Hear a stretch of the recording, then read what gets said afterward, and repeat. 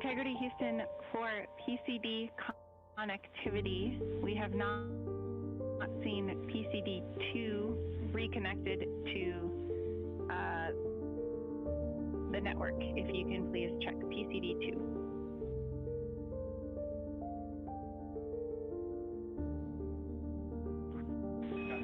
Okay, we will get on that, and for a crew that has asked for only lower cabin fan speeds this entire mission, we are very happy to have what we have right now. Thank you. We see PCD2 on the network and silver linings.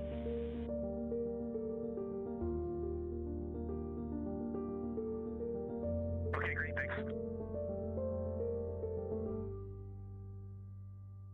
This is Mission Control Houston. 7 days, 21 hours, 52 minutes into the flight of Integrity on the Artemis 2 mission. Aboard the vehicle, the 4 crew members, Commander Reed Wiseman, Pilot Victor Glover, and mission specialists Christina Cook and Jeremy Hansen are busy stowing the crew cabin in preparation for tomorrow's return to Earth and breaking out the flight data file for a bit of study on all the procedures and timeline activities that will accompany their return to Earth for a splashdown in the Pacific at 7:07 p.m. Central Time, 5:07 p.m. Pacific Time on Friday night. While we were in the mission's status briefing about 18 minutes ago, there was a smoke alarm that was enunciated on board, ultimately attributed to the crew beginning to pack up items in the crew cabin. It is believed that all that happened was the stirring up of some dust that the sensitive smoke detectors in the crew cabin picked up on, and in the conservative calibration that those sensors are placed in, enunciated that alarm. There is no smoke, there's no issue with the vehicle, but we thought that we would play for you. Integrity Houston for cabin config.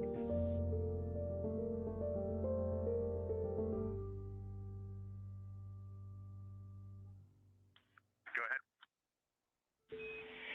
A probably wrong subject line there, but while we try to cool off the cabin temperature a bit, we have elected to turn off OFF, the cabin leak detection, just to avoid any further enunciations there. And once things stabilize, we will re-enable it, and we'll let you know when that's the case. Your edge key still works.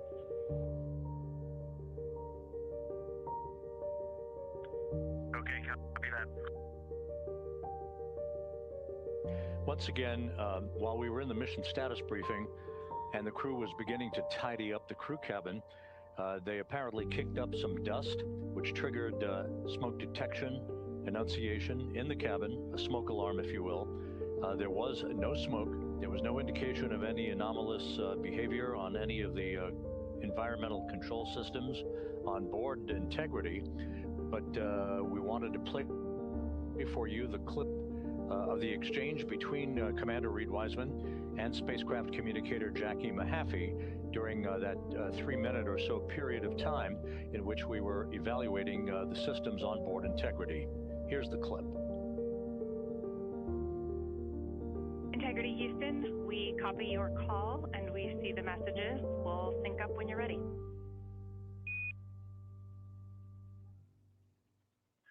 are ready.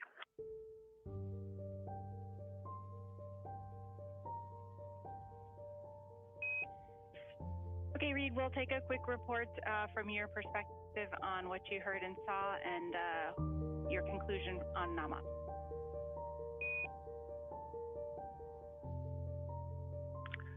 we're powering up the AGA right now. I'll let you know when it is up. Just from our perspective inside the cabin, we are 100% nominal operations. We're just gathering to start setting entry prep. Do you see any indications on the ground?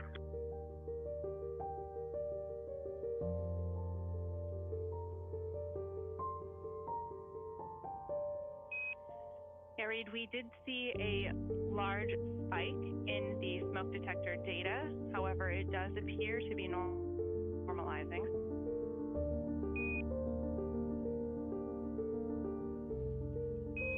does look a little different than the signatures that we've as we're doing the cabin entry config, we are kicking up a fair amount of particulate. I wouldn't say there's a lot of dust in here, but I'm just looking around and there's a fair amount in here. So if it was simply a smoke detector detection, I think we are good. We did not manually initiate that.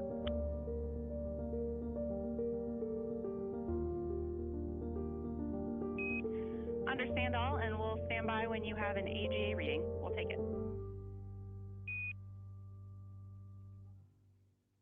I know we need to wait 5 minutes, but right now all indications are off scale low. CO2 is 3.2, O2 is 21.3, temperature is 76.7, and we have a bit alpha of 16, a bit bravo of 0, and a cabin pressure of 14.8.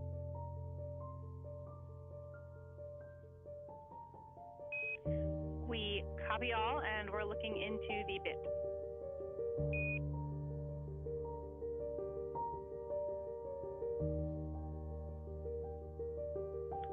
Houston Integrity, what is the smoke detector's nominal voltage?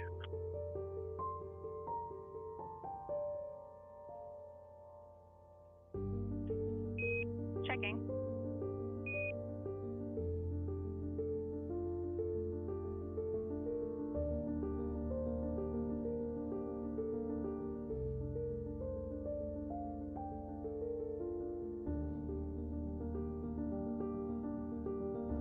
Integrity for the smoke detector, nominal voltage is around 1.2. We are seeing it hover at 1.2 or just above it.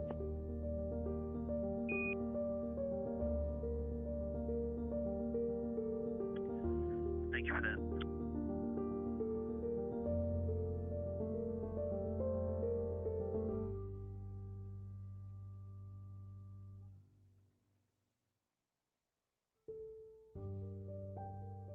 Houston, we'll give you a minute to chew on the data, but our recommendation on board is for you to reconfigure for nominal operations.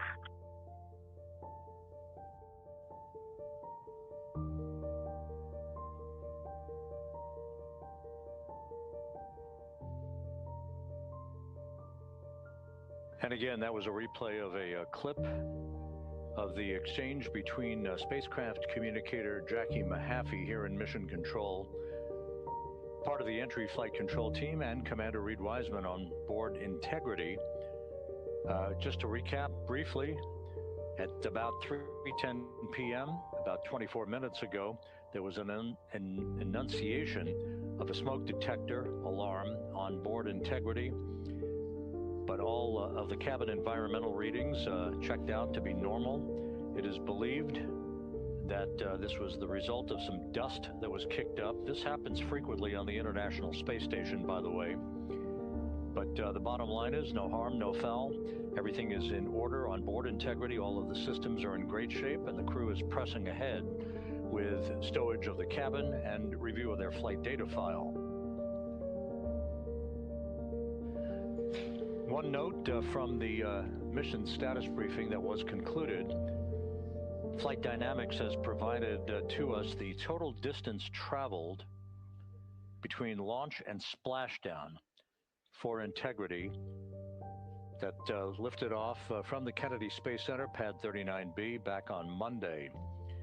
It is calculated by Flight Dynamics that the total distance traveled for the Artemis 2 mission from launch to splashdown will be 694,481 miles.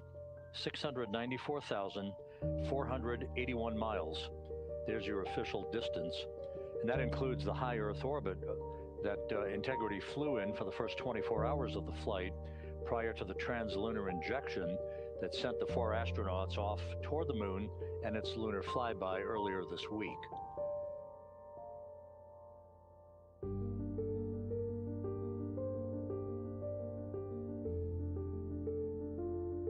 The crew is preparing to move into a conference with Flight Director Rick Henfling to discuss all of the burns that remain on the docket for this flight and the procedures and all of the review of those procedures for entry and splashdown off the coast of California.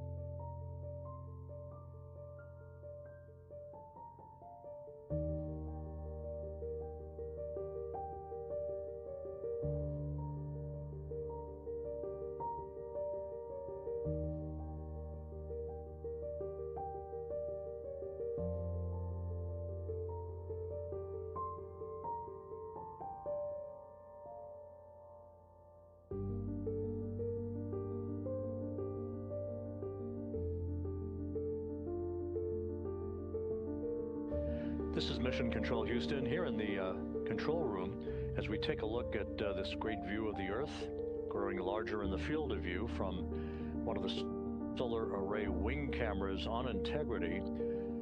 Shows the Earth. That's the port of call for Integrity for its splashdown. Integrity Houston for email. Everything is synced up. You are go to open email. And let us know if and when would be a good time to come on board with the HHP camp.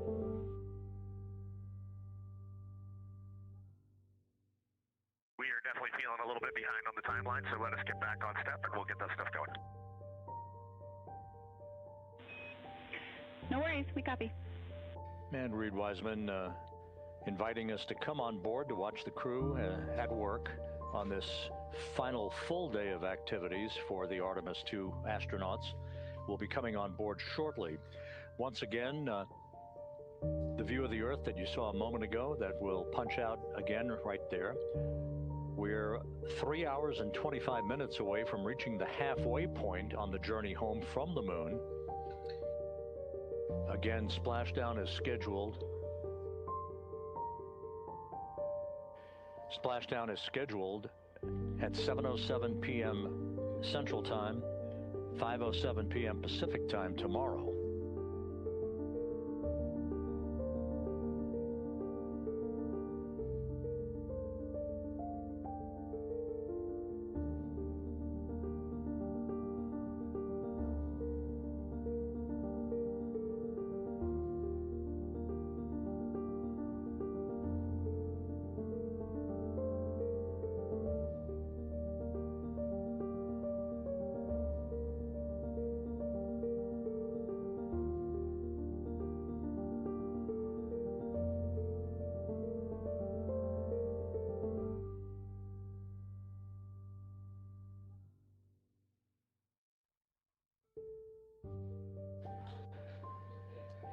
Once the crew completes its briefing with entry flight director Rick Henfling to review all of the procedures associated with the entry and splashdown in the Pacific tomorrow, the flight dynamics officer will provide the latest numbers and what's known as an entry pad. This is basically a list of numbers that show the time of the burns remaining, particularly the RTC3 or return trajectory correction number 3 burn that will take place early tomorrow afternoon, the final major maneuver to fine-tune the orientation of Integrity on its path to enter the Earth's atmosphere with precision to minimize peak heating on the vehicle and to bring it into the corridor that will result in a splashdown close to the recovery ship, the USS John P. Murtha. There is a second return trajectory correction burn that's scheduled this evening at 9:53 p.m. Central Time. That is currently planned to be about an 8-second firing of the reaction control system thrusters with a resulting change in velocity of about 4.2 feet per second, once again fine-tuning Integrity's path toward the entry corridor, essentially a cone across the Pacific from southwest to northeast that is about 475 miles wide, 475 nautical miles wide. If you think of the beginning of entry interface,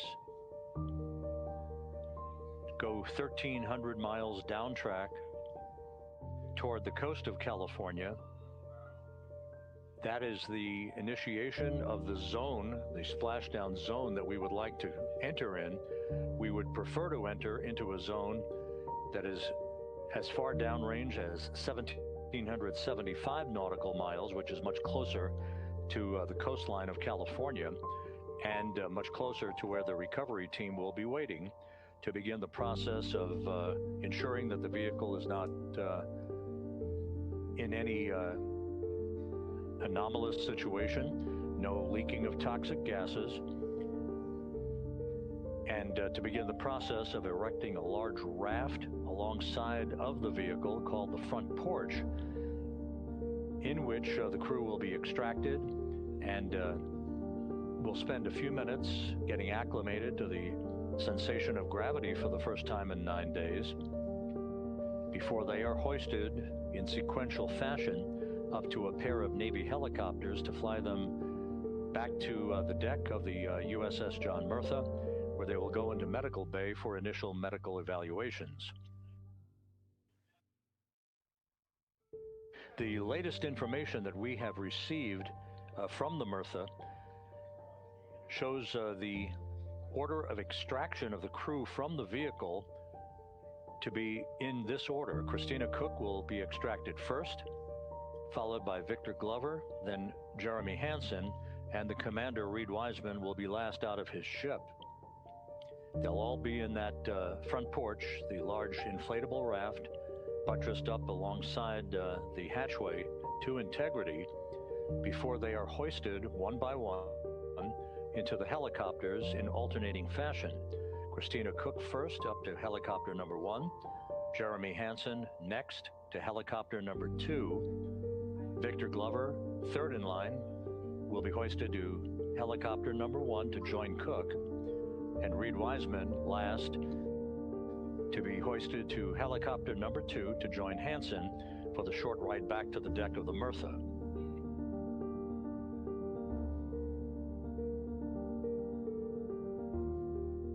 There have been a lot of questions regarding peak velocity and G-forces on the crew.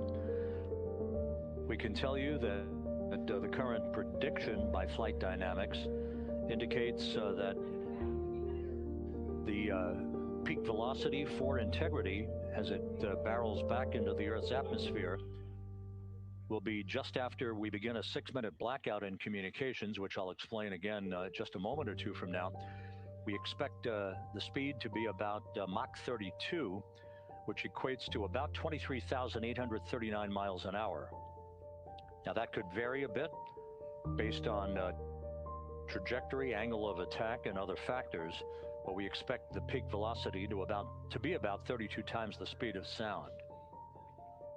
The G-forces on the crew expected to be up to about 3.9 Gs, very much in limits to what you would see for a returning Soyuz or Dragon crew, even though the velocity entering the Earth's atmosphere is much higher for Integrity because of the distance that it is traveling on its way back from the moon. We'll run down all of the key times of entry events a short time from now, but for now, everything is going very well on board.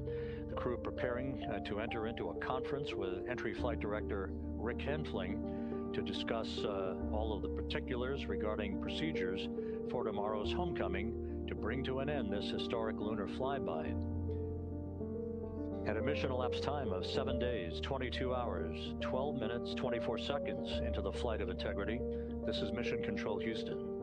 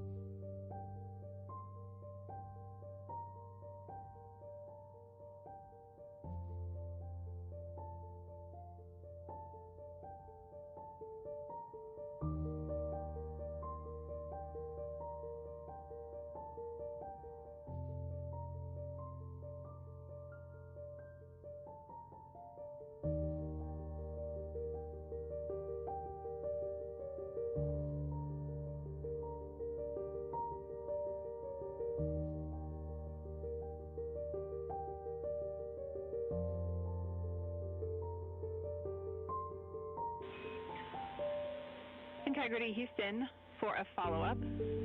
The false fire cleanup is complete and your leak detection is re-enabled.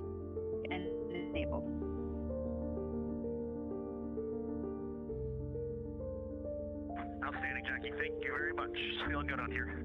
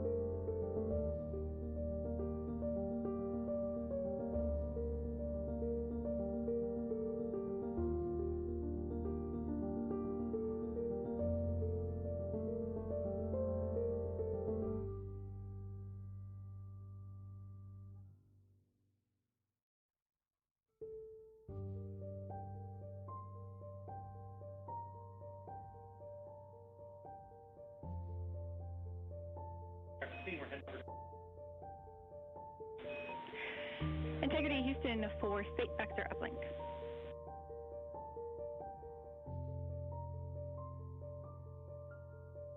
Go ahead. The pre-burn state vector has been uplinked. This means that your PCL slot 3 is no longer valid.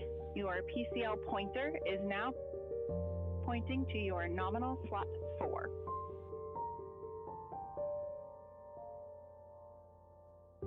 Outstanding. Straight news, Jackie. Thank you. And we are going to head over to 2 for the conference. We are ready. We'll meet you there.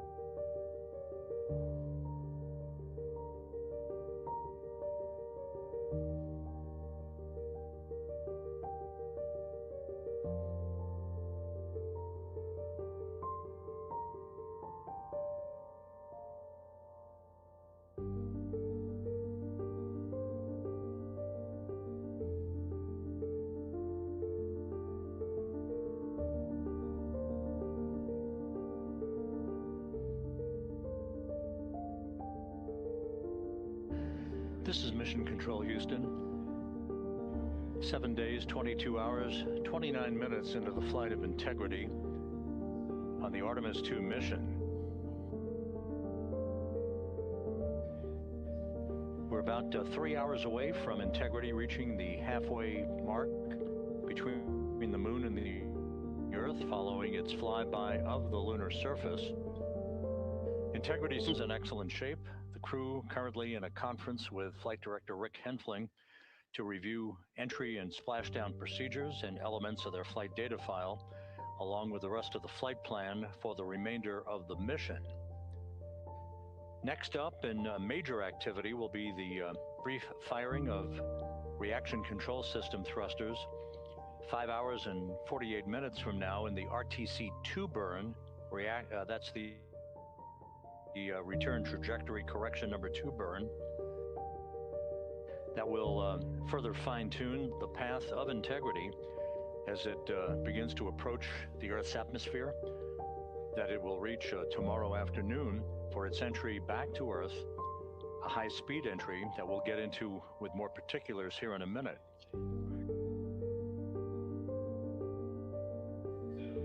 The crew tomorrow on entry day will wake up at 10:35 a.m. Central Time to begin their final day in space. They'll begin to configure the crew cabin, completing all of the stowage of items that they no longer will need. They have already begun that task. This is basically cleanup day today. They'll be configuring the cabin for entry and preparing their launch and entry suits. There is another return trajectory correction burn that is scheduled at 1:53 p.m. Central Time on Friday. That's the final big burn that will clean up and tweak any further trajectory maneuvers to make sure that integrity is moving in the correct orientation with the right angle of attack as it enters the corridor, or cone if you will, across the Pacific Ocean for arrival at the splashdown site off the coast of San Diego.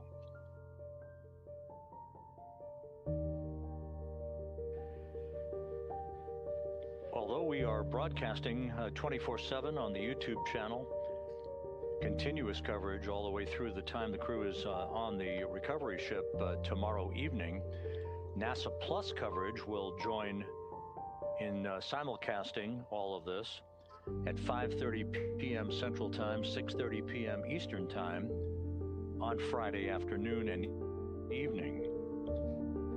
At 6:15 p.m. Central Time on Friday, we'll hand over communications links from the Deep Space Network to the Tracking and Data Relay Satellite System. Just 18 minutes later, at 6:33 p.m. Central Time on Friday, the crew module will separate from the European service module. And just 4 minutes later, at 6:37 p.m. Central Time, the crew module thrusters will fire for about 18 seconds to nudge the aft end of the vehicle upward, basically reorienting the vehicle for the most favorable angle of attack as it enters the Earth's atmosphere.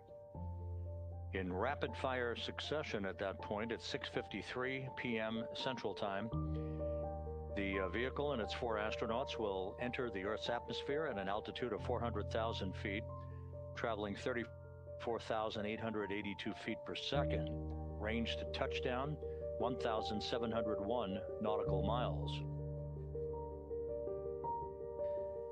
Now, just 24 seconds after entry interface, heat will begin to build up around the vehicle, raising the temperature around the vehicle to about 4,000 to 5,000 degrees Fahrenheit, and we will enter about a 6-minute blackout period at 6:53 and 54 seconds p.m. Central Time. This is expected. It is not unusual. We will have a loss of data and a loss of voice from the crew for about a 6-minute period because of the ionization, the plasma buildup around the vehicle as the heat shield repels the heat from the velocity of entry.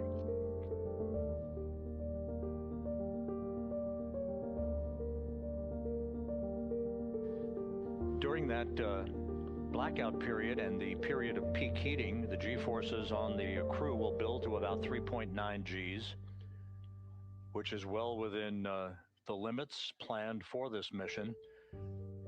Integrity will conduct 2 role reversals, one to the left, one to the right during this period of time, actually the first pair of 5 such role reversals that will be commanded by computer to bleed off excess speed as the vehicle descends into the thicker regions, the denser regions of the Earth's atmosphere.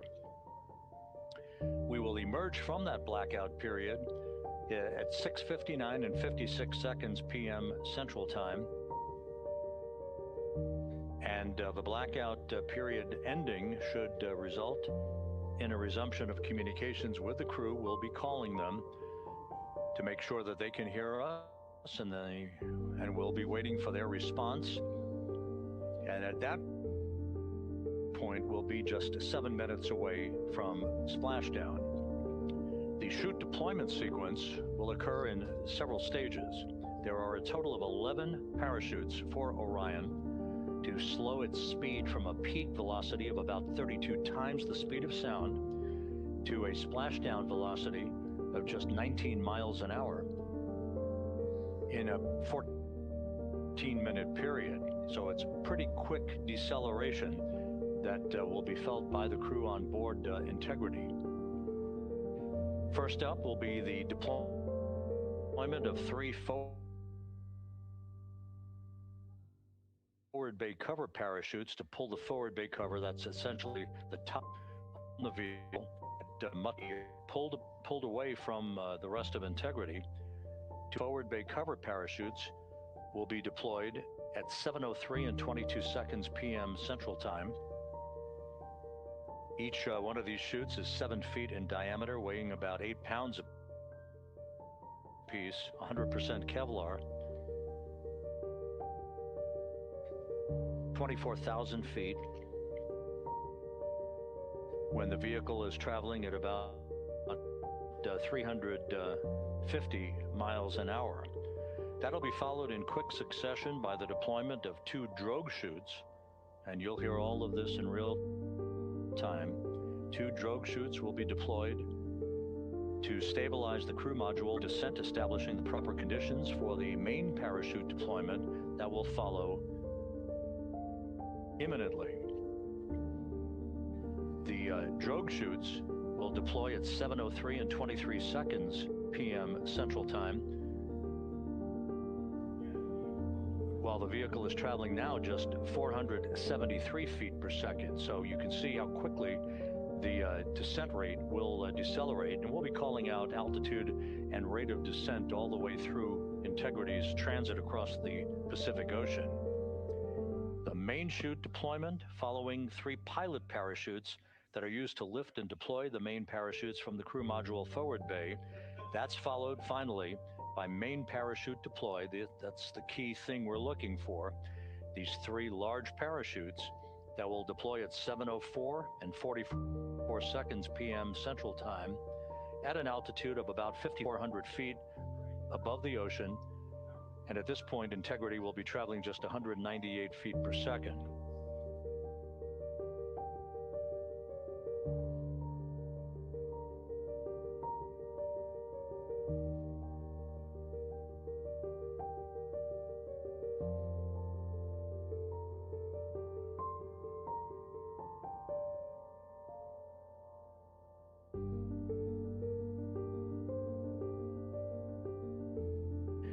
The main parachutes, the 3 large orange and white parachutes that you'll be seeing, are 116 feet in diameter. They weigh 310 pounds apiece.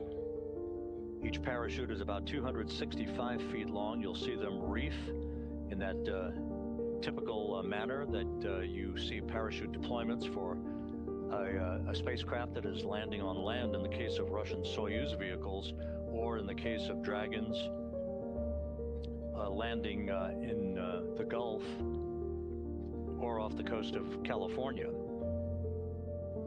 So 11 parachutes will be employed during the descent of Integrity for its splashdown, and the current time that we have from Flight Dynamics for splashdown, 5:07 and 6 seconds p.m. Pacific Time, which is about 2.5 hours before sunset out in the Pacific.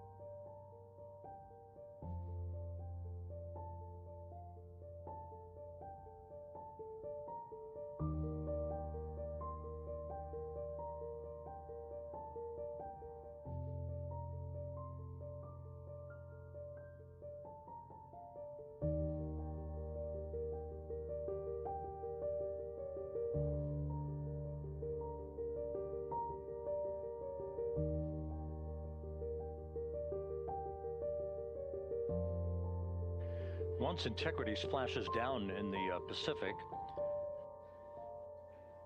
Navy helicopters and fast boats will be deployed to arrive by the capsule as quickly as possible.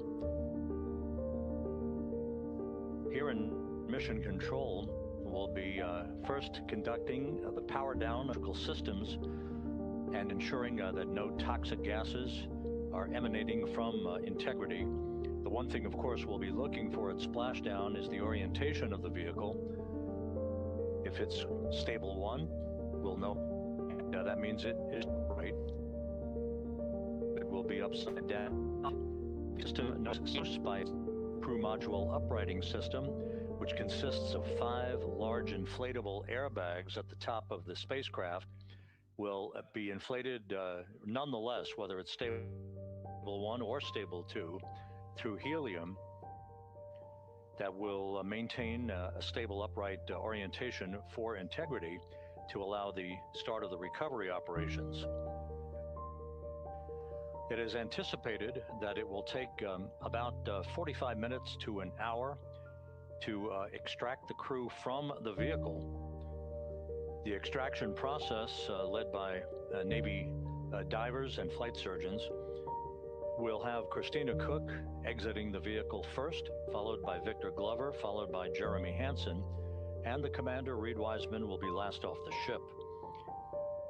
Once in the large inflatable raft that will be erected and buttressed up alongside the spacecraft, it's called the front porch.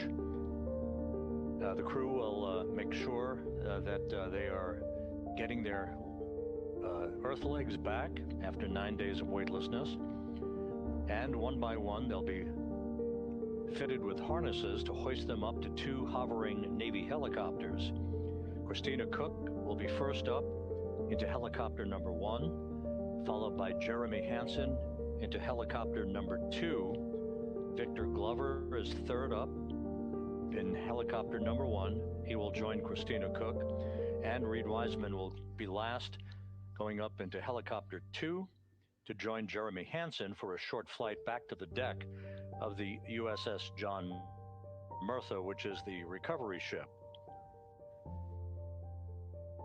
Once the crew is on board, they'll be taken into the medical bay for more comprehensive medical exams, and will spend some time aboard the ship before they're helicoptered off the ship back to San Diego, and ultimately to board a NASA plane to fly back to the Johnson Space Center.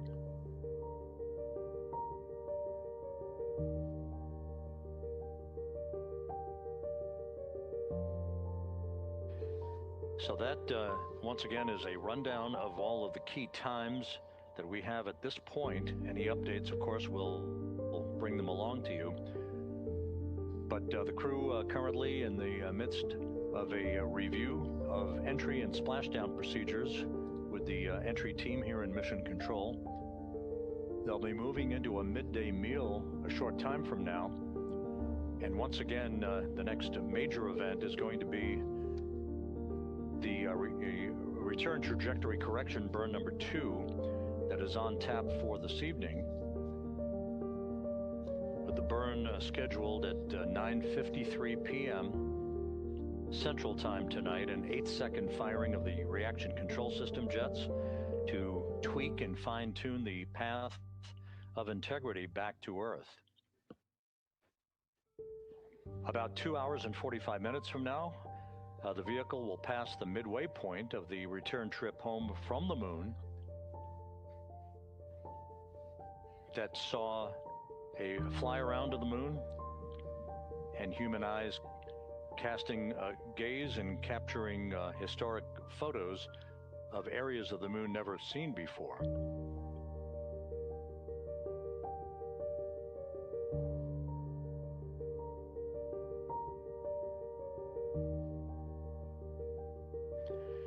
So we will continue our nonstop coverage of the flight of Integrity on the Artemis 2 mission, all the way through the point that the crew will be in the medical bay on the ship tomorrow evening. Once again, splashdown is scheduled off the coast of San Diego at 7:07 p.m. Central Time, 5:07 p.m. Pacific Time on Friday evening.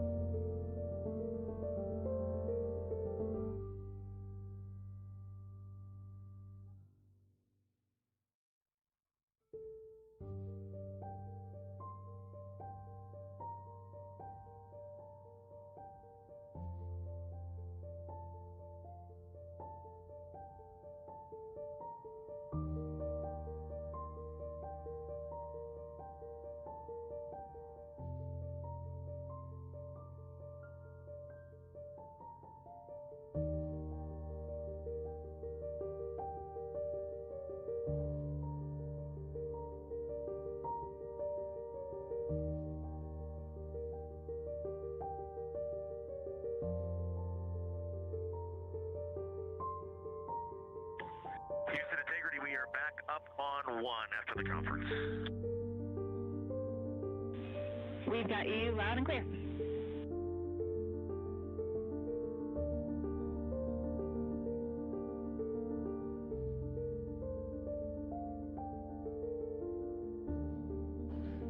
And we're on board Integrity with our 4 astronauts, Christina Cook on the left, Victor Glover, Commander Reed Wiseman, and Jeremy Hansen of the Canadian Space Agency on the right.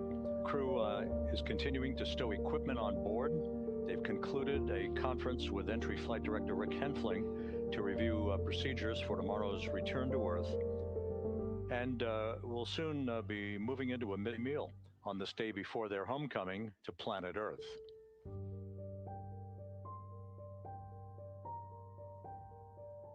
Integrity systems functioning very well. No issues being worked by the flight control team. No issues that would preclude a nominal entry and splashdown for the crew on Friday.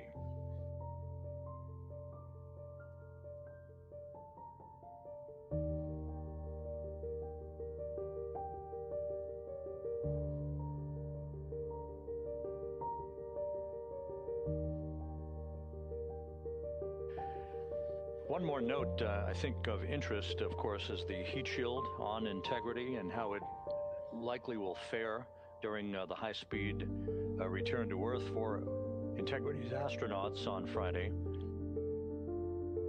I went through this a bit earlier today, but I think it's worth repeating. On Artemis 1, we flew a trajectory known as a skip entry, which means we performed an initial dip into the Earth's atmosphere to dissipate some energy to basically bleed off excess speed. Then we lofted or skipped out of the atmosphere, then dipped a second and final time into the atmosphere before splashing down in the eastern Pacific Ocean south of San Diego. As part of routine post-flight inspections and video analysis, there were some areas of mechanical char liberation that were observed, which created a cause for concern for a critical part of that spacecraft. It noted that the chemical decomposition of ablative heat shields like the one on Orion is expected. That mechanical liberation of the char is what was unexpected on Artemis 1.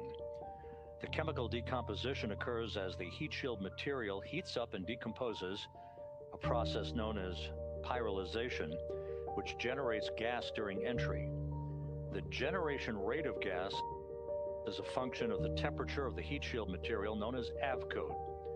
As those gases are being generated, a layer of char is forming on the surface of the heat shield, and the char is porous. Now, ideally, what you want to have happen is for the gas to escape through the pores in the char layer faster than new gas is generated. On Artemis 1, however, we found that the temperature profile experienced by the heat shield was such that this was not happening on areas of the heat shield with less porous avcode. That resulted in a pressure buildup under the surface of the char layer, and when the pressure got high enough, portions of the char layer liberated from the heat shield. As a result of the post-flight analysis, and by the way, it should be mentioned that by all estimation and all analysis, had a crew been aboard Artemis 1, it would have been safe for them to return. However, this was an off-nominal occurrence. As a result, NASA gathered experts from across the agency and private industry, including establishing an independent review team to investigate that issue. All agreed with one conclusion. For Artemis 2, it was agreed to fly a shorter entry trajectory, in other words, a shorter amount of time from entry interface to a splashdown site, to avoid a temperature buildup or a temperature profile conducive to higher rates of gas generation as the aft-coat chemically decomposes. Now, for Artemis 3 and beyond, we're going to redesign that manufacturing process to make the aft-coat blocks such that we will have material that starts out more porous, allowing more efficient gas dissipation as that char layer forms, which will be a critical feature for longer skip entry trajectories returning from the south pole of the moon, which of course is our destination for lunar landings at the outset.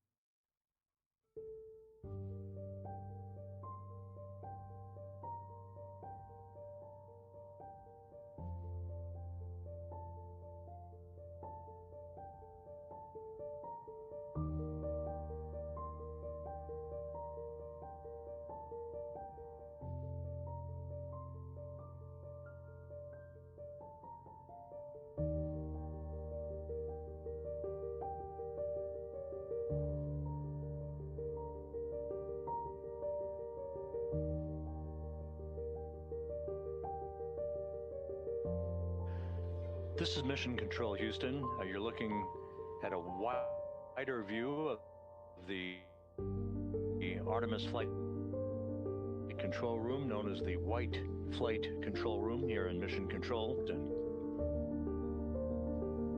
Down the hall from here, in the International Space Station Flight Control Room that you see in your view, work is continuing as the work day for the Expedition 74 crew has wrapped up.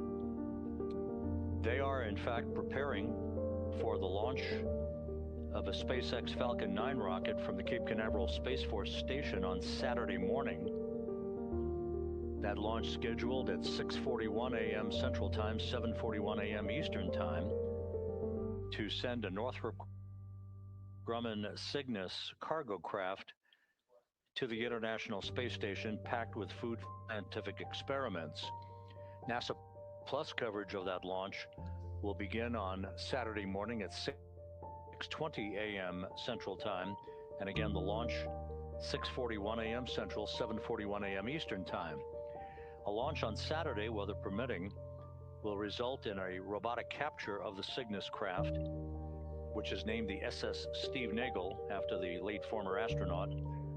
That mechanical capture by the robotic arm under the operation of Jack Hathaway of NASA, backed up by Chris Williams, is scheduled for Monday at 11:50 a.m. Central Time, 12:50 p.m. Eastern Time. That's Monday, with our coverage beginning at 11 a.m. Central Time, high noon Eastern Time on Monday. The Cygnus spacecraft from Northrop Grumman will be installed onto the common berthing mechanism on the Earth-facing side of the Unity module for its delivery run to the Expedition 74 crew.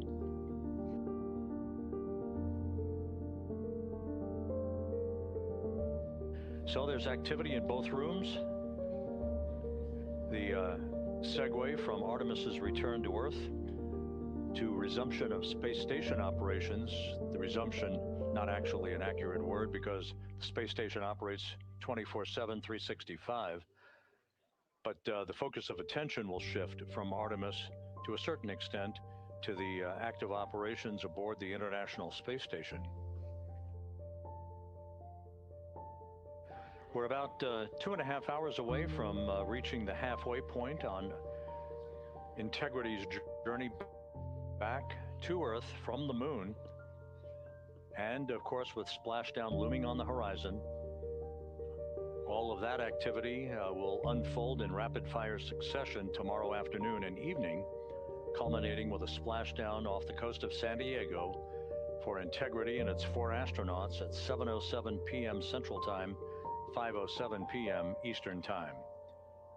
At a mission elapsed time of 7 days, 23 hours into the flight of Integrity, this is Mission Control Houston.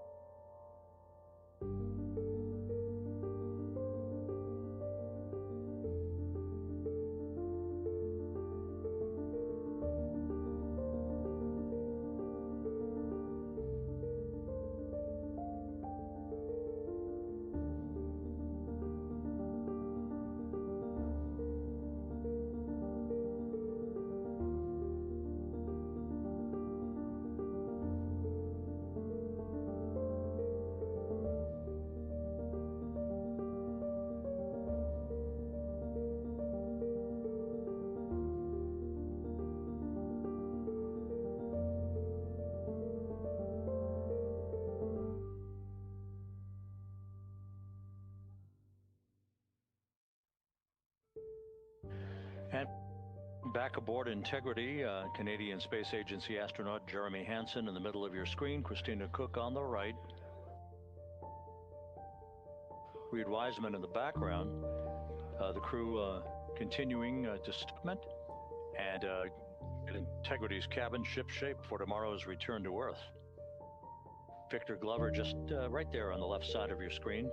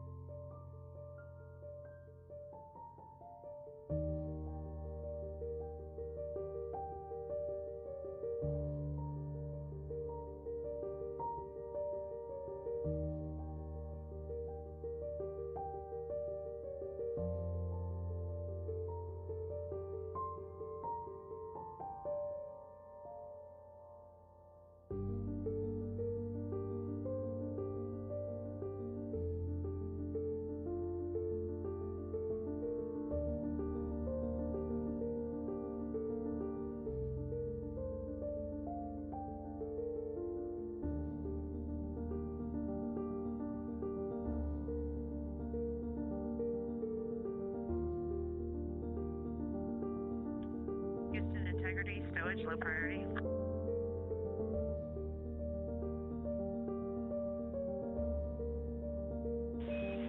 Christina, go for stowage.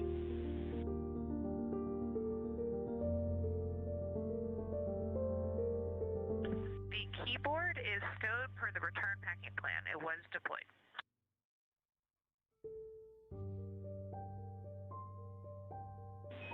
We copy.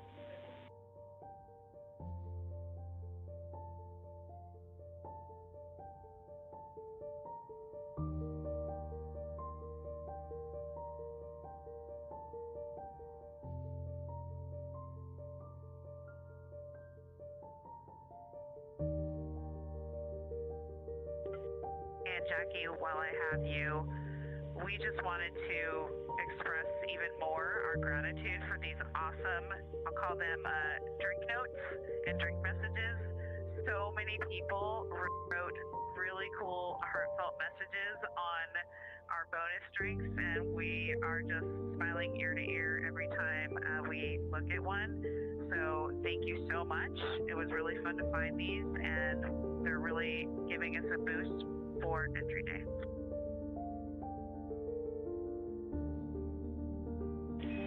We will make sure that message gets heard by everyone who needs to hear it. Thank you.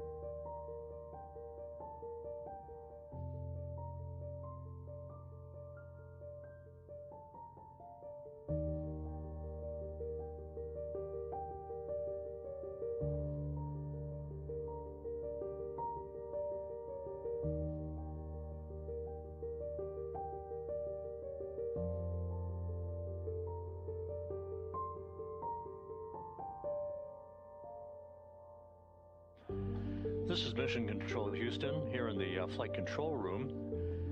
A welcome visitor, Charlie Blackwell Thompson, the Artemis launch director who kicked off this mission with the flawless launch of the Space Launch System and the 4 Integrity astronauts back on April 1st. She's here visiting at the Johnson Space Center, currently talking to her Ascent Flight Director, Judd Freeling, and the Entry Flight Director, Rick Henfling, who will be on tomorrow to preside over Integrity's return to Earth.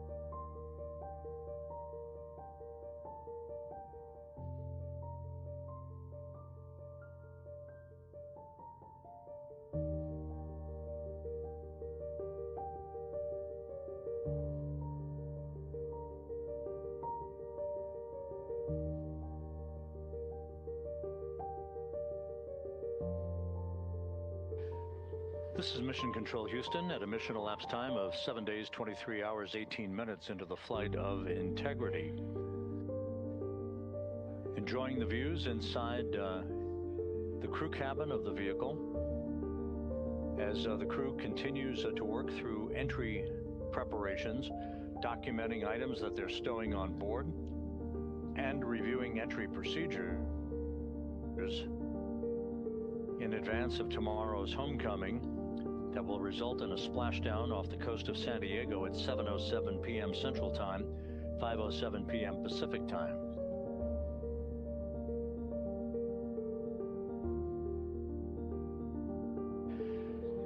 We are just under 5 hours away from the next engine firing. It's a thruster firing of the reaction control system jets on Integrity. That's the RTC-2 burn, the return trajectory correction number 2 burn. It will be a brief firing of the RCS system to tweak and refine Integrity's orientation as it heads toward an entry corridor tomorrow over the Pacific Ocean and its plunge back into the Earth's atmosphere.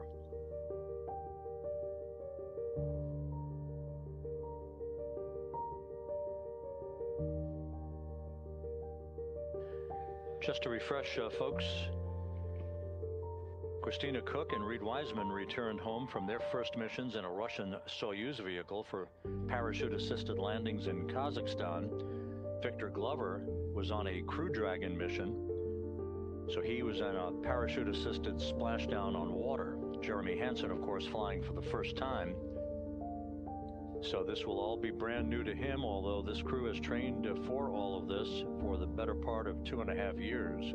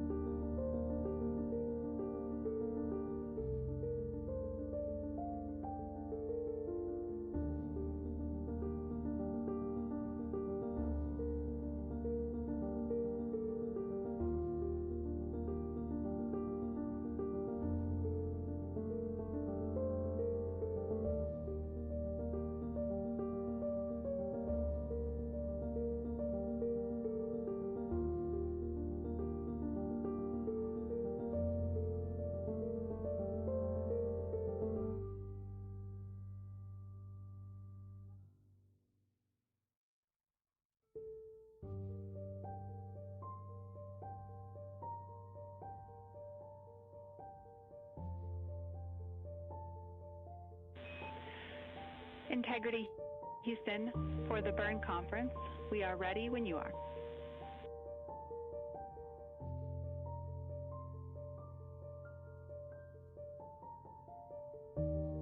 Hey, Jackie, we're going to take 2 more minutes and then we'll call you back. Sounds good.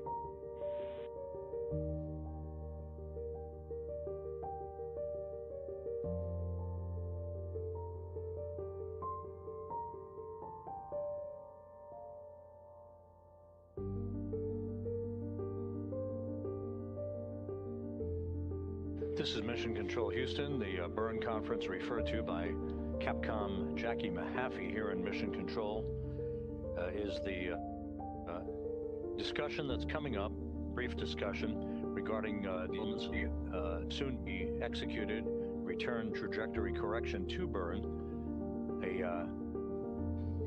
basically a burn of short duration from the reaction control system on the vehicle that will fine-tune Integrity's path towards its entry corridor over the Pacific Ocean tomorrow.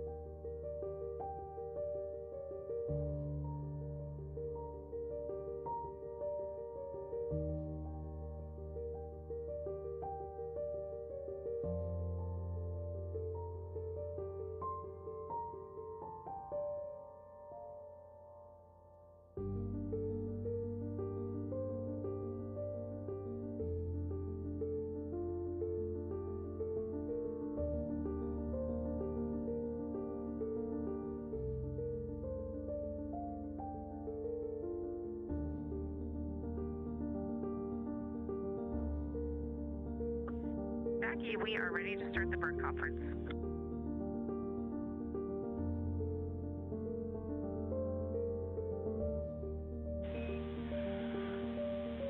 All right, for our RTC2 burn pad, we think you have V1 UTC of generation day 99, 11:30. Please confirm.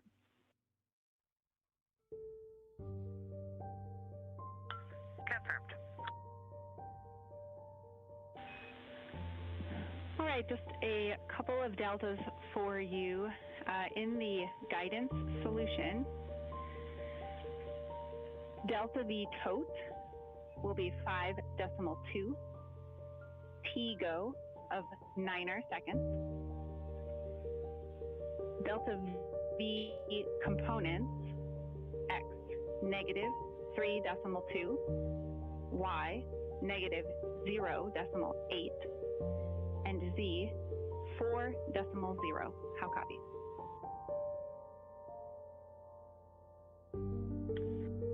Copy all.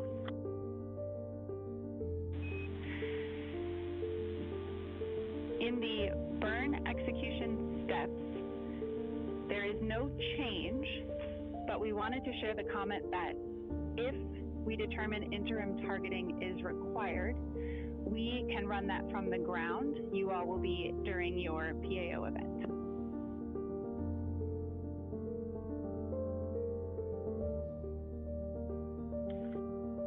Copy.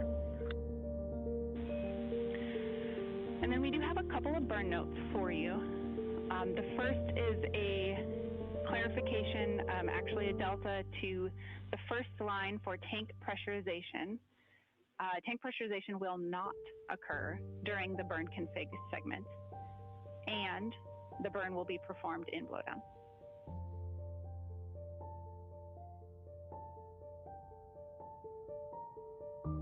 Makes sense. Copy.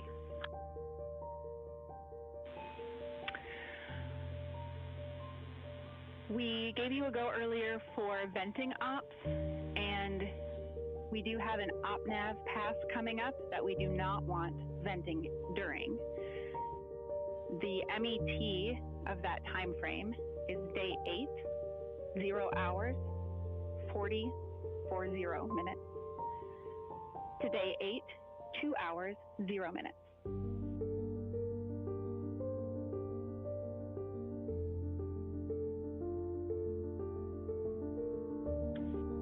Copy. And then finally, this is a little bit of a contingency information for you, but if you were to lose comm before, during, or after this burn, we've got a couple of burn plan pointers for you. If for some reason the nominal slot 4 burn plan does not converge during any of the pre-burn targeting, we want you to use ground targets. And after the RTC2 burn, if PCL and the RTC3 targeting does not converge, we've put a burn plan called Recovery 1 into slot 5. That removes a constraint on EI and it should ensure convergence.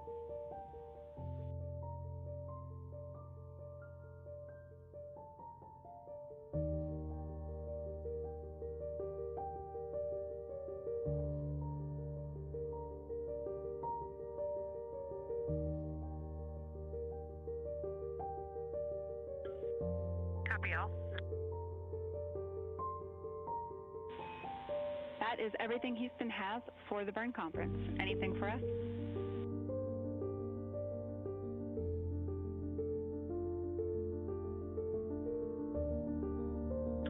Negative. We're all good up here. Thank you.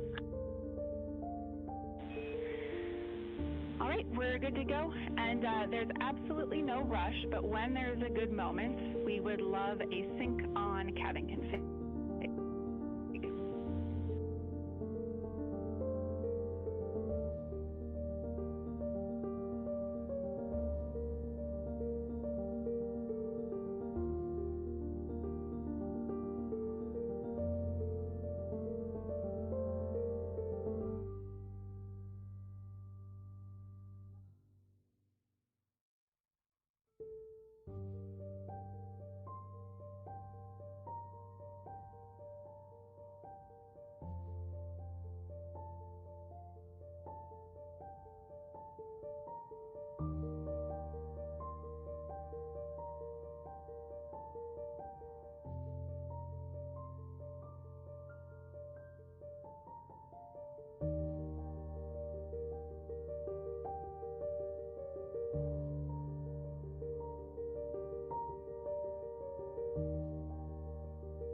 This is Mission Control, Houston.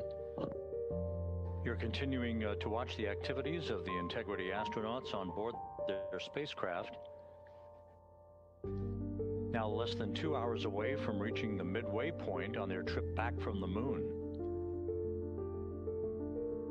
Splashdown schedule for Friday night at 7:07 p.m. Central Time, 5:07 p.m. Pacific Time, at a point to the southwest of San Diego in the Pacific Ocean.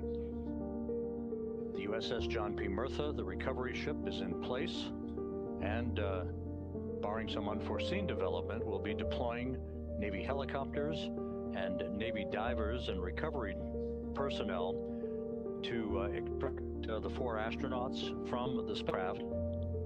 Within an hour after splashdown, hoist them into 2 hovering Navy helicopters ship, where they'll undergo exams before they're flown back to the ship here in Houston. The conference you just heard between Capcom Jackie Mahaffey and the crew, involving the specificities of the upcoming return trajectory correction burn number 2, that is scheduled at 9:53. This again fine-tunes the angle of attack and the path of Integrity's trajectory to hit the sweet spot in the corridor across the Pacific Ocean for entry interface and the high-speed return back to Earth for a parachute-assisted splashdown.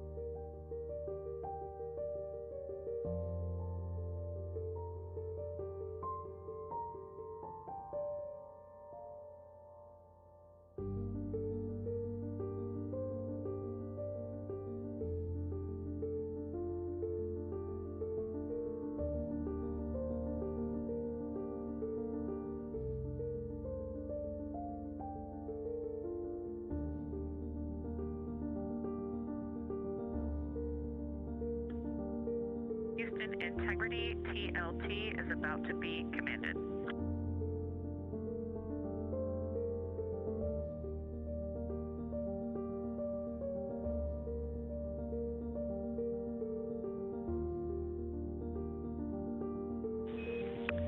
Houston copies. We're ready.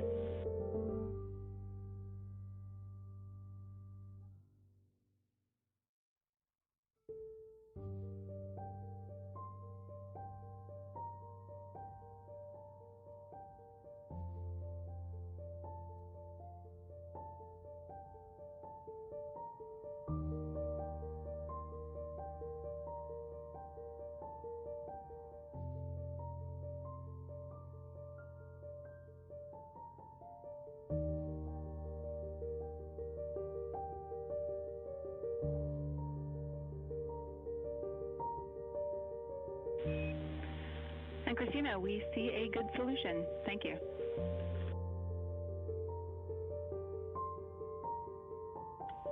Integrity copies.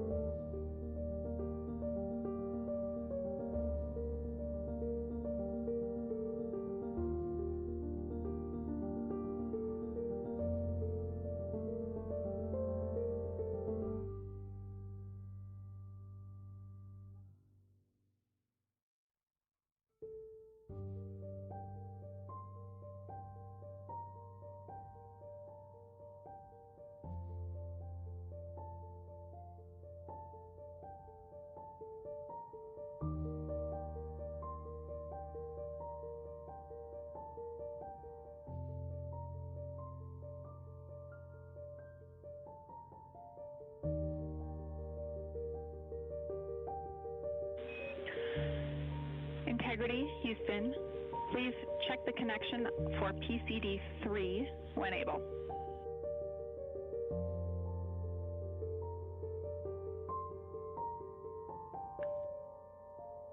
We're on it. And we will be calling shortly for the sync on the cabin that you requested. Sounds great. We're just trying to pull a few more images off that PCD, so we'll watch for it to connect.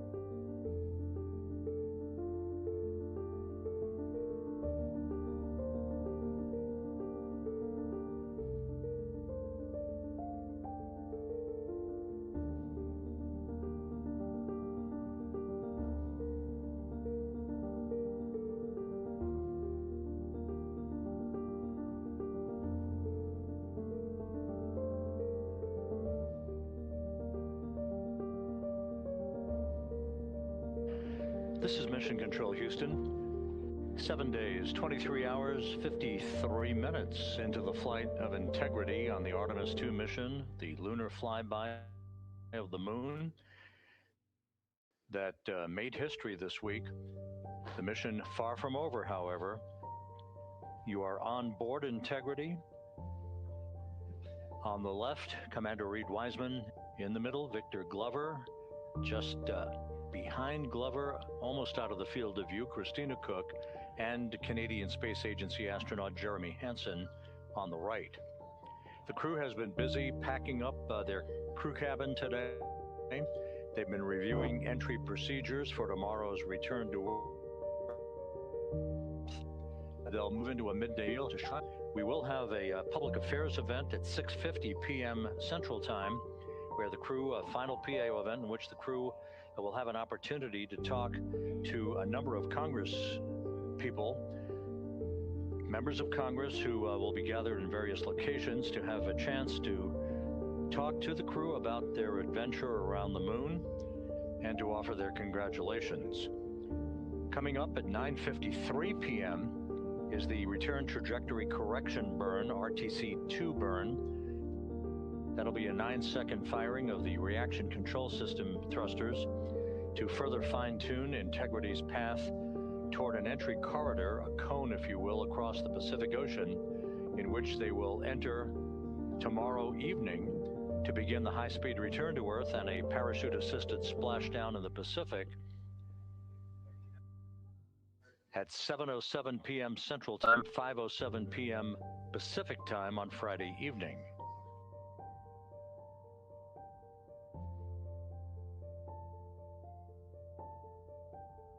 When Integrity and its 4 astronauts do splash down tomorrow night, the total distance traveled from launch to splashdown on this mission will have spanned 694,481 miles.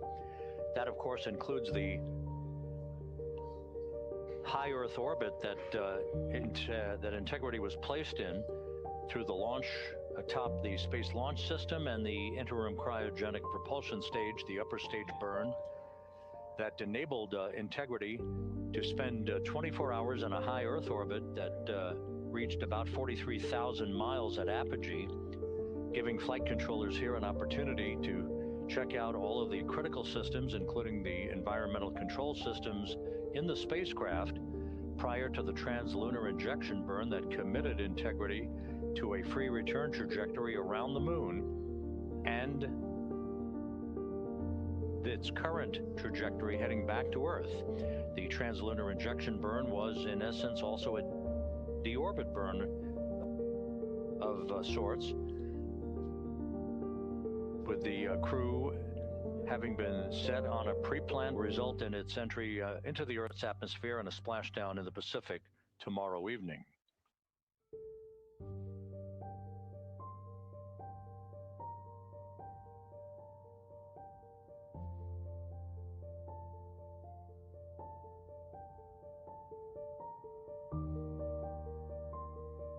All of Integrity's systems are in great shape. A little while ago, they participated in a entry conference with entry flight director Rick Henfling. Questions that the crew might have of the flight control team, but we're working no issues here. Everything looking very good, setting up for the return trajectory that will occur 4 hours and 21 minutes from now. One other countdown clock that's ticking here in the mission control room is the halfway mark en route back to the moon. It is almost incongruous to imagine this, but here we are on the eve of homecoming for the Integrity astronauts, and we're an hour and 33 minutes away from reaching the halfway point en route back from the moon.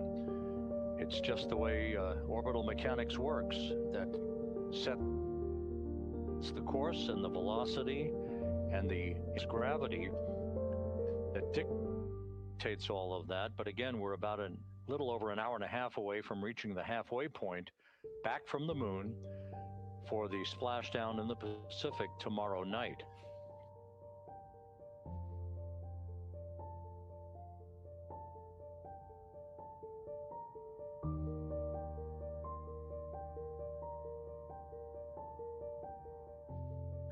The 4 crew members are scheduled to begin their 8.5-hour sleep period at 2:05 a.m. Central Time on Friday morning. The entry team will be coming on console at 10:30 tomorrow morning to begin a handover from the team, or the 3 team, if you will. The crew will be awakened at 10:35 to begin hours in space. We'll set off to final configuration activities for the crew cabin. The final burn, the RTC-3 burn of the reaction control system jets, that will be the final critical firing to complete the fine-tuning of their path towards entry interface. That RTC-3 burn on Friday is scheduled at 1:53 p.m. Central Time. The crew will move into its entry checklist just after 4 p.m. Our NASA Plus coverage, which will be the simulcast of our 24/7 YouTube coverage that you've been watching and listening to since launch on Monday. Our NASA Plus coverage will begin at 5:30 p.m. Central Time, 6:30 p.m. Eastern Time. A communications link handover from the Deep Space Network to the Tracking and Data Relay satellite system will occur before the crew module and service module separate. The European service module to pyrotechnically separate from the crew module at 6:33 p.m. Central Time on Friday night.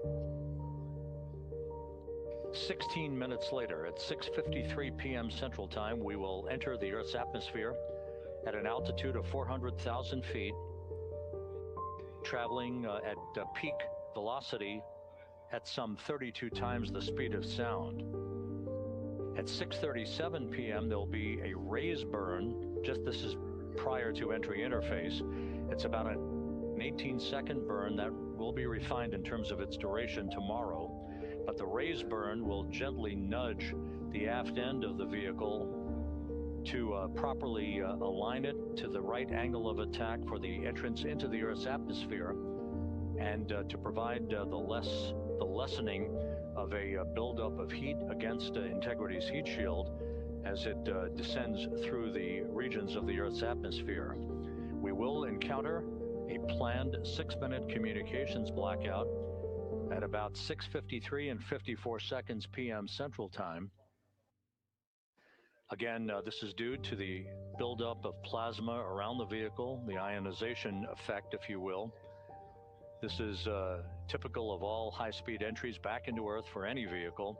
In this case, it will last about 6 minutes. Once we regain communications with the crew, we will be just 7 minutes from splashdown, and we'll be initiating a rapid-fire succession of the deployment of series of parachutes. First, the parachutes that will pull the forward bay cover off the top of the vehicle, then a series of drogue chutes, and then finally 3 main parachutes that will slow Integrity's speed to just 19 miles an hour at splashdown.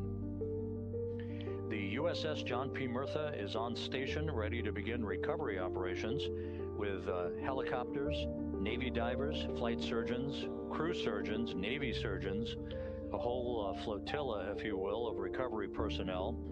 The key will be the erection of a large raft called a front porch that will be erected alongside the side hatch of Orion to enable the extraction of the crew one by one and the hoisting of the crew members onto the 2 hovering Navy helicopters overhead for a short flight back to the recovery ship, where they'll be brought into medical bay, for medical exams prior to spending some time on the ship, and the subsequent flight off the ship in helicopters to the Naval Air Station in San Diego, where they'll subsequently board a NASA jet for the flight back to the Johnson Space Center in Houston. So all of that is upcoming over the next 24 hours or so. But again, everything is in great shape on board Integrity, all of its systems ready to support its entry back into the Earth's atmosphere and its splashdown off the coast of San Diego at 7:07 p.m. Central Time, 5:07 p.m. Pacific Time, 2.5 hours before sunset tomorrow night.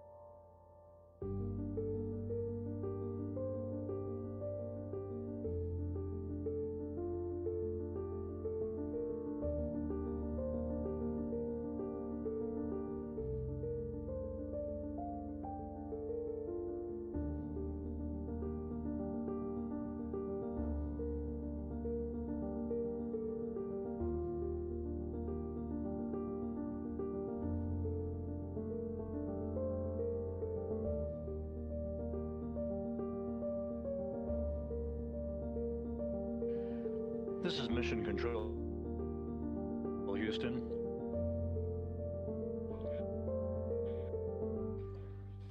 Eight days, 27 night of Integrity mission. You've been enjoying the views inside the crew cabin. Christina Cook on your left, Victor Glover with his back to the camera, Jeremy Hansen on your right. Reed Wiseman is there as well. They've been working to pack up the crew cabin in advance of tomorrow's parachute-assisted splashdown in the Pacific off the coast of San Diego. Splashdown time scheduled at 7:07 p.m. Central Time Friday night, 5:07 p.m. Pacific Time. Integrity, did you want to talk to Stowage?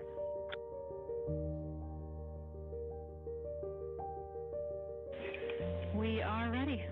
And big picture, we're just looking for what IVA called a vibe check, how the day is going and how you feel going forward.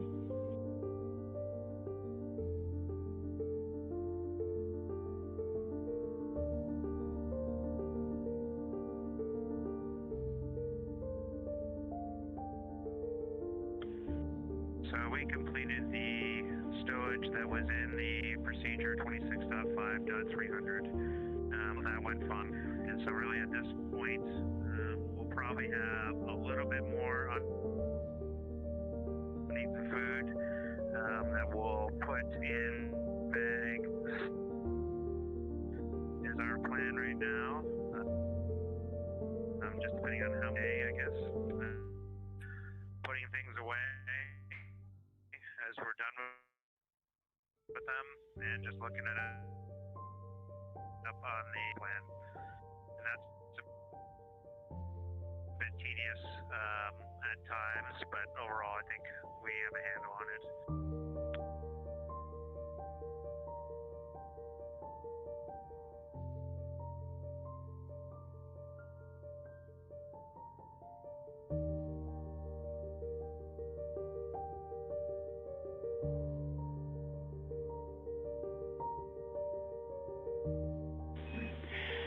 Hey, Jeremy, thanks for the status. A couple things for you. We have no problem helping you out if you're looking for something in the packing plan or just want a quick answer. Don't to call us. And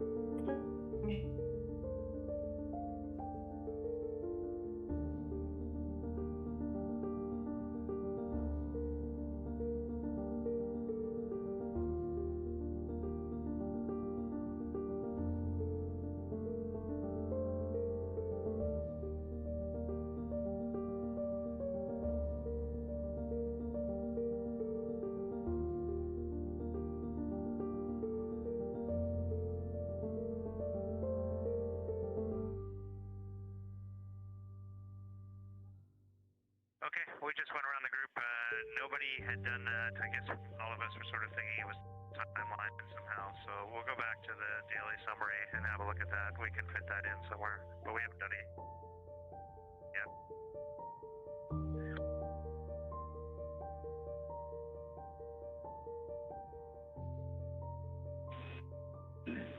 Jeremy, in the entry stowage prep activity, there is a link to the message that talks about the water bag stowage.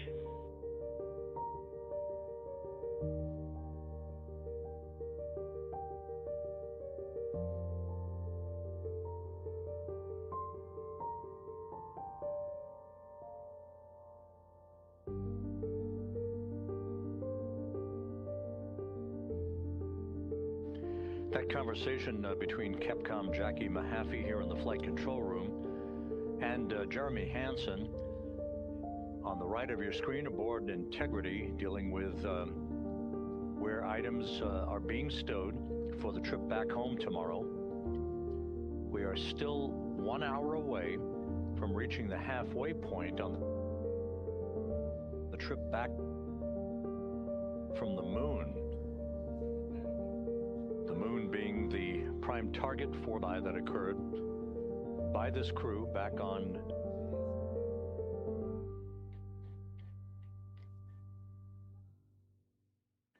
that carried carried the crew behind the far of the surface before beginning the trip back to Earth. And then the other thing I have for you that just might simplify, as we take down the Nat Geo setup in location, so I'm talking about the USB charger, the field recorder, the GoPro Max, the Bogan arm for that, the microphone, can all of that just go in one location, or as opposed to us having to look up where each of these items go? Plus, I'm also curious about the battery chargers for the D5s. They need to go somewhere as well.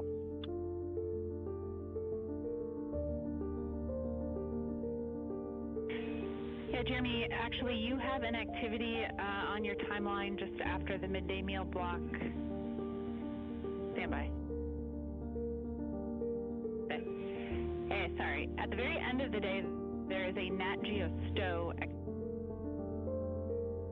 activity, which you've done equipment can be for time and hopefully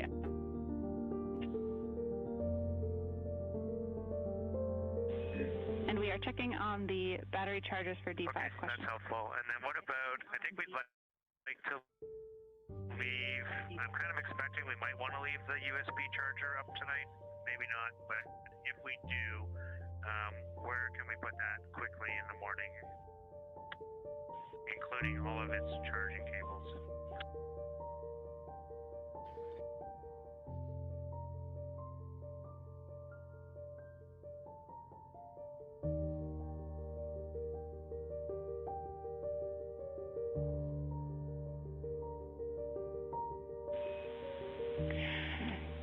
Yeah, Jeremy, acknowledge the current location isn't conducive to last-minute packing, so feel free to leave it out. The charger and the cables tonight, and by the morning we will have a specific suggestion for stowing up. And then the PCD power cable that we are using in Pup 2, same thing for that. Probably want to leave that out tonight, make sure we get all our PCBs charged, and then put that away as soon as we wake up.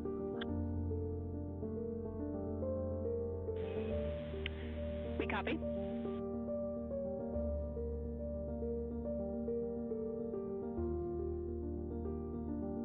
Again, ongoing discussions between Jeremy Hansen and Capcom Jackie Mahaffey here in Mission Control as the crew packs up from a cislunar vacation. There was no holiday involved here. It was simply an historic flyby of the moon that occurred several days ago. Integrity, for Jeremy's final question about the battery charge for the D5s, instructions for that in client activity on at the end of the day called USB Power Strip Stow.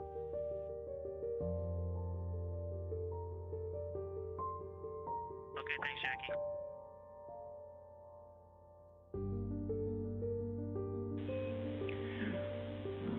And one separate item for Christina, we have uplinked some additional files to all PCDs that she can find for her reference.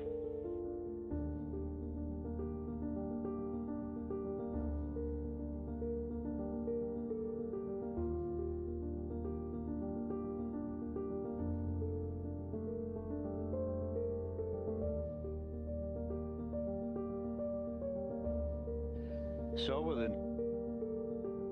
integrity systems in good shape and the crew nearing the halfway, all the items that they're packing up right now for the high-speed entry back into the Earth's atmosphere tomorrow evening.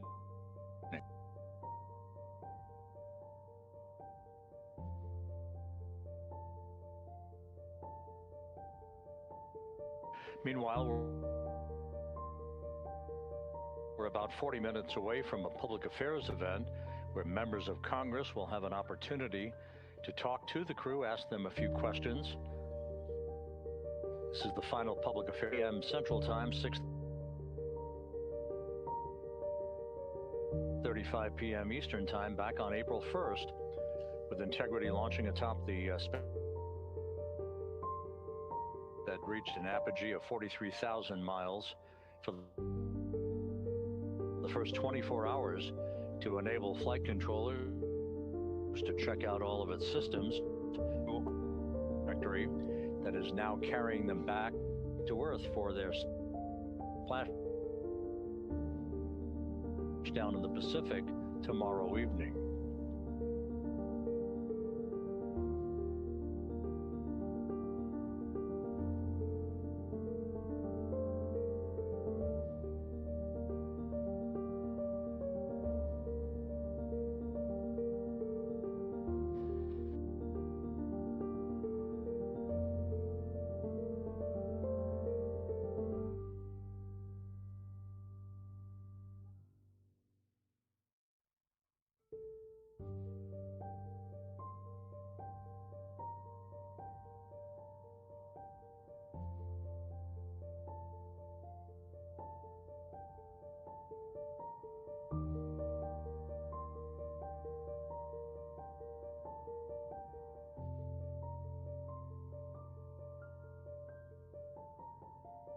Less than an hour away from the midway point between the Earth and the Moon, there is the destination for Integrity's astronauts, the home planet of Earth. The velocity of Integrity will begin to speed up pretty dramatically in the morning. In the final hours of this mission, the crew will be awakened on Friday morning at 10:35 a.m. Central Time, 11:35 a.m. Eastern Time. We have coming up in about 3 hours and 40 minutes, the return trajectory correction burn number 2, a 9-second burn of the reaction control system thrusters that will further fine-tune Integrity's path toward an entry corridor prior to reaching the Earth's atmosphere over the Pacific Ocean. That will be a few hours before we get into the critical events. The separation of the crew module from the European service module at 6:33 p.m. Central Time. Basically, will refine the angle of attack heading into the Earth's atmosphere for the crew. That will occur at 6:37 p.m. Central Time. Entry interface, the point at which the crew will reach the first traces of Earth's atmosphere and feel the tug of gravity for the first time in 9 days. That's scheduled at 6:53 and 30 seconds p.m. Central Time on Friday evening. A series of parachutes will begin to deploy, then deploy to Diego. Ideal with winds less than 10 knots and wave heights very, very gentle. Almost ideal conditions for the return of these 4 crew members.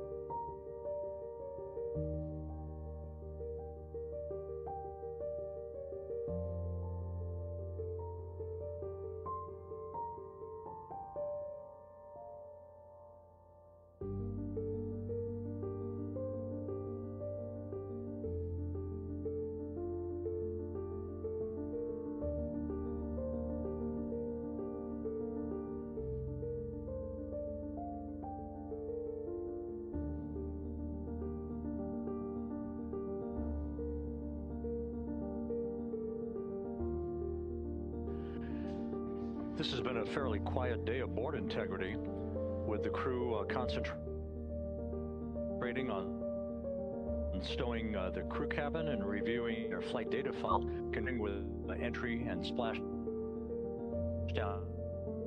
procedures, ensure that all the equipment they need for their final hours in space and their high-speed entry back into the Earth's atmosphere tomorrow, that everything will be at their disposal.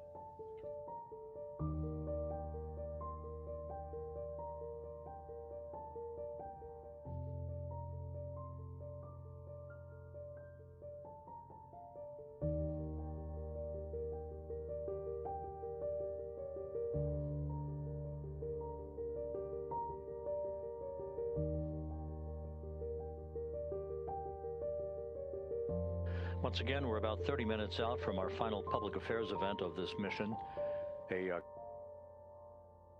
conversation between, as we approach the halfway mark of their trip home back to Earth from the moon.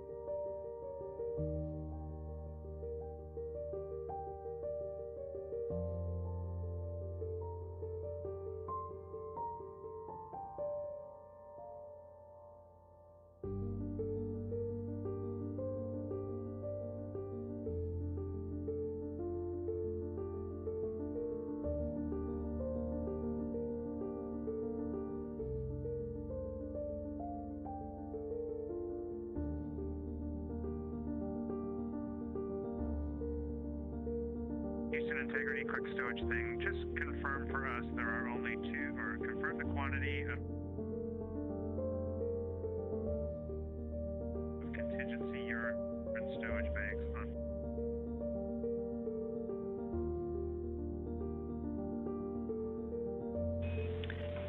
Jeremy, there are 3 total. We think you've used 1 for urine, and we think you have 1 empty.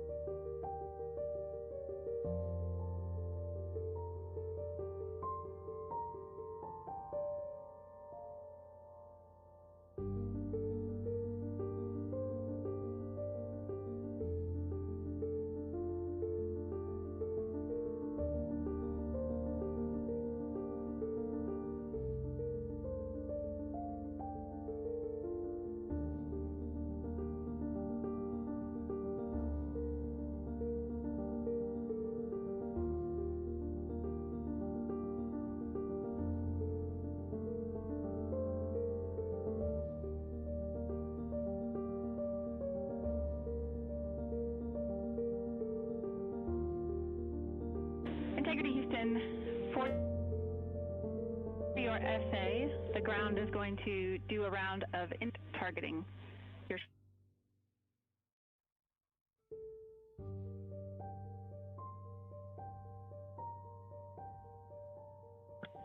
Okay, thank you for that, Jackie.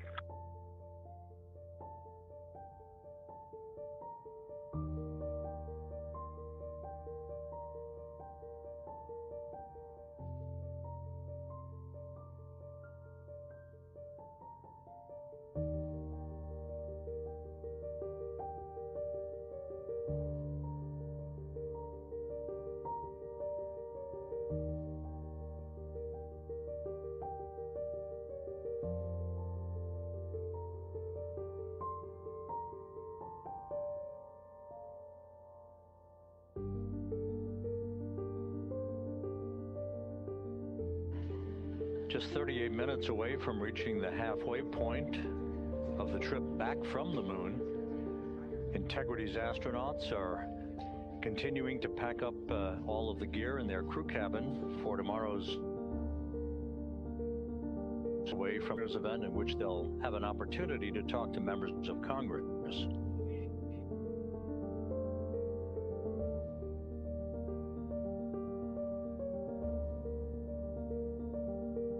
All of Integrity's systems are operating in great shape. No issues being worked by the flight control team here in Mission Control.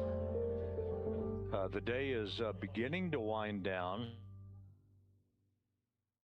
However, there is one more 3 hours and 25 minutes from now at 9:53 p.m. Central Time. That is the second in the series of 3 return trajectory correction burns, the RTC-2 burn, as it is called.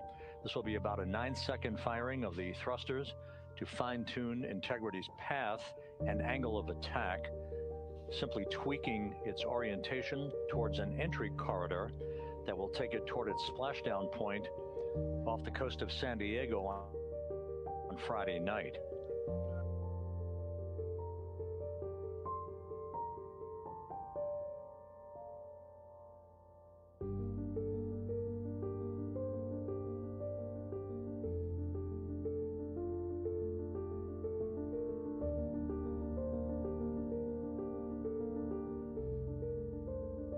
Just to set the timeline straight for folks who are interested. Morning, an 8.5-hour sleep period with a wake-up call for their final hours in space aboard Integrity at 10:35 a.m. Central Time on Friday. At 1:53 p.m. Central Time, the final the trajectory of Integrity towards its entry corridor over the Pacific Ocean. We will move into a communications handover from the Deep Space Network to the Tracking and Data Relay Satellite System at 6:15 p.m. Central Time on Friday night. And a few minutes later, at 6:33 p.m. Central Time, the pyrotechnic separation of the European Service Module from the Crew Module will take place. Within 4 minutes after that, there'll be a so-called raise burn. This is an 18-second burn of Integrity's thrusters to tilt the angle of attack ever so slightly upward. The aft end of Integrity will be tilted upward, and that will complete the trajectory refinement for Integrity's path through the Earth's atmosphere. All of that designed to provide the best of heating on the heat shield of the vehicle.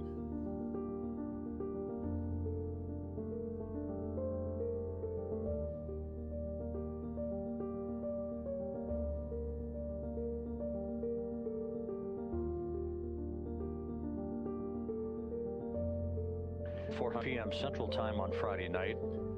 Just seconds later, we'll enter a planned 6-minute communications blackout because of the buildup of plasma around the vehicle that will block communication here in Houston. Once we emerge from that communications blackout and reestablish comm with the crew, then we're just minutes away from the series of parachute deployments, 11 parachutes in all, first to yank the forward bay cover off the top of the vehicle, then to deploy drogue chutes, and then finally the main parachutes that will slow Integrity's miles an hour at splashdown.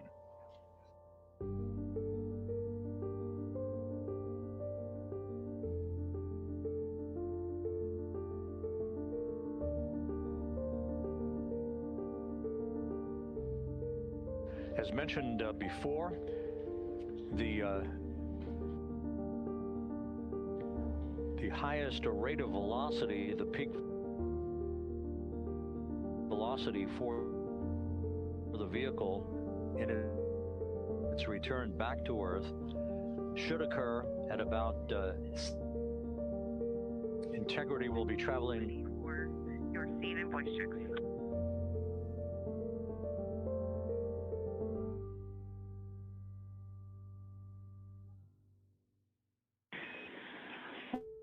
We are taking a look, and we'll take a 10 count.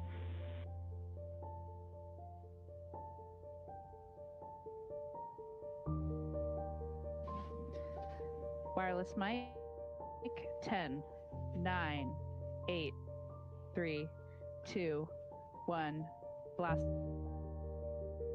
off.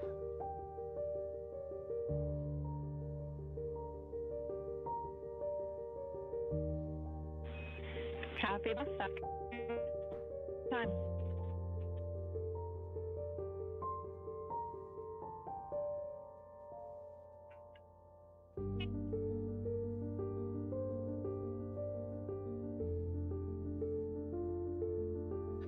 Public coming up in about 16 minutes, where members of Congress will have an opportunity to talk to the crew aboard Integrity. Once again, the peak velocity that Integrity will reach, according to flight dynamics, during its entry back to Earth, is about 23,000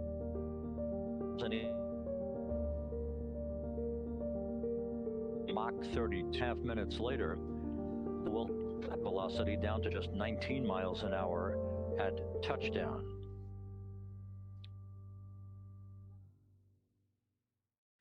Splashdown again scheduled for 7:07 p.m. Central PM time. And other recovery personnel, Navy helicopters, fast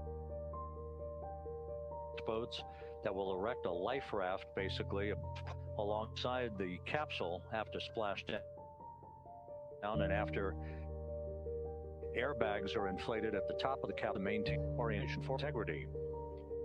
After a period of time, the hatch will be open. The Navy divers,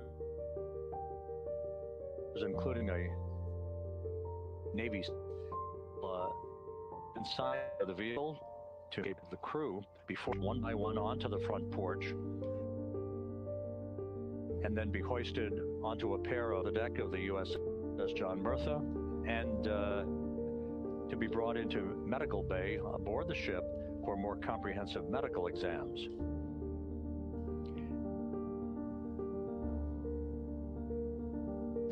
In all, at the time of touchdown, or splashdown as the case may be in this flight, the total distance traveled from launch to splashdown will have spanned 604,481. It includes the high Earth orbit launched into for the first 24 hours of the mission to provide flight controllers an opportunity to check out all of its systems. Everything in good shape on board Integrity. The stowage of the cabin in preparation for the crew's homecoming tomorrow has continued in flawless fashion.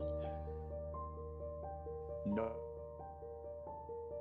issues being worked here in the flight control room as the Orbit 3 team, or the planning, comes on to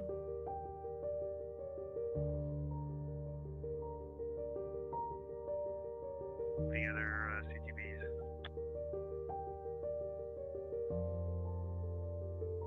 The Orbit 2 team of flight controllers is coming on duty for the second half of the crew's workday. They'll hand over overnight to the Orbit 3 team, which is the planning shift. On the bottom, underneath the other bags, and if you're looking kind of naturally at the lockers, it's the bottom left of Delta.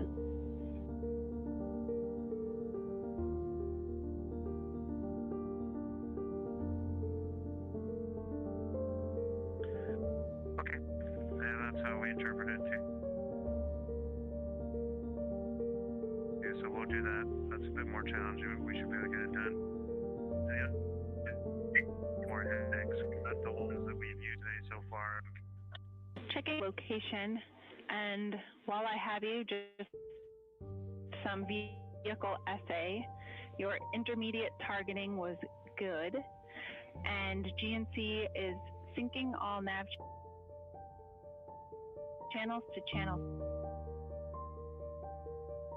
3 and doing a primary to BFS state transfer. Okay, Jackie, all that tracks.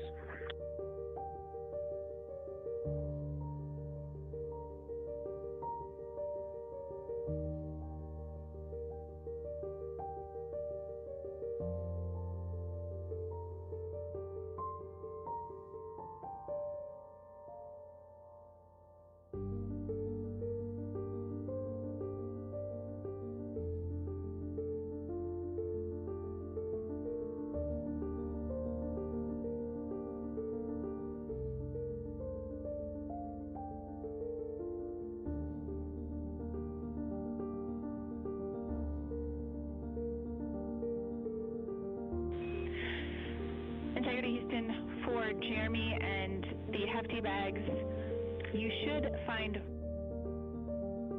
4 additional hefty bags in one of the 2.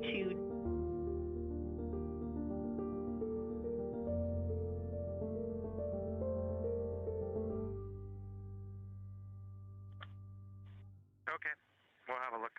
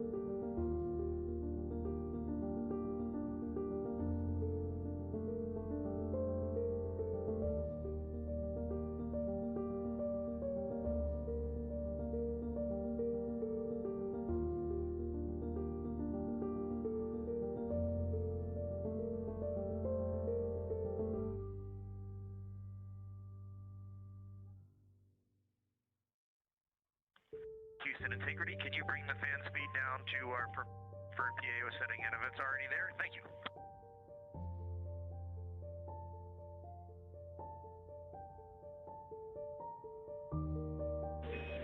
It is there.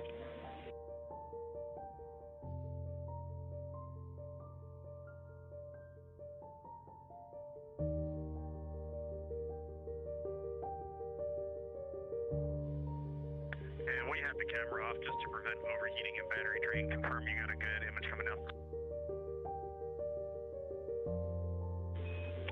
We do have an image coming down.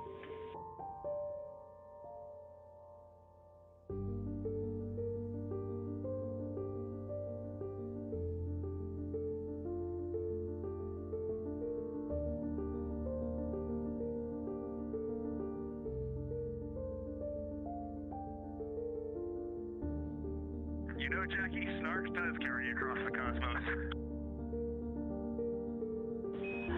That delayed smile made me feel very good.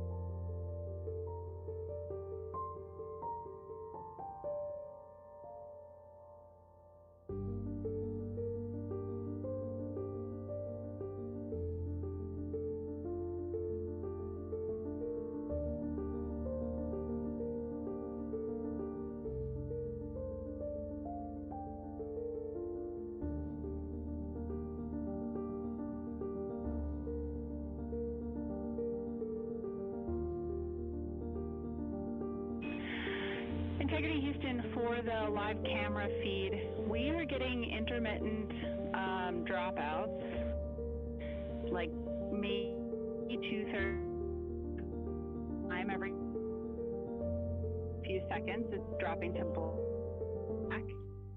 We check the encoder set for HD, and if those all look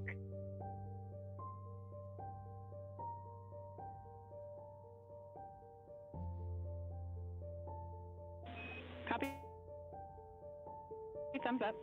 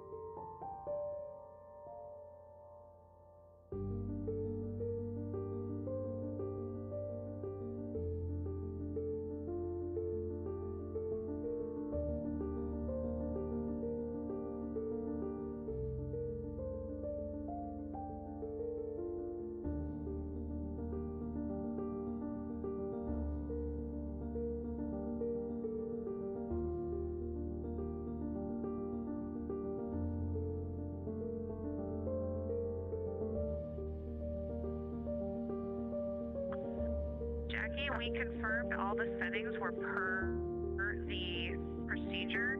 We have we stopped and restarted the stream. We're prepping another camera. Please let us know what you'd like.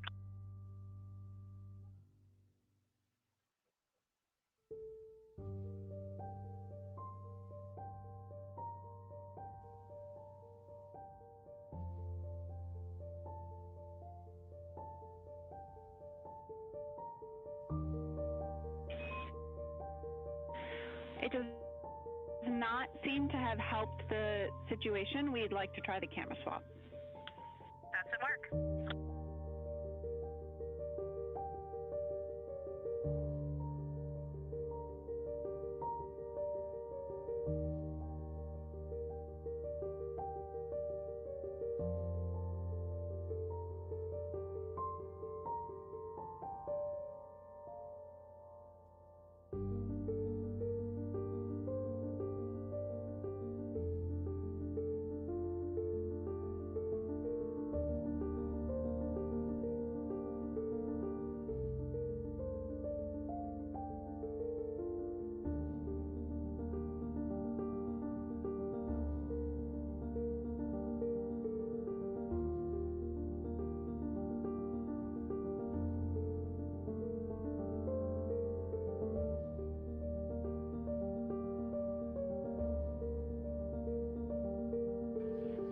This is Mission Control Houston. We're standing by for the crew to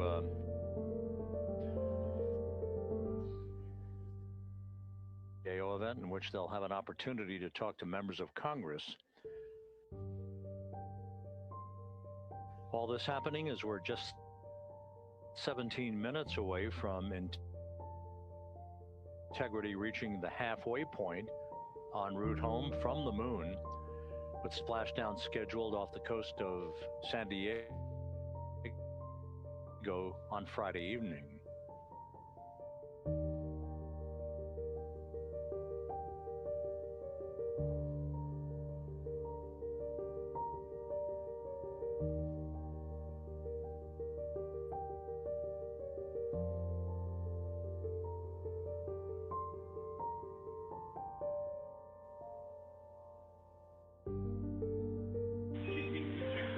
We are checking. Wireless mic audio check 3,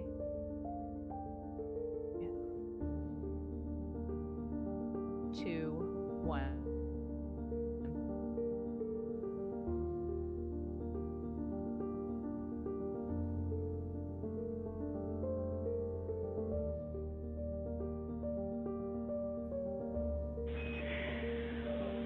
Okay, Integrity, the audio from the mic and video are looking good.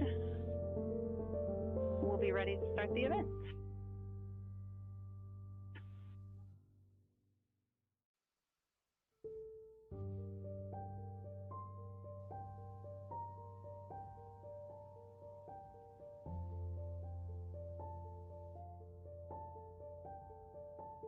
This is Houston.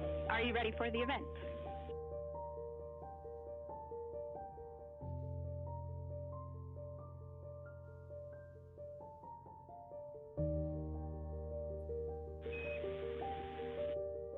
Administrator Isaacman. This is Mission Control.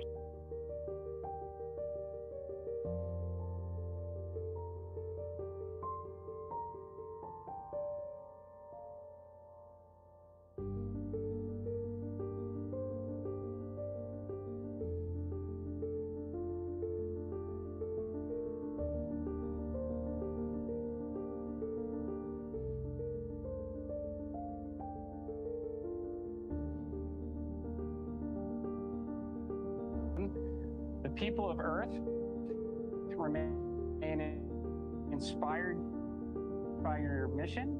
They're energized by space exploration, and most importantly, they're eager to have you all home very soon.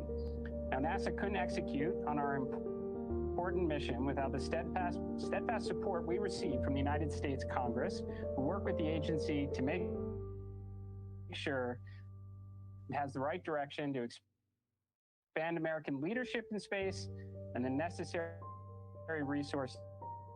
And they have a few questions they'd like to ask you on behalf of their constituents across the country. Our first question is coming from Senator Ted Cruz, and America's leadership in space. The chairman is with me now at Johnson Space Center, and over to you, Mr. Chairman. Well, thank you, Jared. Integrity, this is Ted. Comms check I feel very, I feel particularly profound as the path Earth. That's a heck of a statement. I know that you guys are, but I can only imagine the awe and wonderment you feel, but I want to just start by saying thank you. You are inspiring. That is not hyperbole when Jared speaks about the people of Earth, the food packets away, as we were doing just a few minutes ago, watching you float around with the floating head, and you are bringing people together all across our globe. So thank you. Thank you for your good cheer. Thank you for your eloquence. Thank you for inspiring people. I have two questions. Number one, if you could go back in time and talk to yourself at age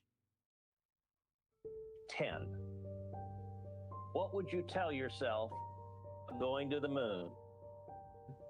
And then question two, to make about this, who do you want to play you?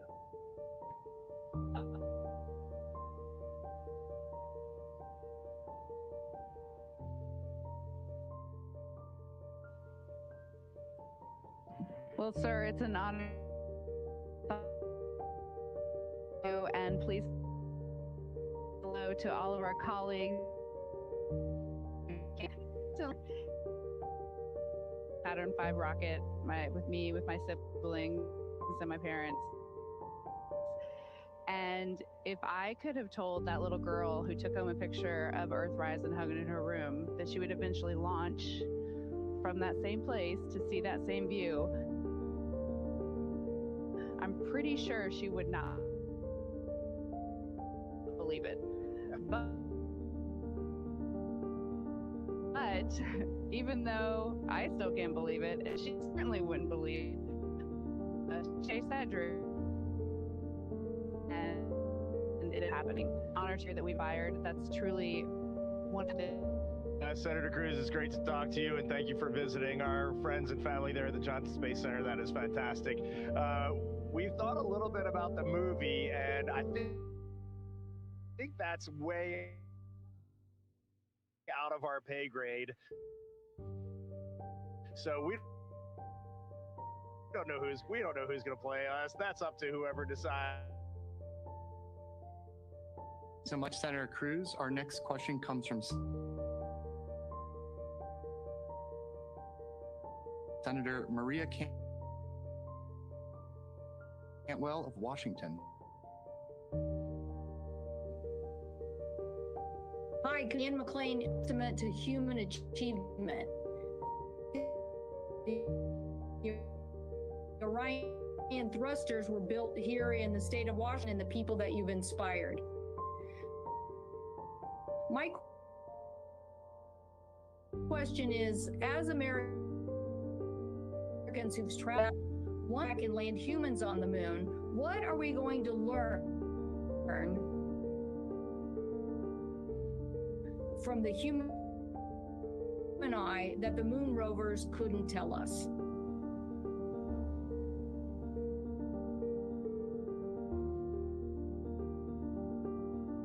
You know, I hope this really resonates because of back home and in our communities.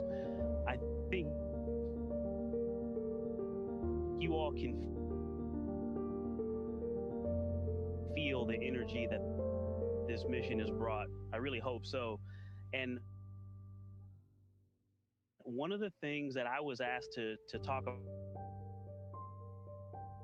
about when I come back by one of my good friends, Tony Antonelli, he said, there's going to be tons of pictures on the fields. And I think can collect data a lot more, be able to do it faster, but then they're also going to come back and tell you how it feels. But physiologically, in a technical and medical sense. Our next question comes from Senator Jerry Moran of Kansas. Good evening to all of you. On Monday, Administrator Isaacman and I visited the Cosmosphere here in Hutchinson, Kansas. Commander, it's the place you told me was the best space museum in the world. Hutchinson and be my guest, but I also want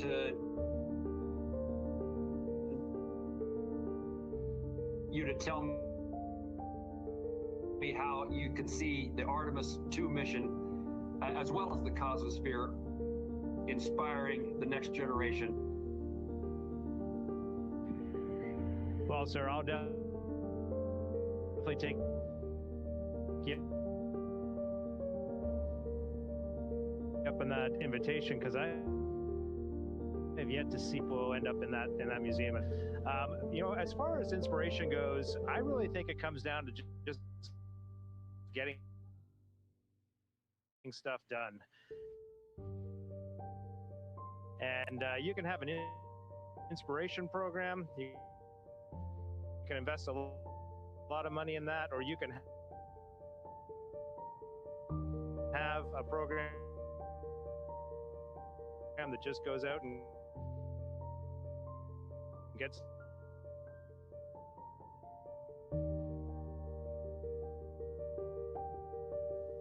well, greetings to all of you. Reed, I had a special question for you because of your old alma mater. What would you say to a student attending your honors to follow in your footsteps as an astronaut?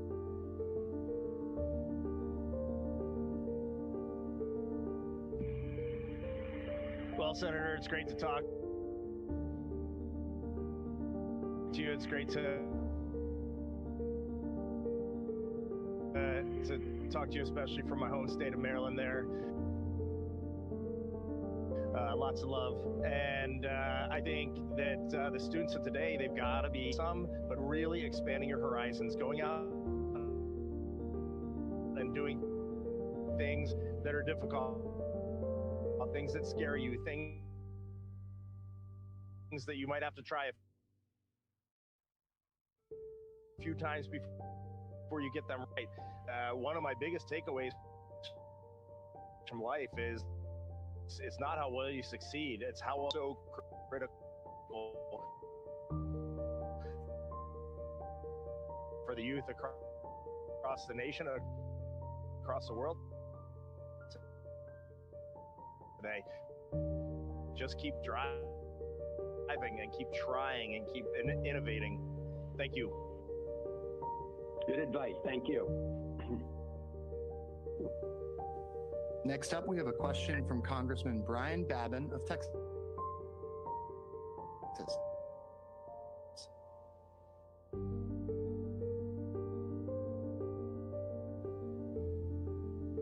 He's proud to represent Maine. What would it be?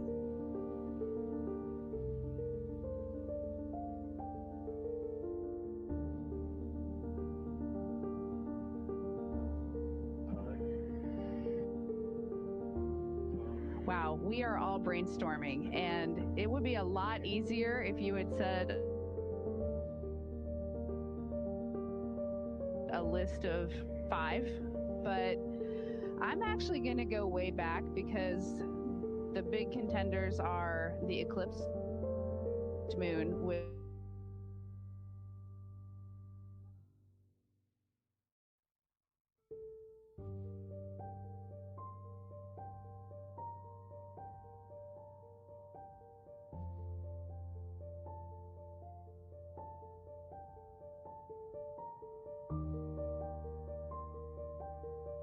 motion to just imprint those memories even more.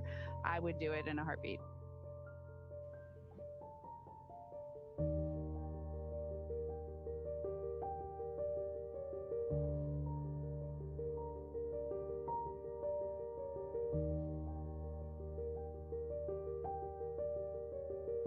Inspired people all over the world, and Brian Babin and I worked together on the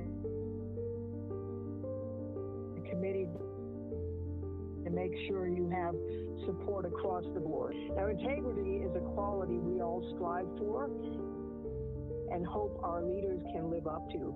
This mission has been unifying in so many ways and captured a global audience. What do you hope humanity takes away from it?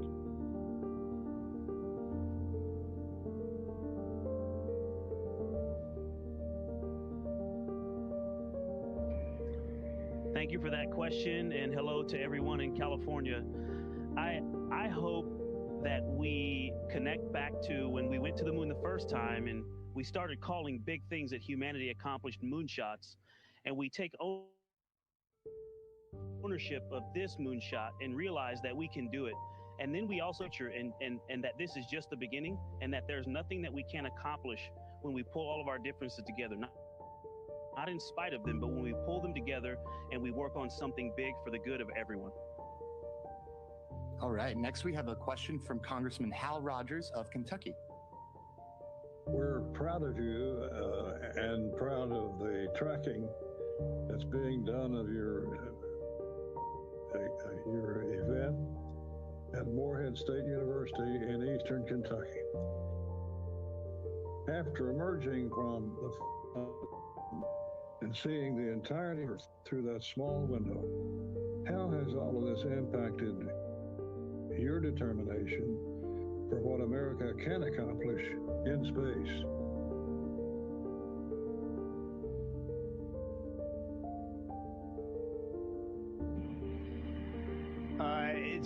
It reminds you first, just being, right now we're 106,000 miles away from planet Earth still, and we'll be home tomorrow. Part of this is just scale. It is unbelievable to think that we could build a international team led by the United States of America and society out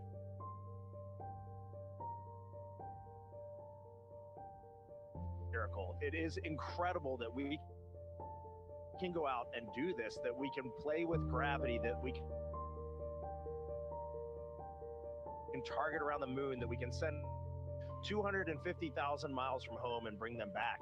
There is nothing this nation cannot do when it has a vision.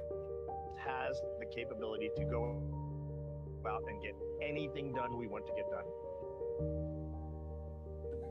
All right, next up we have Congresswoman Grace Meng of New York. Hello to our crew. This is Grace Mang from Queens, New York. Thank you to the administrator and thank you to our trailblazing crew. My question is, thank you for taking the time to speak with us. Our entire country has been following your journey with pride, and we're grateful for your service. You've spent years in simulators at Johnson Space Center that recreated every vibration, system failure, cockpit light with high action. Now that your own home this mission and tribes could not prepare you for, and we can't wait to welcome you back to Earth. Thank you again.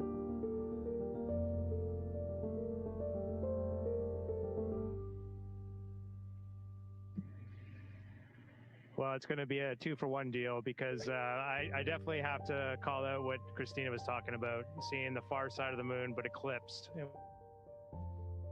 When it's eclipsed the sun was, I know you saw some pictures and the pictures look pretty, but the other thing kind of your question made me think about when you're talking about all the simulations. We simulate the first day of the mission a lot and the last day of the mission a lot. And near the end of the first day, we separate from the upper stage of the rocket, and then that's when we did the proximity ops where we flew around the upper. And in the simulator, you walk, and if you haven't, you have a bunch of things you need to do because it's not good. And in space, it's nothing like that. It is off the top of that thing. We were all sitting in here waiting for that moment, and all of a sudden, we're all pinned to the floor.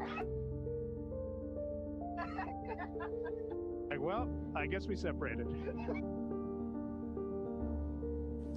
All right, next we have a question from Senator Mark Kelly of Arizona. I'm busy, much of your time here, but very proud of you, working up because of you. You've reminded millions of people what a crew and a mission and a shared purpose can really do. So thank you for taking and carrying the hopes of a nation beyond the horizon. I think and Victor, since I'm in John McCain's Senate seat and you are a McCain alum, so this question is for you. Just curious, how fast are you going at EI? What kind of G profile are you going? Mark, thank you. It's great to hear from you. Thank you for your continued leadership and support and friendship. And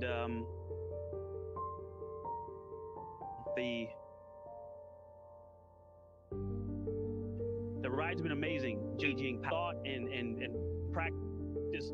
And so we're going to come into the atmosphere at about almost 40 times the speed of sound.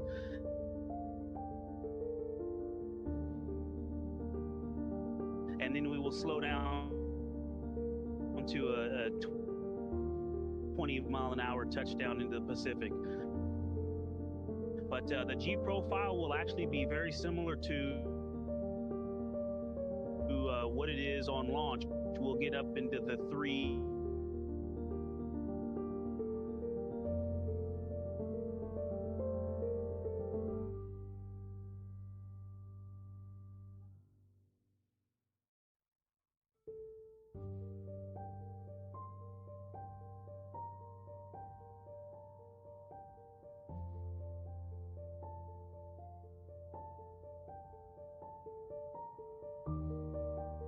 We are in Alabama of the role that Marshall Space Flight Center in Huntsville has played in this incredible mission. So I can't even imagine how unbelievably proud your families are of you and how excited they are to see you soon and to welcome you back to Earth.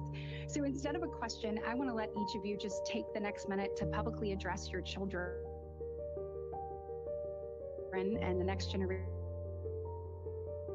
of space explorers as history-making Spice Fleet, this mission enters its final hours. So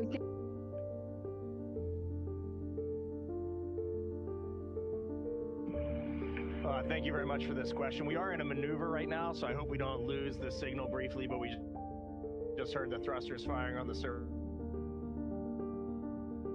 module to reorient us. But I just want to look at my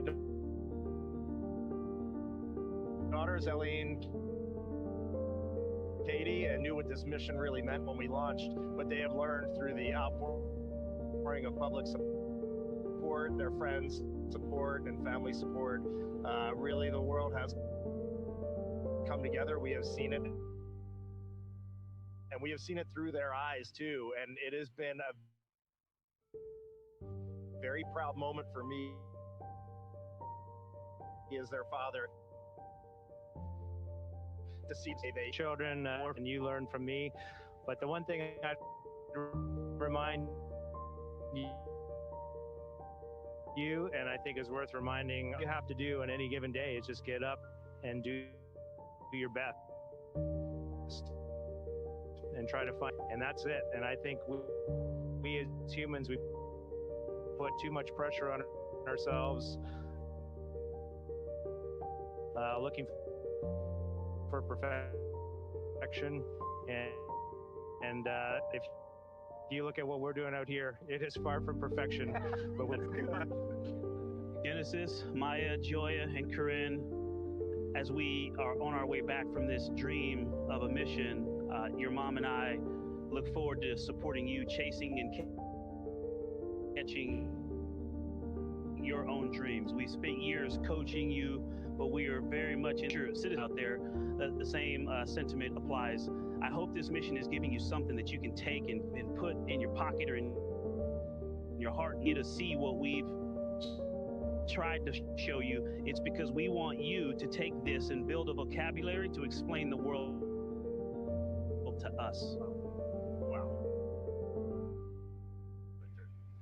Why do I ever answer questions around you? Nieces and nephews, which is I love you and thank you for the amazing letters you wrote me, the amazing pictures you drew me. You had beautiful Earths and rockets, and they truly touched my mission, and I feel like you're here with me. All right, next is Congressman Mike Herodopoulos of Florida. Senator America. I have a question for voters here in Indian River County. Her name is Renee, and she's furthest from Earth on the dark side of the moon. We'd love to hear your thoughts. You made your way around the moon out of radio contact.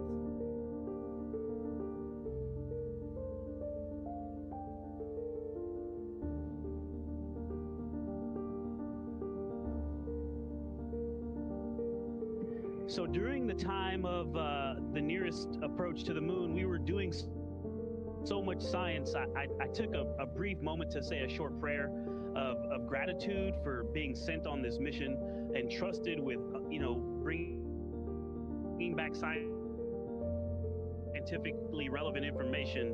And I was hoping that people looked up and were watching to see when we came back into communication, and that maybe there was a chance that folks would feel a sense of together and that requires reverence, or someone that we love has passed away. And so I was really hoping that we could just have a sense.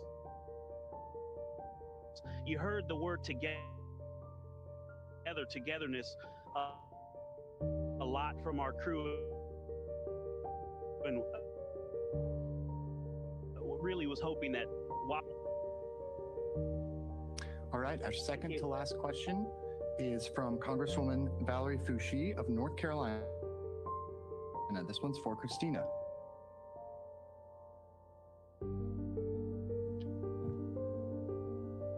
Good evening, Artemis 2 crew. Indeed, you are inspirational and you make us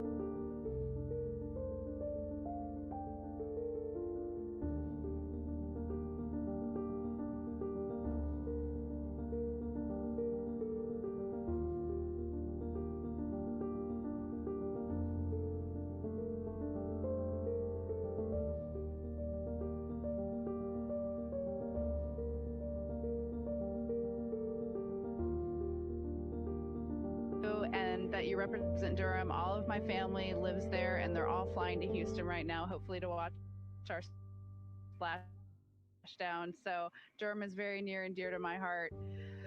There's a lot to say about that topic. I feel like for us, we don't necessarily see any one individual as, you know, deserving of anything equally and gets to work equally hard to achieve that dream. And so my message to those people is, yes, it is wonderful to feel inspiration because you see yourself in someone. I had that growing up. You had that growing up. I think that the message, the takeaway would be, you don't have to focus on just being there to any endeavor, and that will get you not only the fulfillment. All right, we have time for one final question. We'll send it over to Senator Ashley Moody of Florida. Thank you so much.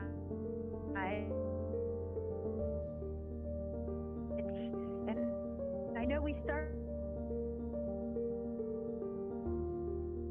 I was in the beating heart of American space exploration for over 60 years. What would you say to the kids from Florida who were there that day watching the launch, really kids from Pensacola to Miami, who may want to follow in your footsteps one day as astronauts, or maybe work for NASA, or even in the space industry? What would you say to them? The golden age of space exploration right now, thanks to the leadership of Jared Isaacman and our political leaders, many of whom are gathered here right now. We are getting it done. We have our sights set on the moon. We have our sights set on Mars. We have probes going out across the solar system, robotic precursor missions, the moon, Mars, moon. But I also want to just not single out people who are interested in space flight. I would say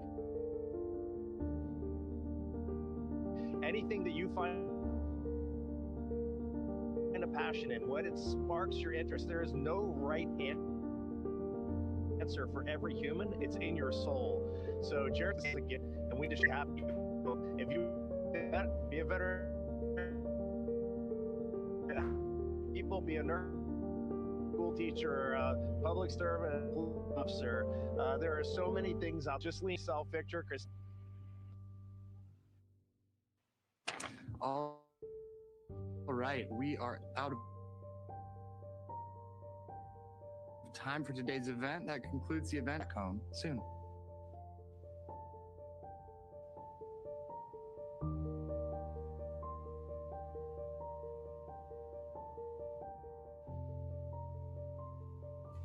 Integrity, this is Houston ACR. That concludes the event. Thank you.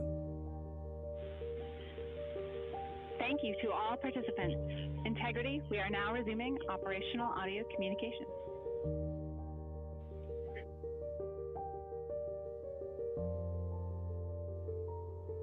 So, as you were having that event, you passed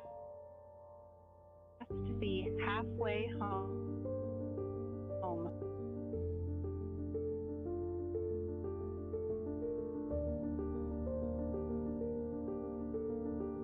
Okay, copy that, Jackie. Sounds like the next 24 hours we're gonna accelerate quite a bit.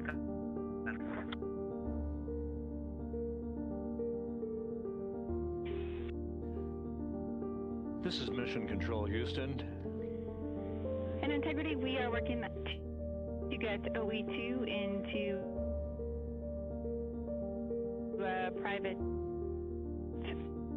conference, and we'll be ready to start.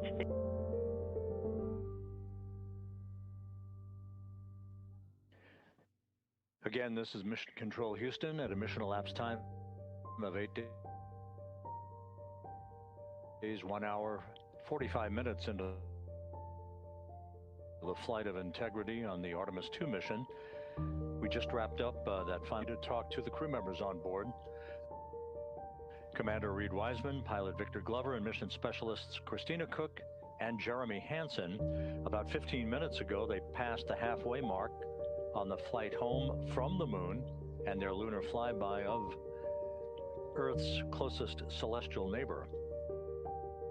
They will begin to accelerate quite a bit over the next 24 hours, as you just heard, as they prepare for splashdown in the Pacific on Friday night at 7:07 p.m. Central Time, 5:07 p.m.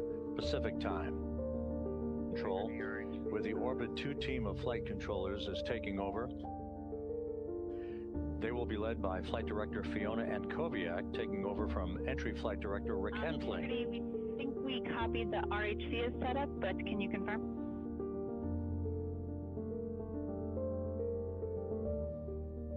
That's affirmative. The RHC is set up.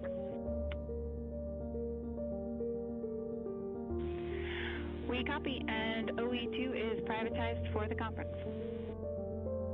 Director Rick Henfling and his team of entry flight controllers will be back on console tomorrow morning, and that will be the ultimate day of this mission, the final chapter in the Artemis 2 flight, and that will be entry and splashdown. Entry and splashdown. The crew spent the day configuring the crew cabin, doing entry procedure, and preparing for their high-speed reach to Earth that will culminate in 5:11 p.m. Here all night, throughout the course of the night and all day tomorrow to bring you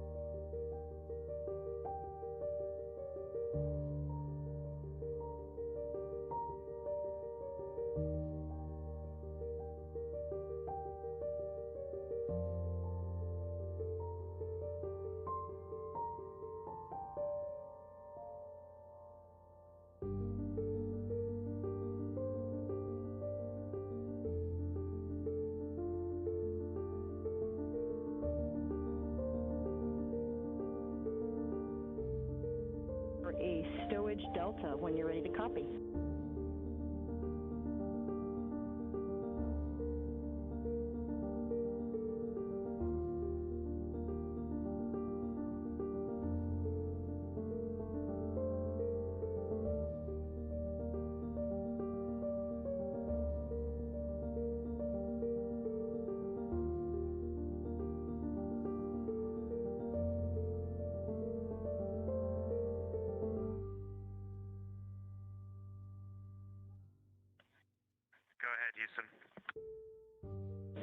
Hey, good afternoon, Jeremy. I want tonight. So in terms of making room for the USB power strip stowage tomorrow, we'd like you to move the 2 items Foxtrot 1 large CTB. Those 2 items are going to be the portable and then zip with 4 batteries to bag 10. How copy?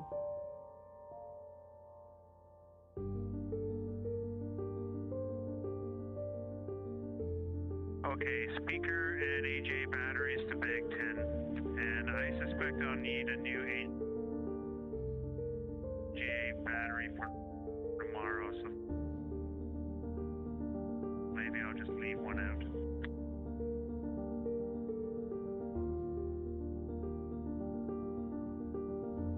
Copy, Jeremy, and we do expect that you would be able to find more AGA batteries in that Foxtrot 1 large C.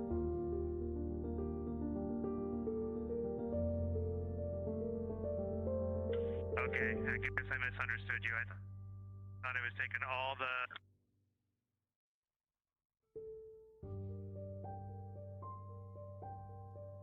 Negative, Jeremy. There should be a Ziploc with just 4 AGA batteries, and that's what you're moving to bag 10.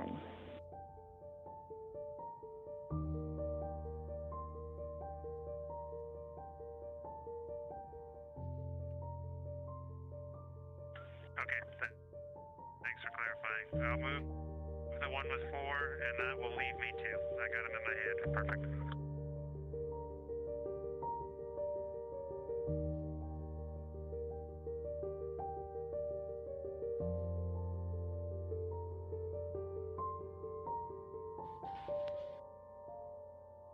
Good evening from Mission Control Houston inside the Artemis Flight Control Room. I'm Anna Schneider with NASA Communications, and the Orbit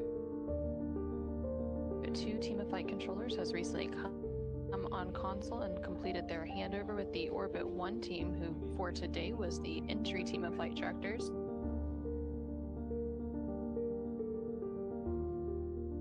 Our capsule communicator will be Amy Dill.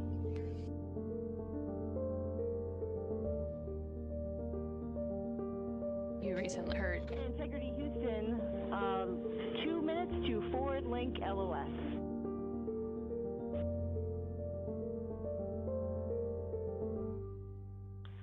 Okay, copy that. 2 minutes. If you have time before then, and this is not important, but we'll store the D&E locker nets. If you tell me where they're going, I'll put them away. And just FYI, we never use the DE locker nets. You just don't.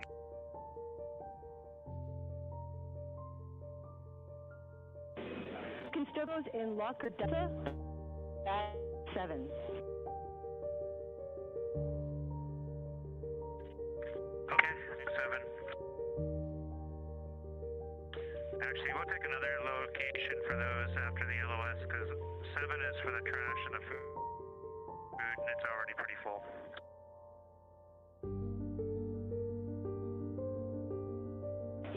Okay, copy. We'll see you on the other side with that location. Sounds good. See ya.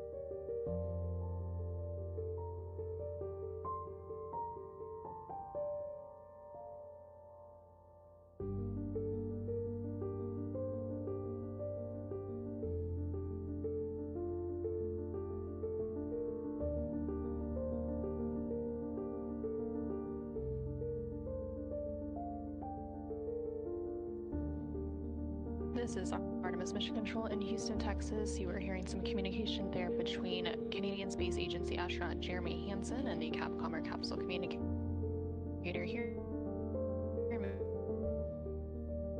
Mission Control, which for the Orbit 2 shift is Amy Dill. They were discussing some Stowage tomorrow around 7:07 p.m. Central Time,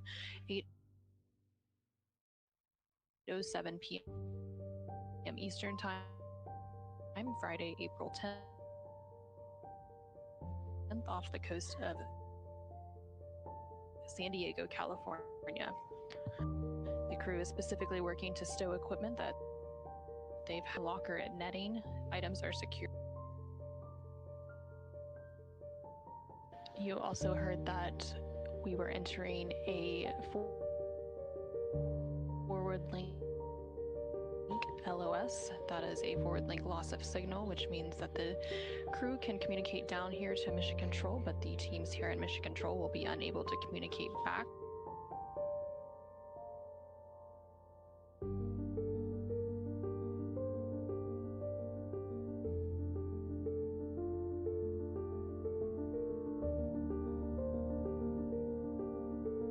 The Orion spacecraft has 4 solar array wings that are attached to its service module that continue to provide these views throughout the duration of the mission.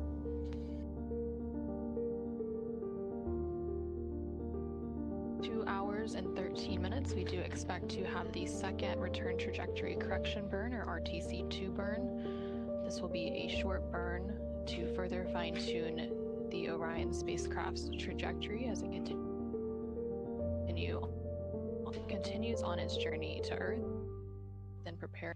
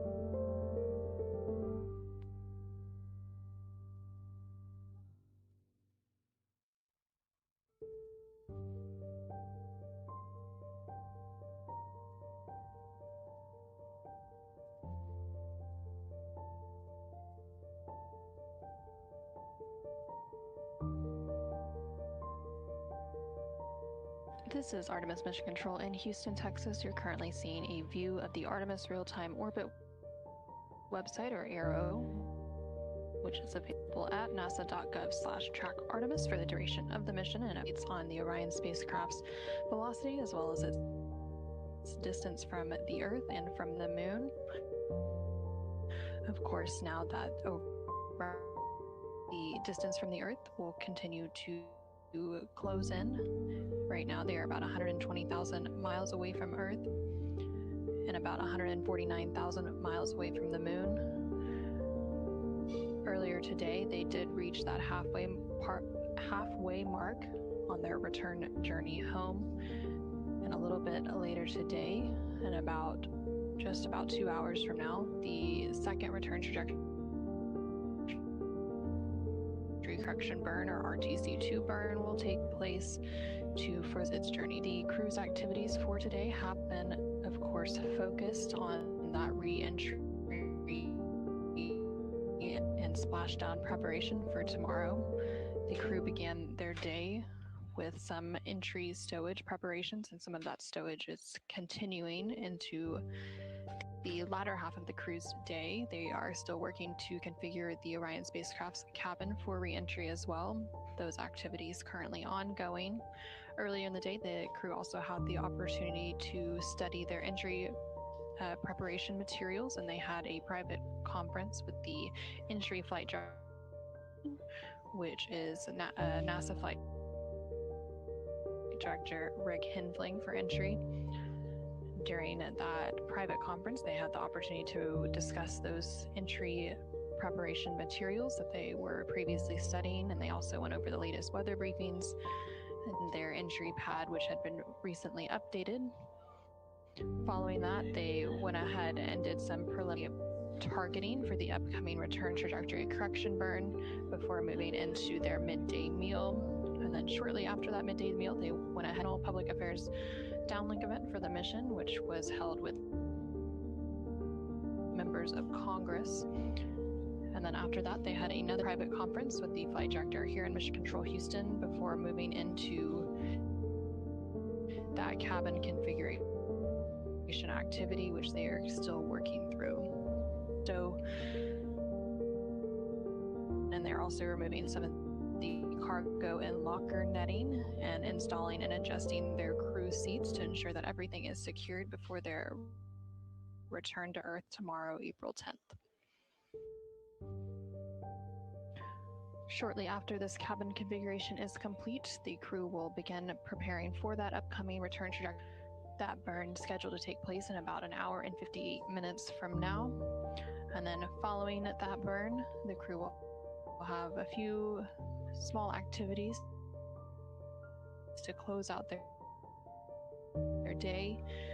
Prior to that burn, the crew will close out their day with their daily private medical conference with the medical teams here on the ground, as well as another final private flight director conference before heading into pre-sleep. Pre-sleep is the opportunity where they can eat dinner, and they can also complete any hygiene activities ahead of their sleep period.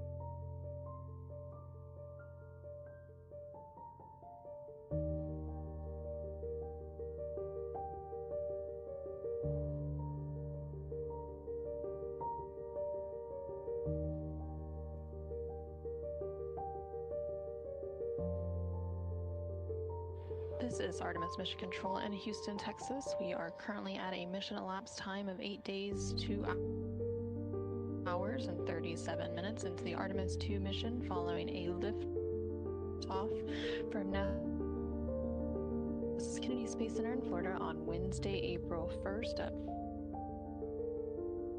Currently continuing to work through some cabin configuration activities in preparation for reentry, which will take place tomorrow, April 10th. During this cabin configuration, the crew is stowing any equipment that they had out during the mission. They're also removing some cargo and locker netting and installing and adjusting their crew seats to ensure that everything is secure ahead of right now. We are current, and about 19 minutes from now, again, this was a planned and known loss of signal as we transition between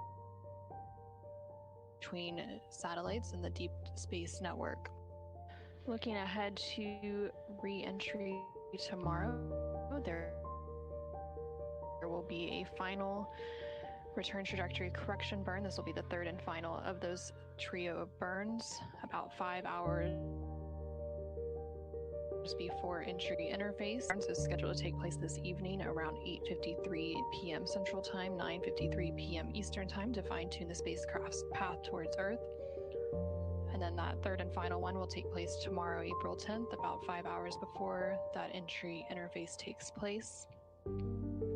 During the re-entry process, the service module of the Orion spacecraft will separate around 6:33 p.m. Central Time, 7:33 p.m. Eastern Time, about 20 minutes before Orion reaches the upper atmosphere southeast of Hawaii. A few minutes later, around 6:37 p.m. Central, 7:37 p.m. Eastern, is when we will have that final trajectory adjustment burn to fine-tune the flight path before the spacecraft begins a series of roll maneuvers for entry interface. As Orion continues its descent at about 400,000 feet, the spacecraft will then enter a planned minute communications blackout. That planned to take place around 6:53 p.m. Central tomorrow, 7:53 p.m. Eastern, and this is due to plasma buildup around the capsule during peak heating of re-entry. During the re-entry, and then once they emerge its forward bay cover and deploy its drogue parachute, once it reaches about 22,000 feet. That milestone attack expected to take place around 7:03 p.m. Central Time tomorrow,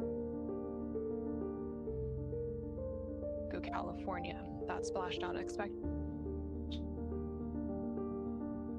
to take place around 7:07 p.m. Central Time, 8:07 p.m. Eastern Time. Within about the recovery teams will then retrieve the crew using helicopters, and once aboard the ship, the astronauts will undergo post-mission medical evaluations before returning to shore to board an aircraft and head back to the NASA on Friday, April 10th, as the Artemis 2 crew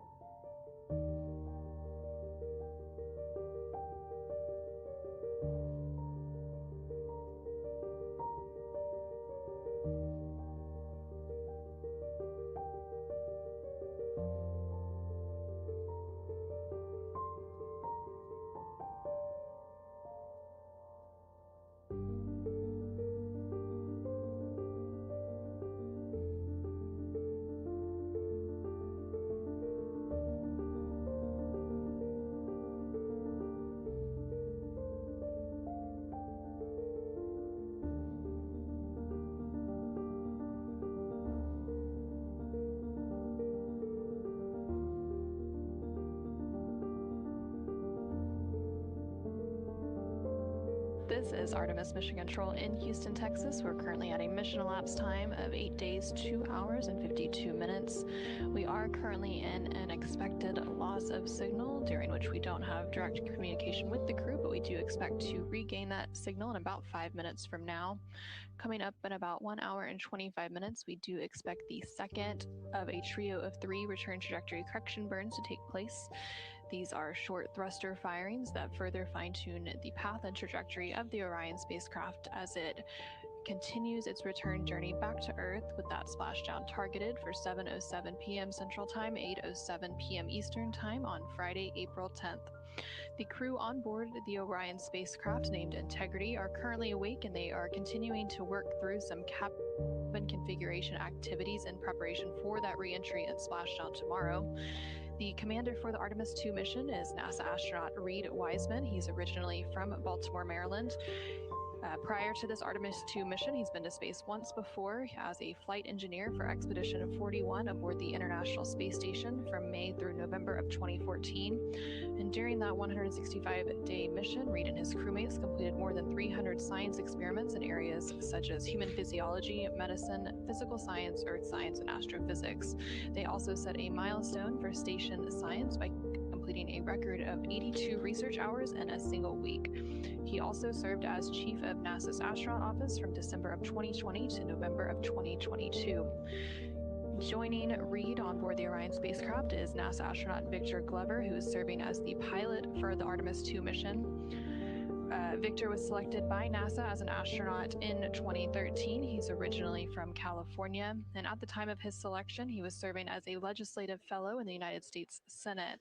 His first trip to space was in November of 2020 when he launched as a pilot of NASA's SpaceX Crew 1 mission, which was the first operational mission of NASA's Commercial Crew program, which resumed launching American rockets from American soil to the International Space Station. Victor is also a U.S. Navy captain and naval aviator who served as a test pilot, racking up more than 3,500 flight hours and more than 40 different aircraft. And then joining both Reed and Victor as a mission specialist is NASA astronaut Christina Cook. She is originally from Grand Rapids, Michigan, and was selected to the NASA Astronaut Corps in 2013, which of course was the same class as Victor Glover. Christina previously served as a flight engineer on the International Space Station from March 2019 to February of 2020. And during that time, Christina Cook set a record for the longest single spaceflight by a woman with a total of 328 consecutive days in space. She also participated in the first ever all-female spacewalk, and before becoming an astronaut, Christina helped build space science instruments and led scientific fieldwork in some of the most remote environments on the planet. And then rounding it all out is Canadian Space Agency astronaut Jeremy Hansen. Jeremy is actually a first-time flyer, joining the other 3 veteran flyers, and he is originally from London, Ontario, Canada, and was selected by an astronaut to the Canadian Space Agency in 2009. After that selection, he worked as a CAPCOM, or capsule communicator, here at NASA's Mission Control Center in Houston, during which he served as the sole direct voice communicating with the astronauts in space. He's also participated in training exercises such as living on the ocean floor off the coast of Florida to simulate deep space exploration for 7 days. In 2017, he became the first Canadian to lead a NASA astronaut class. So those are your 4 astronauts that make up the Artemis 2 crew. That crew, of course, concluding their mission tomorrow, April 10th, once they splash down off the coast of San Diego, California. Ahead of the mission, the Artemis 2 crew had the opportunity to design their mission patch. And that patch, which you can see there on your screen, designates the mission as A2, which also looks like the word all, which signifies not only the second major flight of the Artemis campaign, but also an endeavor of discovery that seeks to explore for all and by all. Framed in Apollo 8's famous Earthrise photo, the scene of the Earth and the Moon represents the dual nature of human spaceflight, both equally compelling. The Moon represents our exploration destination, focused on discovery of the unknown, and the Earth represents home, focused on the perspective we gain when we look back at our shared planet and learn what it means to be uniquely human.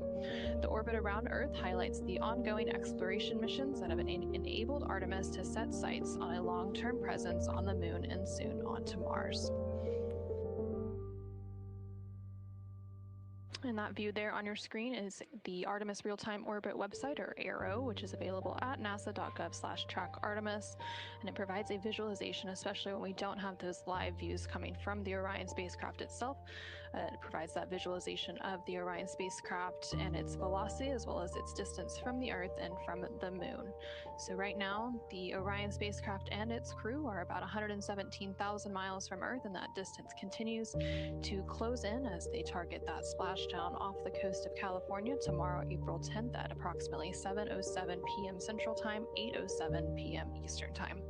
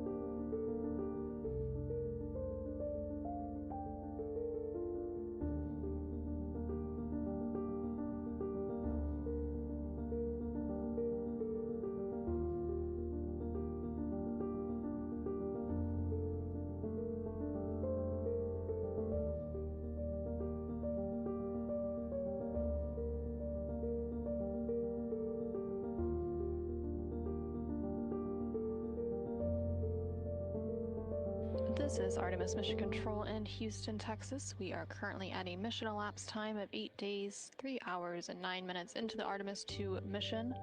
We are currently in a forward link loss of signal, or LOS, which means we are unable to communicate up to the crew right now, but if the crew chooses, they can communicate down to Mission Control. We are just unable to respond. We do expect to regain that forward link or reacquire that signal in about 30 minutes from now. A few minutes after that signal is reacquired, we do expect the final burn targeting to take place for the upcoming Return Trajectory Correction burn, or RTC-2. That burn scheduled to take place in 1 hour and 7 minutes from now, and it will be a short burn to further fine-tune the trajectory of the Orion spacecraft as it continues to make its way back home to Earth. Throughout the mission, the Orion spacecraft has been connected to what is known as the Deep Space Network, which helps provide the astronaut voice images, video, and vital mission data that has to traverse thousands of miles. And let's take a moment to look to learn more about the communications during the mission.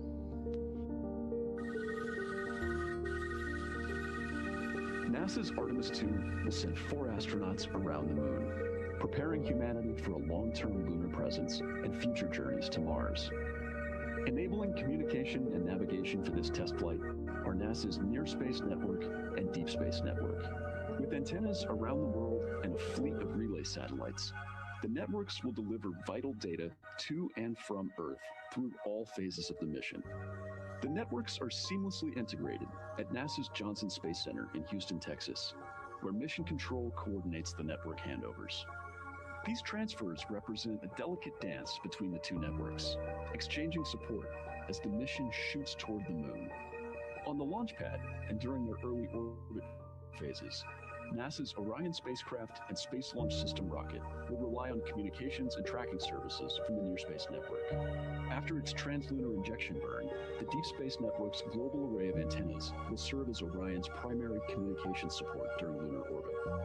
As the mission journeys farther into space and away from Earth, signal strength weakens and bandwidth is conserved for crew communications. The astronauts will have a near constant connection to Earth, ensuring their safety on a journey farther into space than ever before. We say near constant because as Orion goes behind the moon, a planned loss in communications will occur. The Deep Space Network will be standing by to reacquire the signal as Orion reappears. The Artemis 2 mission also provides an opportunity to test new capabilities. Using laser links, NASA will periodically transmit Orion data to showcase the benefits laser communications could have for future human spaceflight missions. The data from Orion, sent by radio signals or laser links, is massive. The mission is gathering images, data, and video, while also generating details about mission health and crew voice files.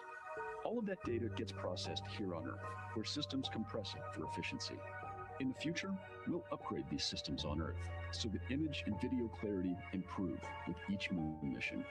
With the Artemis 2 test flight, we're evaluating the communications infrastructure that will help carry us into the future as we explore the moon and journey forward to Mars.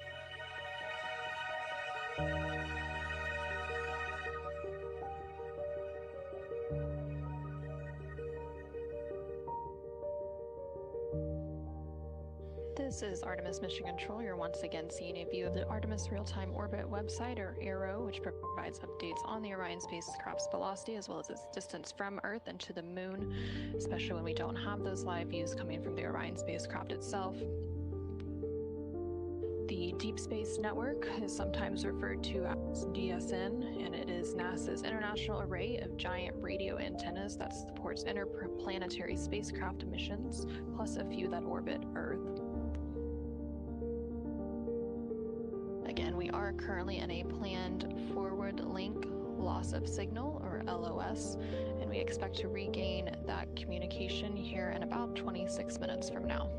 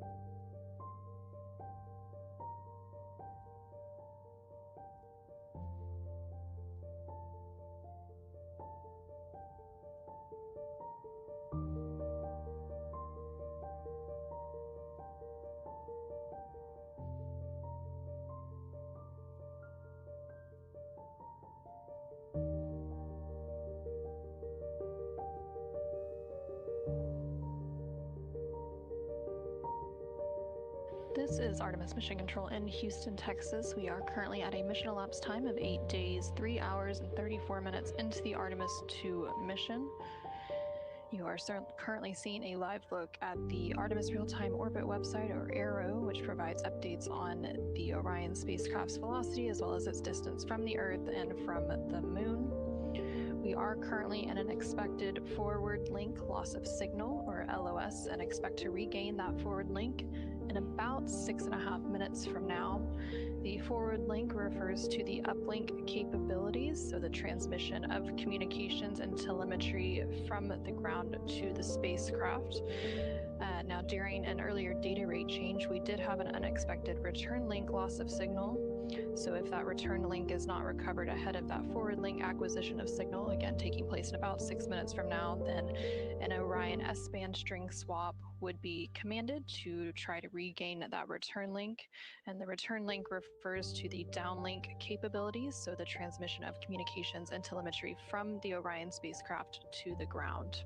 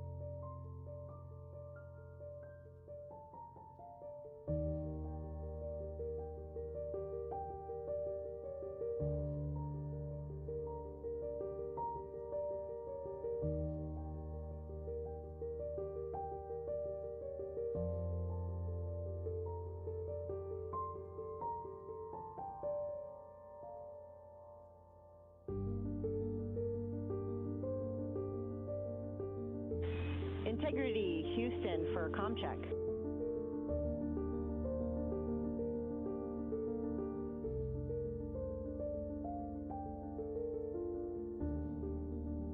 Amy, Integrity has you loud and clear. Good afternoon, Christina. I have you loud and clear as well. Just a heads up that we did lose the return link sooner than we expected, but we have regained good forward and return. We're glad to be back in comm with you.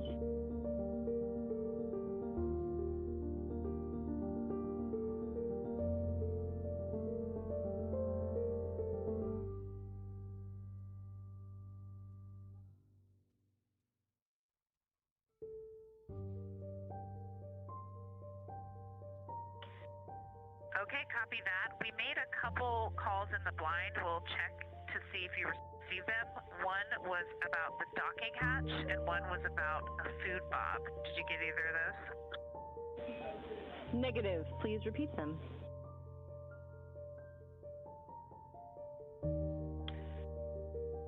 Okay, copy.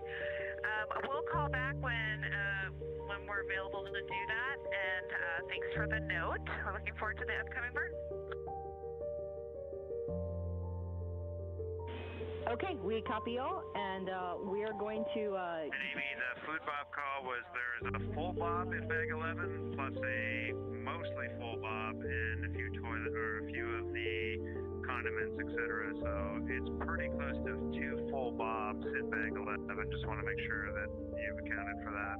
Let us know if that's too much in one place.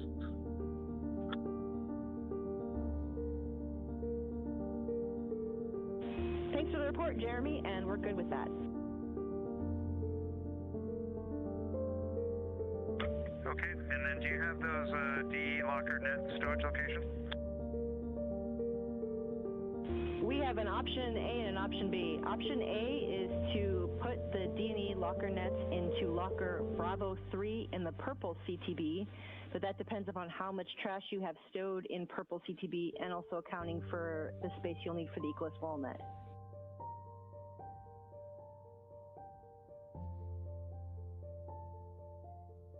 Okay, that makes sense. What about option B? Option B is same locker, Bravo 3 in the yellow CTB.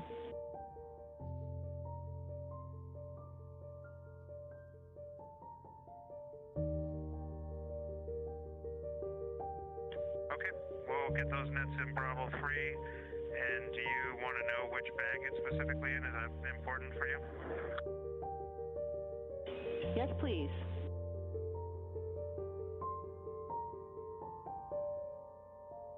Okay, we'll aim for purple. I'm sure they'll fit now, and then something else might not fit later, so we'll put them in purple for now. Copy, aiming for purple.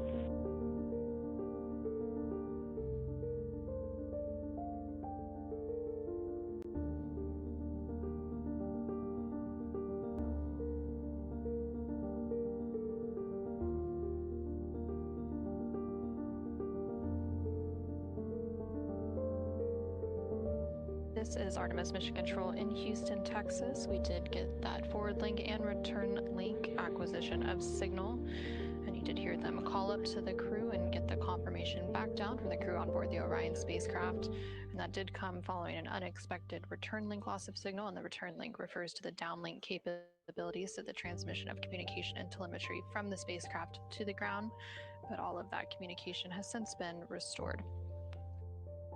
There on your screen on the left-hand side, you can now see a live view of the Orion spacecraft. This coming from one of the solar array wing cameras, and in the bottom right-hand corner, you can see the team here in Mission Control Houston, specifically the Capcom or Capsule Communicator console and the Flight Director console. Right now, the Capcom on console and communicating with the crew is Amy Dill, and the Flight Director for Orbit 2 is Fiona Ankoviak. We do expect the final targeting for the upcoming return trajectory correction burn to take place here shortly. For RTC 2 status.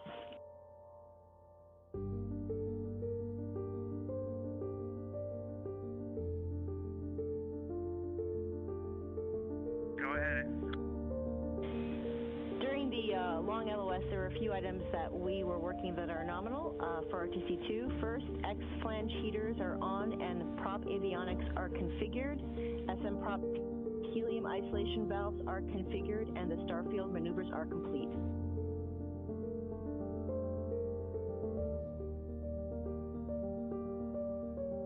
Okay, we saw all that happen on board as well. Sounds great.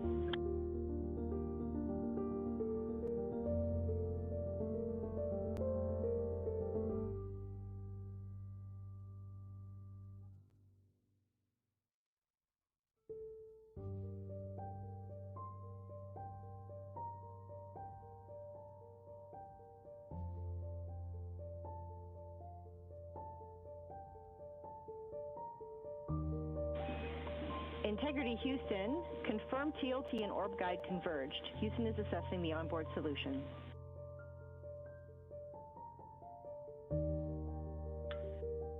We can confirm that they both converged.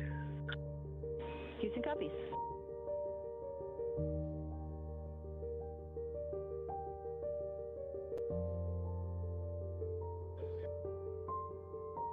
This is Artemis Mission Control in Houston, Texas. The final targeting for the upcoming return trajectory correction burn, or RTC2 burn, has been completed, and we do expect that RTC burn to take place in about 29 minutes from now. As of right now, it's expected to be a 5.37 foot per second delta velocity burn and approximately a 9-second burn. This will be using the 8 auxiliary pulse-X thrusters on the Orion spacecraft.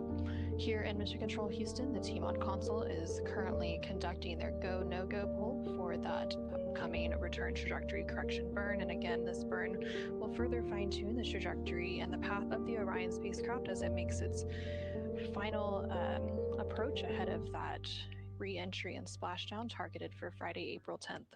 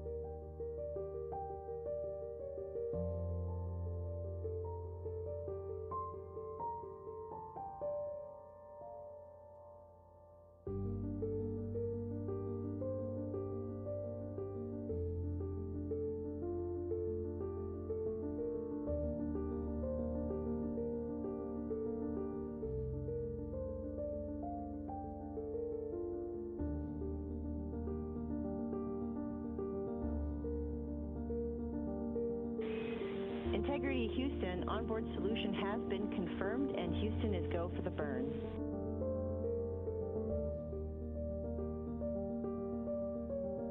Copy, Houston is go. We're continuing. This is Artemis Mission Control in Houston, Texas. We just heard confirmation that the team here in Mission Control has pulled go for that upcoming return trajectory correction burn, or that RTC2 burn. That burn is now expected to take place in about 24 minutes from now, and it will be a short thruster firing using those auxiliary thrusters to further fine-tune the spacecraft's path on its return journey back towards Earth.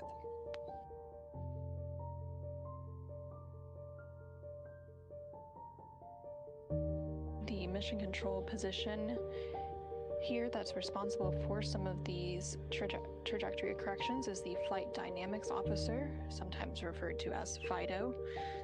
They are specifically responsible for the atmospheric and orbital flight path of the spacecraft, as well as the lunar trajectory of the vehicle.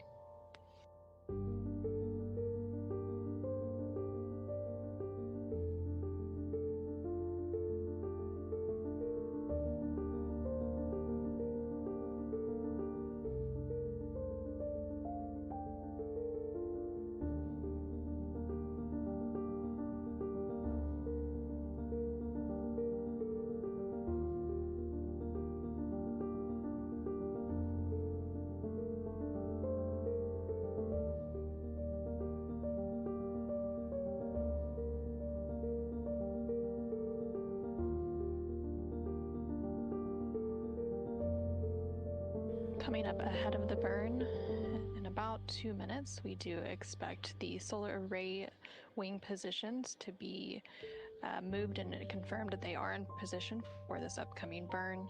And then about 11 minutes before the burn takes place, we'll also expect to hear a call that Orion is in burn attitude, and that confirms that the attitude maneuver ahead of the burn has been completed.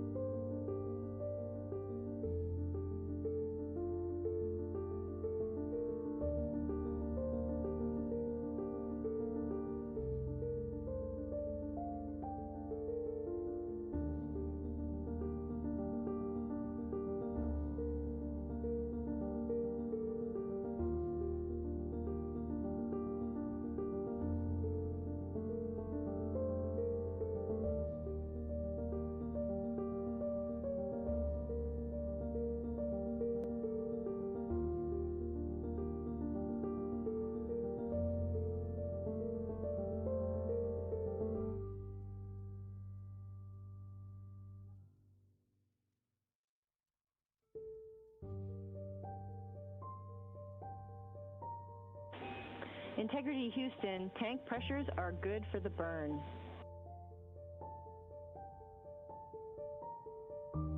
Integrity copies.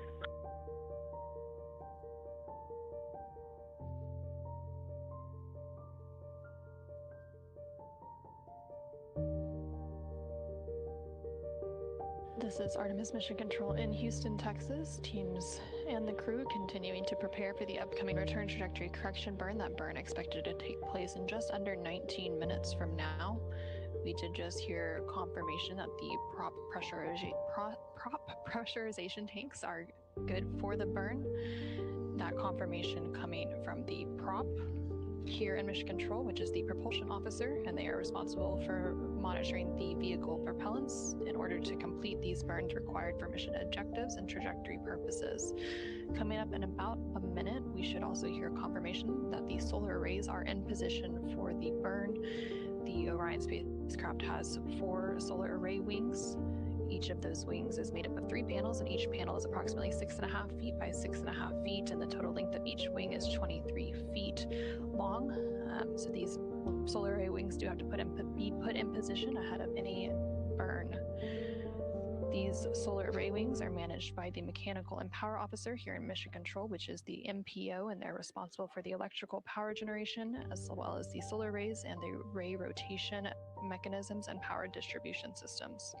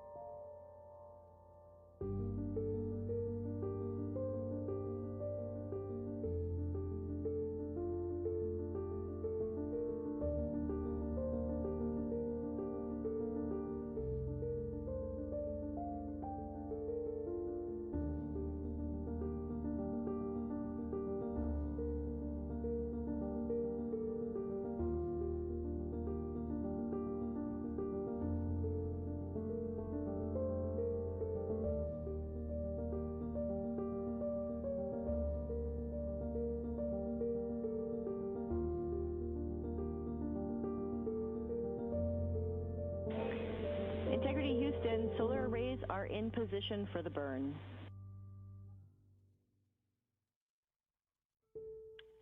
We see the same. This is Artemis Mission Control in Houston, Texas, and we did just hear that confirmation that the solar array wings on the Orion spacecraft are now in position ahead of the upcoming return trajectory correction burn. Again, that burn is scheduled to take place in about 16 minutes from now. The next call that we will likely hear is in about 5 minutes, when the Capcom or capsule communicator here in Mission Control will call up to the crew to confirm that the maneuver to burn attitude will be beginning, and then they will also call up to confirm that that burn attitude is complete.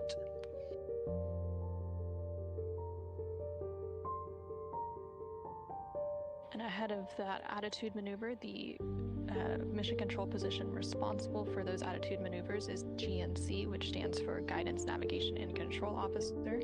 They're responsible for managing inertial measuring units, as well as global positioning system receivers, barometric altimeters, and the position, state, and attitude health of the Orion spacecraft.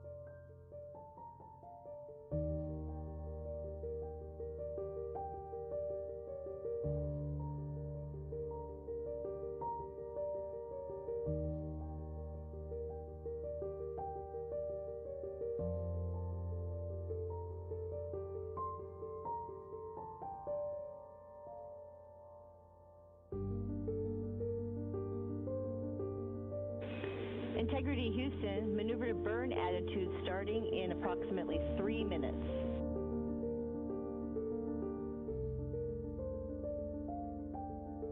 We're expecting the same. Thanks, Amy.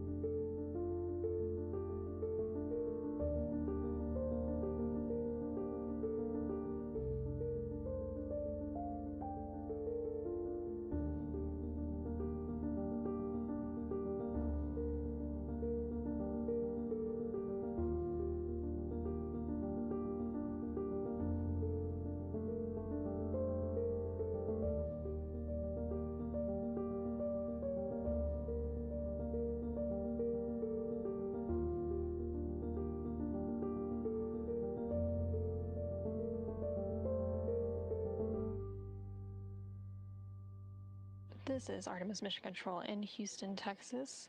We are currently about 10 minutes away from the start of the Return Trajectory Correction 2 burn, or RTC2. This is expected to be about a 9.41 second burn with an expected delta velocity change of 5.37 feet per second, using the 8 pulse-x thrusters on the Orion spacecraft to further fine-tune the trajectory of the Orion spacecraft on its path back towards Earth. Currently on your screen, you can see a view of the Artemis Real-Time Orbit website, or ARO. The Orion spacecraft is currently traveling at a velocity of about 3,400 miles per hour, and it is about 114,000 miles away from Earth. Earlier today, it did pass the halfway point of its return back to Earth. Again, it is expected to splash down off the coast of San Diego, California on Friday, April 10th, around 7:07 p.m. Central Time, 8:07 p.m. Eastern Time. In just a few moments, we should hear confirmation called up to the crew that Orion is in burn attitude. The the Orion spacecraft is currently maneuvering to that burn attitude. Integrity Houston, integrity is in burn attitude.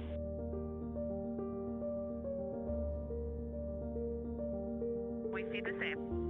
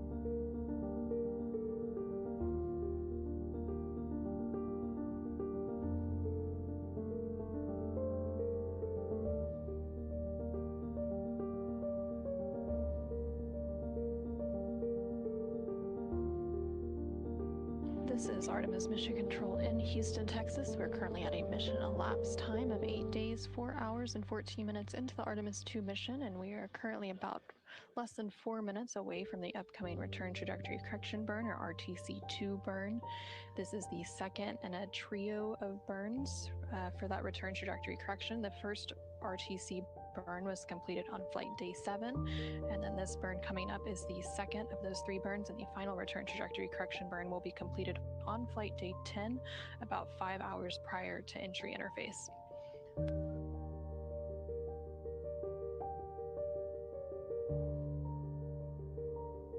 And there on your screen, you are seeing a live view of the Orion spacecraft, the exterior of that spacecraft, and you can get a good look at a couple of those solar array wings, sometimes referred to as SAWs. There are 4 solar array wings on the Orion spacecraft that provide power generation. And ahead of this burn, those solar arrays were configured to support the upcoming burn. About 10 minutes ago, the Orion spacecraft also completed an attitude maneuver to prepare for the upcoming burn. Following the completion of this Return Trajectory Correction burn, the spacecraft will complete another attitude maneuver to return to the bias tail to sun attitude. The Orion spacecraft uses a tail to sun attitude as its primary passive or passive safe flight orientation during transit to maintain thermal balance and maximize power generation. So again, that Return Trajectory Correction burn coming up here in about 2 minutes.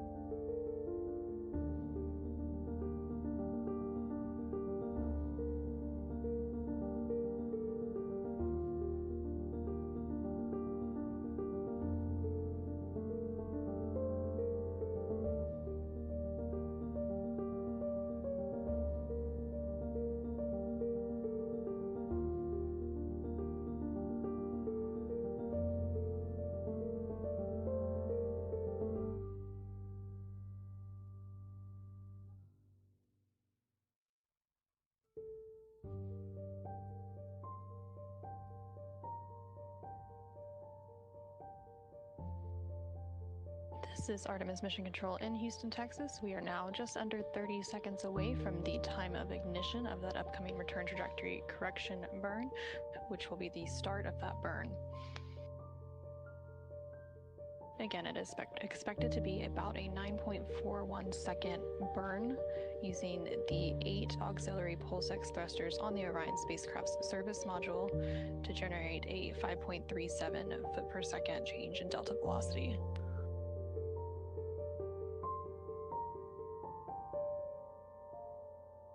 And we do have confirmation that the Return Trajectory Correction burn has started, that taking place at 9:53 p.m. Central Time, 10:53 p.m. Eastern Time, and we also now have confirmation that the burn has completed, again, that taking place at 9:53 p.m. Central Time, 10:53 p.m. Eastern Time.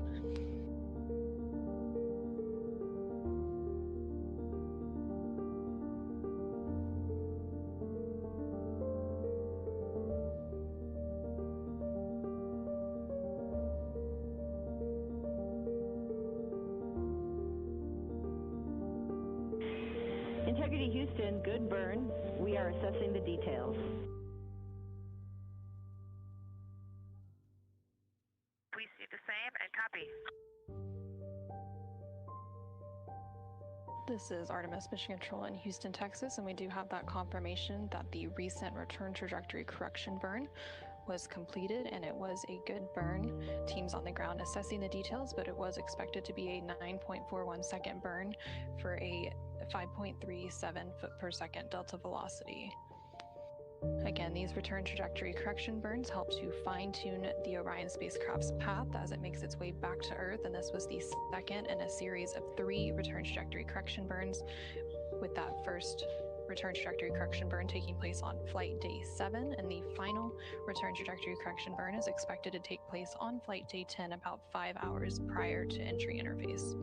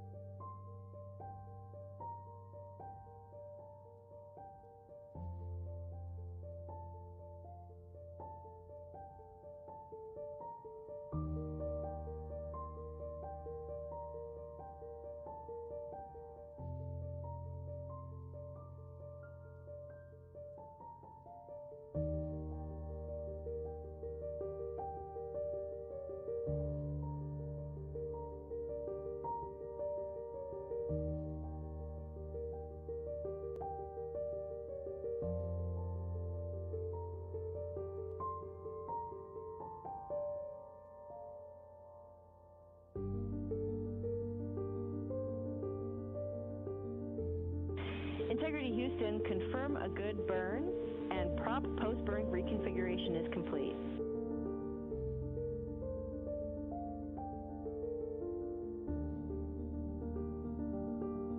We copy all, and we have a gorgeous view of you out window 2.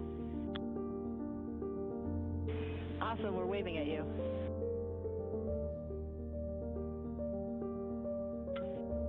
We are too.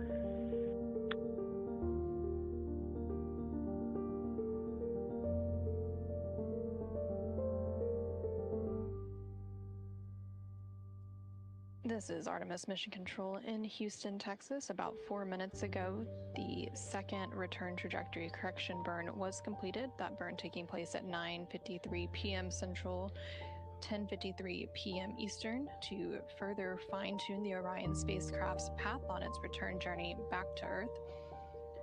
We did get confirmation that it was a good burn. Again, this burn was executed using the 8 auxiliary pulse-X thrusters on the Orion spacecraft's service module. Now that the burn is completed, the Orion spacecraft will conduct another attitude maneuver to return it to the bias tail to sun attitude. Again, the Orion spacecraft uses a tail to sun attitude as its primary passive or passive safe flight orientation during transit to maintain thermal balance and maximize power generation.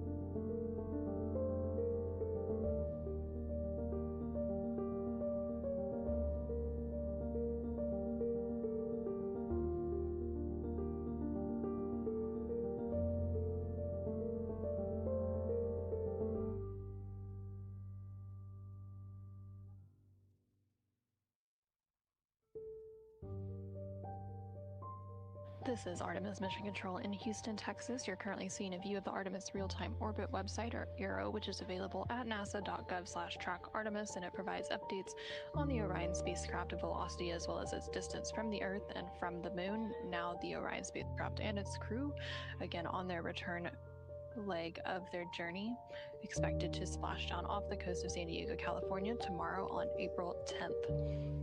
Now that the return trajectory correction burn 2 is complete, the crew will move into some final activities for their day. They will continue to complete some cabin configurations to prepare for tomorrow's re-entry. And then also on the timeline, NASA astronaut Christina Cook and Canadian Space Agency astronaut Jeremy Hansen will complete an off-nominal waste management system developmental flight test objective, during which they will perform a fit check of the system before putting on their Orion Crew Survival System, or OX suits.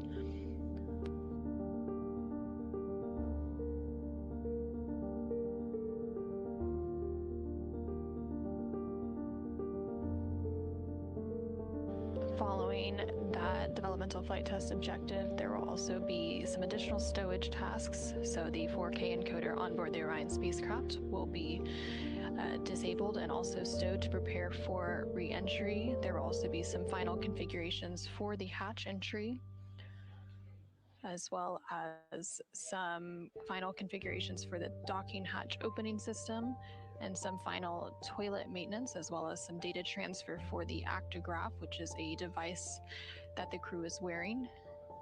So that data will be transferred to their portable computing devices, or PCDs, and then downlinked to the ground for that data collection. Additionally, there will be some final AGA readings, or anomaly gas analyzer readings, which is a laser-based instrument which detects trace contaminants on board the Orion spacecraft. That AGA device will then be stowed, and then the crew will be moving into their final private medical conference.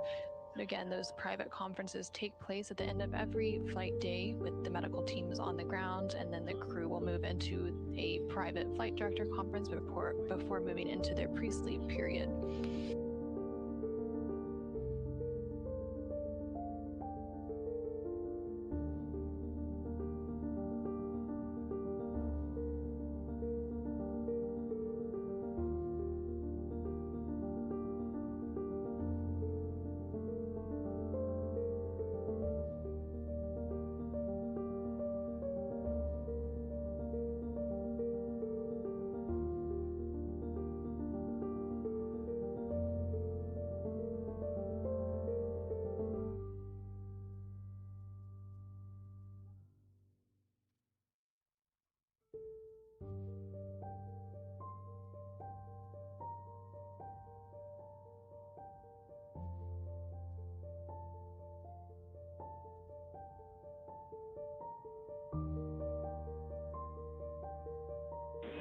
Integrity Houston for Delta to ONWMS DFTO procedure.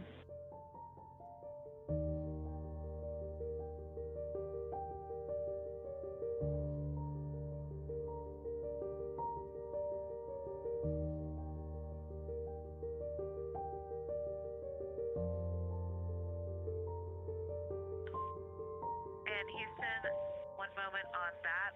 We are not going to stow the RHC per step 23.3 for reads upcoming and control and checkout activity. And we are go for your words. We concur with that RHC plan. So Christina, for you and Jeremy, in step 1.1.2, do not don the adhesive materials or the barrier cream.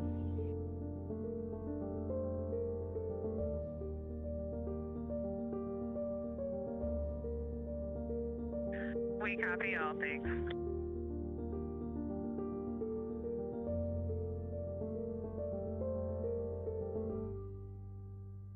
This is Artemis Mission Control in Houston, Texas. That call coming to the crew on board the Orion spacecraft, specifically NASA astronaut Christina Cook. in regards to some upcoming steps related to their off-nominal waste management system developmental flight test objective, during which NASA astronaut Christina Cook and Canadian Space Agency astronaut Jeremy Hansen are going to be performing a fit check of the off-nominal waste management system prior to donning their Orange Orion crew survival system suits. There's also a call made regarding an RHC, which stands for rotational hand controller, that made in advance of another activity that NASA astronaut Reed Wiseman will be completing, during which he will be completing some deflection checkouts of the rotational hand controller as well as the translational hand controller to ensure that the crew can track a target. And this is performed as part of the entry systems checkout. Again, the crew is working through some final cabin configuration as well as other steps to prepare for tomorrow's re-entry and splashdown.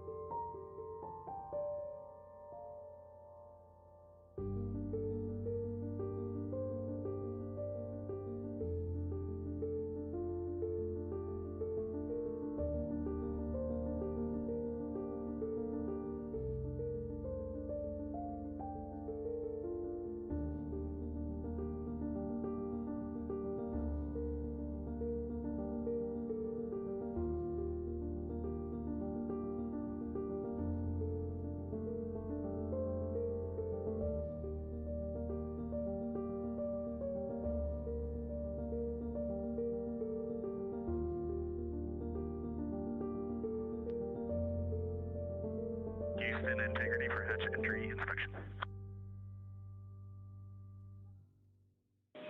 With you.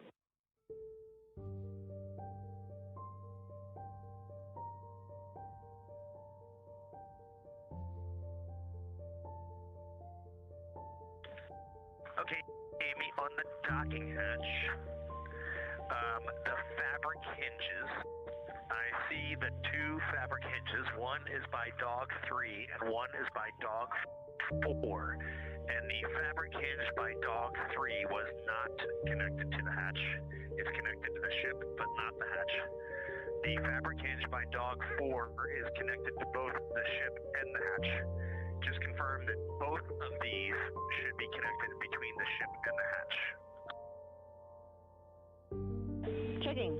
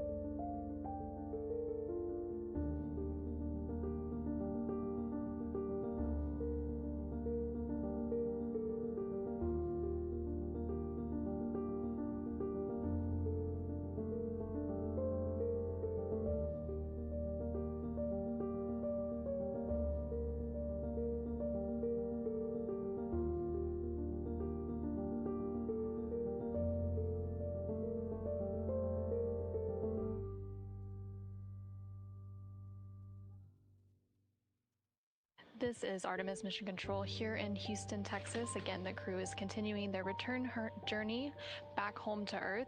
That splashdown targeted off the coast of San Diego, California, tomorrow at 7:07 p.m. Central Time, 8:07 p.m. Eastern Time. Ahead of that return, I have a special guest joining me here today. I have Jason Norcross, who is the lead for some of the Artemis 2 obstacle course tasks that the crew will be completing once they return back to Earth. Thanks for joining me, Jason. You're welcome. You're welcome. So once the crew lands, can you tell me a little bit about their balance? Yeah, when the crew lands, they're going to have what we call sensory motor dysfunction or space adaptation syndrome.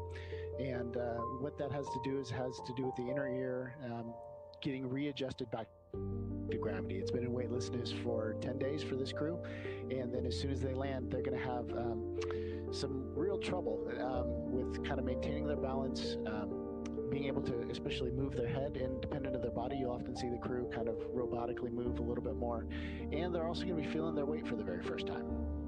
So tell me a little bit about this obstacle course. So what is the first obstacle course the crew will do, and how soon do they do it after landing, and what exactly are they doing? Yeah. So the first thing they do, we typically are going to get the crew about 1 to 4 hours after they land, and they're going to go through what we call a capsule egress mock-up. So we have built a functional task test that's designed to mimic some of the challenges that they would have if they were on if they had to actually egress their very own capsule. So things like confined space, things like up and down head movement, strength challenges, balance challenges, all those things are going to be part of that very first task that they have to do.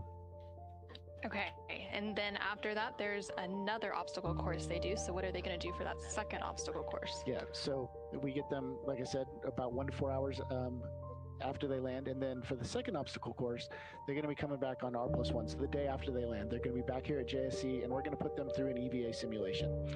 We're going to put them in lunar gravity, and we're going to walk them through several different tasks that are going to challenge them for both the physical and sensory motor approach. Okay, so do you also conduct similar measurements on astronauts returning, for example, from the International Space Station? Yes, we do. So we've been doing this study, or a version of the study, with the International Space Station astronauts for the past several years. So we typically get 1 subject per increment, and in that case, we're looking more of what it would look like for a Mars landing. So in the case for the Artemis 2 crew, we're going to tune everything to lunar gravity because we're trying to look forward to the lunar. But in the case of the ISS astronauts, those that have been in space for 6 months, that's about how long it would take to get to Mars. So we want to test them on R+1, again, the first day after they land, and see if they would be capable of doing any EVA tasks. And so far, the answer has been yes. Do you expect any differences between what you've seen on the crews from the International Space Station and the crew coming back from the Artemis 2 mission? I think so. So the reason being is they haven't been in space quite as long. So they're not going to have the same type of muscular challenges that we see with long duration crew. But the sensory motor challenges may be very similar because those have a lot more to do with the readjustment back to gravity. Okay, so why do we want to know how quickly that they will adjust to their new gravity?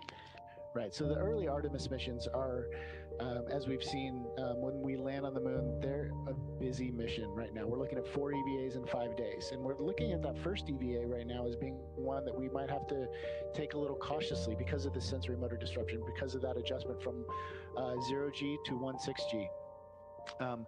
And one of the reasons we want to do this test soon after they land is to see how capable the astronauts are going to be on that first EVA. Now, you might ask, didn't we do that already with Apollo? But Apollo did direct descent. They got to the moon within about 3 days, whereas the Artemis missions, they're spending more like 7 to 10 days in microgravity before they land on the moon. So they're going to have a little bit more sensory motor disruption. Okay, so landing is soon. What is next for you and your team? Yeah. Well, I've got some of my team is already out at San Diego right now, getting ready to support that landing and that test on that happens about 1 to 4 hours after they land. And the other portion of the team is now getting set up to do that EVA simulation over in Argos. So that's the active response gravity offload system over in Building 9. It's basically a fancy robotic crane that offloads a portion of the crew member's body weight so we can simulate lunar gravity. So really, the end of the mission is kind of when all of your work starts, for the most part, getting all of that post-flight data collection. Yeah, so a lot of folks look at splashdown as being the end of the mission. That's for us kind of the start of when some of the most interesting data on the kind of human response to this mission begins. So thank you so much for joining me, Jason. With one more question, what are you most excited about from learning for this mission? Well, I'm excited about splashdown tomorrow. I mean, so is everybody. But in general, what I'm really excited is when we get them back over here at JSC, we put them through that EVA simulation, and because these astronauts didn't get a chance to land on the moon, but they get to pave the way for the Artemis 4 and 5 and so on astronauts, so they'll be prepared and ready to go. And I'm looking forward to that EVA simulation. Well, that's great, and thank you so much. Again, this was Jason Norcross, lead for the obstacle courses that the Artemis 2 crew will be completing once they return back home to Earth. Thank you so much, Jason. You're welcome. Thank you.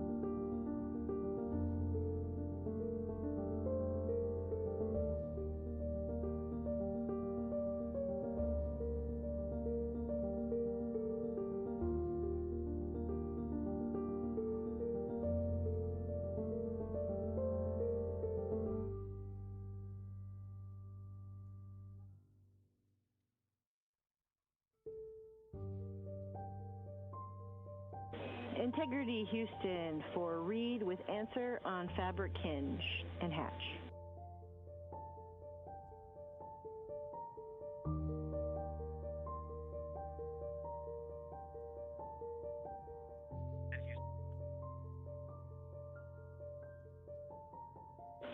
And you're coming coming in a little bit low. Hopefully you can hear me fine.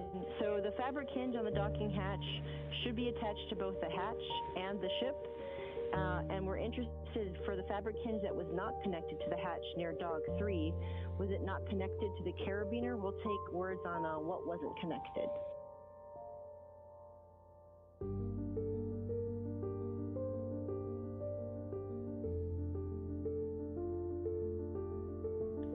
Amy, for each fabric hinge, there is a nylon strap, and on each end of that nylon strap is a black carabiner. So on dog 4, there was a black carabiner to the ship, and then the nylon strap, and a black carabiner to the docking hatch. At dog 3, there was a black carabiner on the ship to the nylon strap, and then the black carabiner was back to the ship, so it's not connected to the hatch. It's very possible we did that on flight day 1 when we were doing cabin config. I just wanted to make sure both straps should have their black carabiners to the ship and to the hatch, which it sounds like is a true statement. That is a true statement, Reed, and thanks for those details.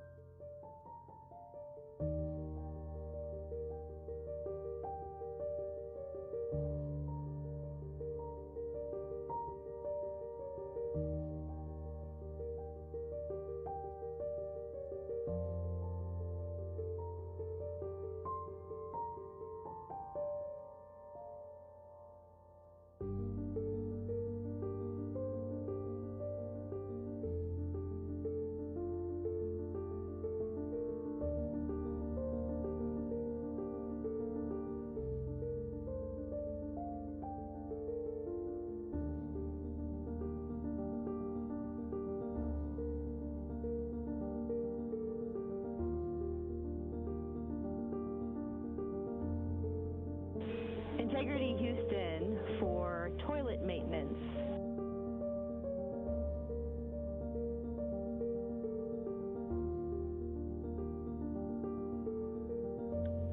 Go ahead.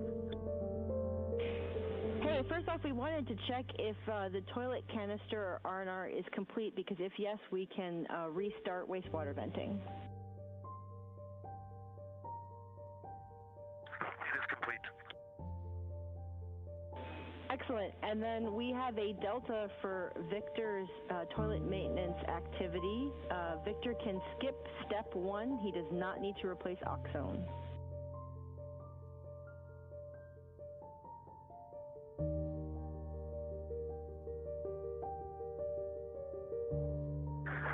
Okay, that's a bit of a surprise to us. We asked that question yesterday, so we did have to change it. So if we do not have to change it, we will go ahead and stow the oxygen that we had time stowed. Copy all.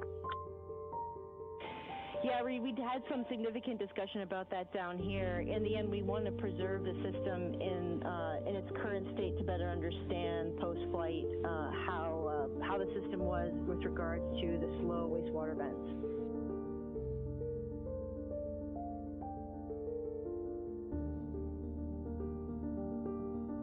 Okay, sounds great. No OXO. Thank you.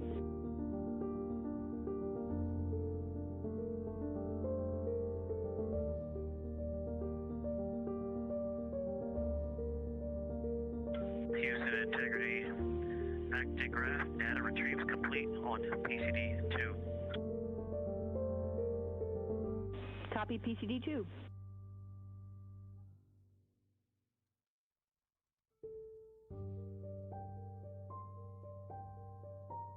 This is Artemis Mission Control in Houston, Texas. We heard some communication there between the crew on board the Orion spacecraft and the team here in Mission Control Houston, specifically the Capcom or capsule communicator, who for the current Orbit 2 ship is Amy Dill.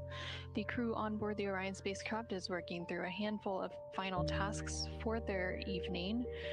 One of those is related to some toilet maintenance as well as some actigraph data retrieval. The actigraph is a device that the crew is wearing throughout the mission as part of the Archer study. And this study will measure astronauts' well-being, activity, sleep patterns, and interactions during the Artemis campaign. And results from this will be used as part of a behavioral performance study, and results from each mission will be used to understand the combined effects of space hazards on well-being and performance, and also to help develop protocols, interventions, and technologies to enable humans to survive and thrive for future Moon and Mars missions. In addition to that actigraph data retrieval and the toilet maintenance that NASA astronaut Victor Glover is working through, NASA astronaut Christina Cook and Canadian Space Agency astronaut Jeremy Hansen are both working through an off-nominal waste management system developmental flight test objective, during which the crew are performing a fit check of that off-nominal waste management system prior to donning their orange Orion crew survival system suits.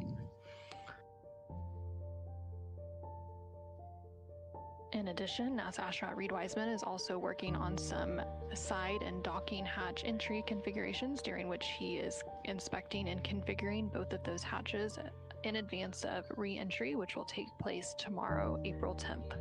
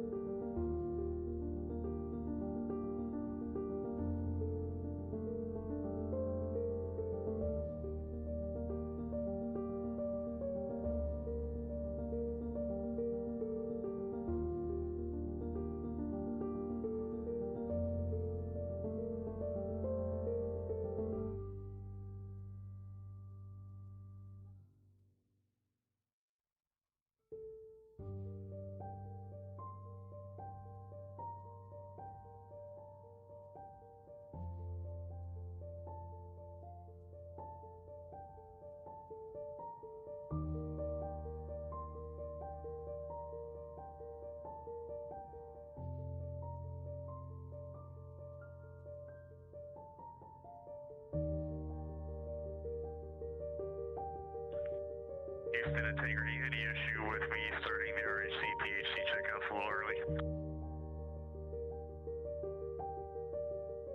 Checking.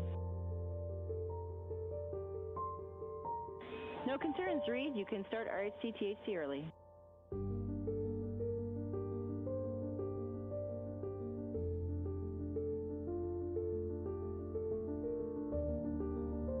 Go to work, thanks.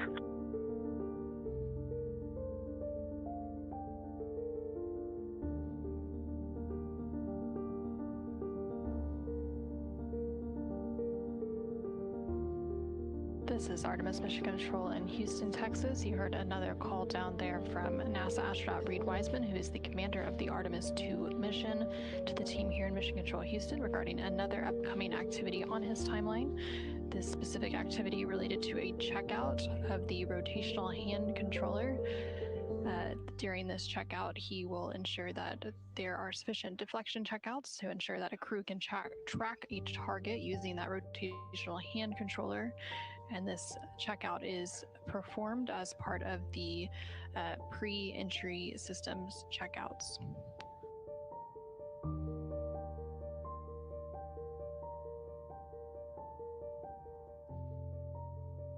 Currently on your screen, in the upper left corner, you can see a live view of the Orion spacecraft.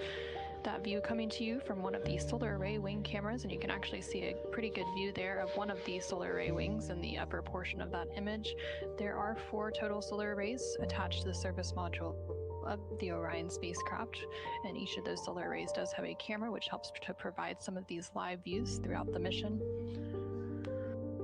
In the bottom right-hand corner of your screen, you can see a view inside Mission Control here in Houston, Texas, specifically the Artemis Flight Control Room. Currently on console inside the Artemis Flight Control Room is the Orbit 2 team of flight controllers. They are being led by Flight Director Fiona Ankoviak, and the Capcom or capsule communicator right now is Amy Dill. Also on that screen next to Capcom Amy Dill in the bottom left-hand corner, you can see NASA astronaut Nicole Ayers, who is joining Amy on the Capcom console. And then next to Amy in the upper right-hand portion of that image, you can see Flight Director Fiona Ankoviak, and a fellow flight director is also next to her, and that is Flight Director Chloe Maring.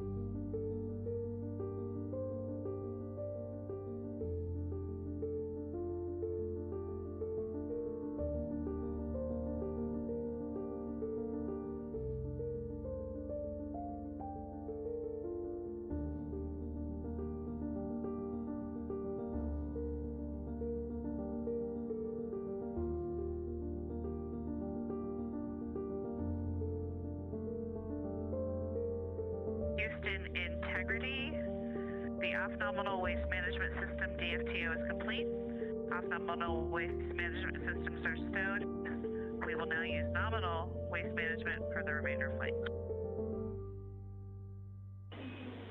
Houston copies.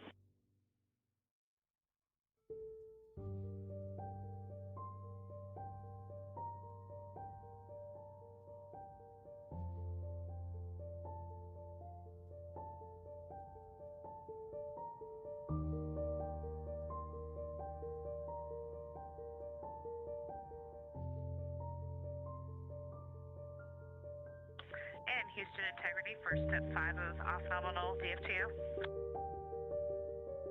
With you.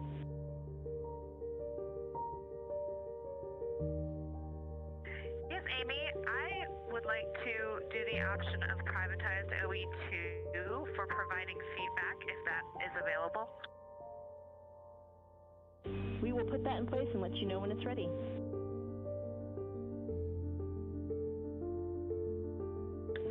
Thank you, ma'am.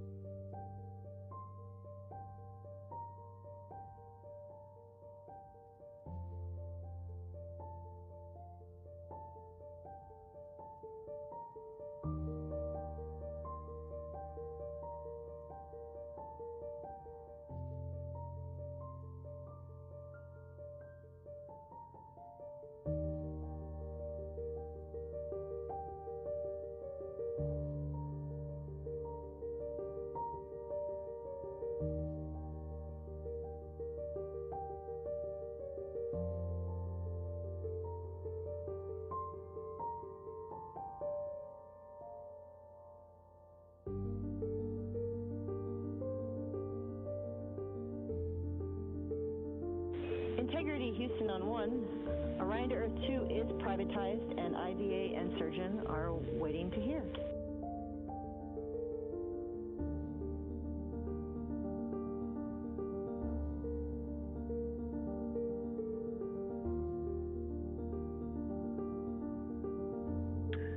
Copy, Amy, going to 2.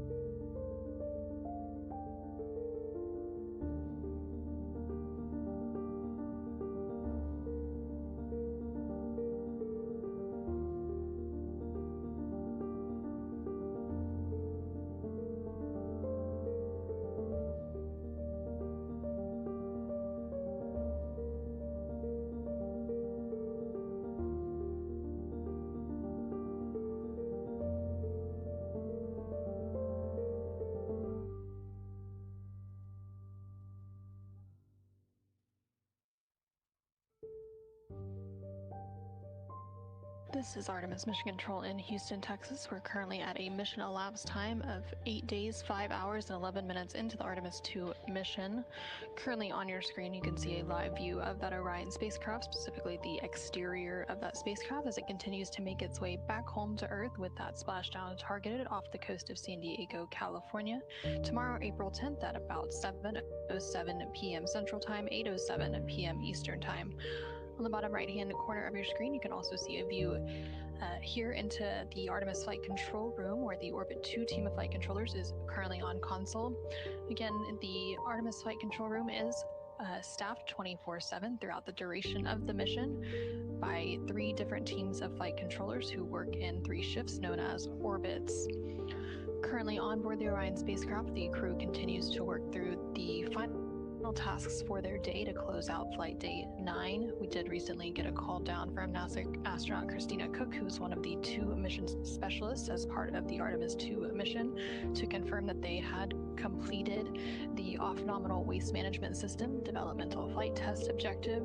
During this objective, the crew performed a fit check of that off-nominal waste management system prior to donning their Orion Crew Survival System suits. Some of the additional tasks that remain for the day include stowing the 4K video encoder hardware, as well as doing some toilet maintenance, as well as providing some final AGA or anomaly gas analyzer readings, which is a laser-based instrument that detects trace contaminants and provides updates on different levels inside the Orion cabin, such as carbon dioxide and oxygen levels. Following some of those tasks, the crew will then move into their private medical conference.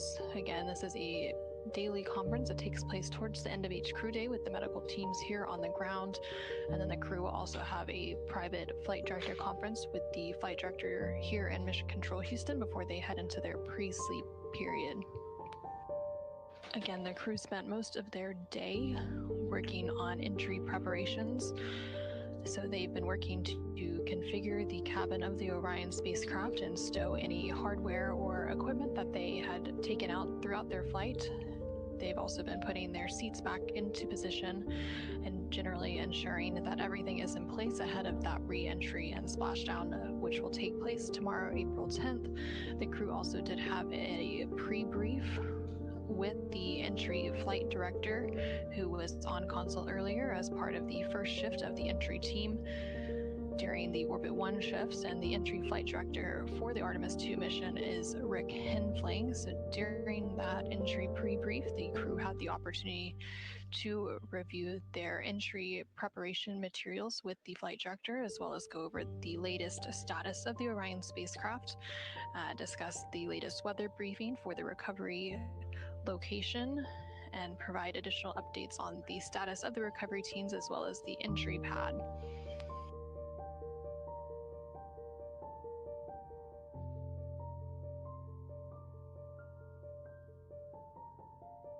About an hour ago, around 9:53 p.m. Central, 10:53 p.m. Eastern Time, the Orion spacecraft did execute its second return trajectory correction burn, or RTC-2.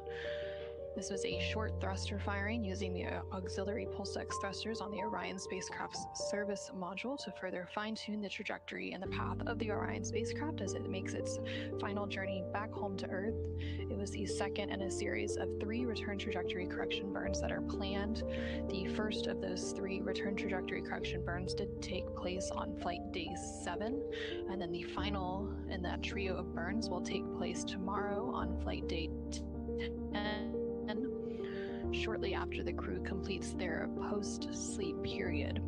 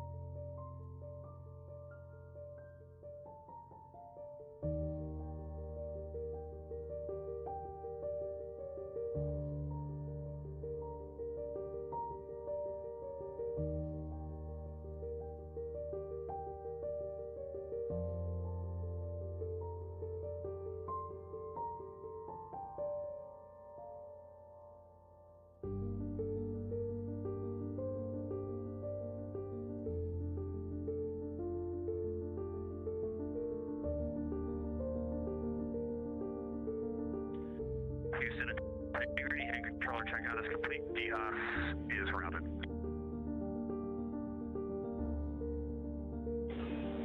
Copy, Reed. While we have you, we would appreciate, if you don't mind, a reading of the side hatch counterbalance pressure.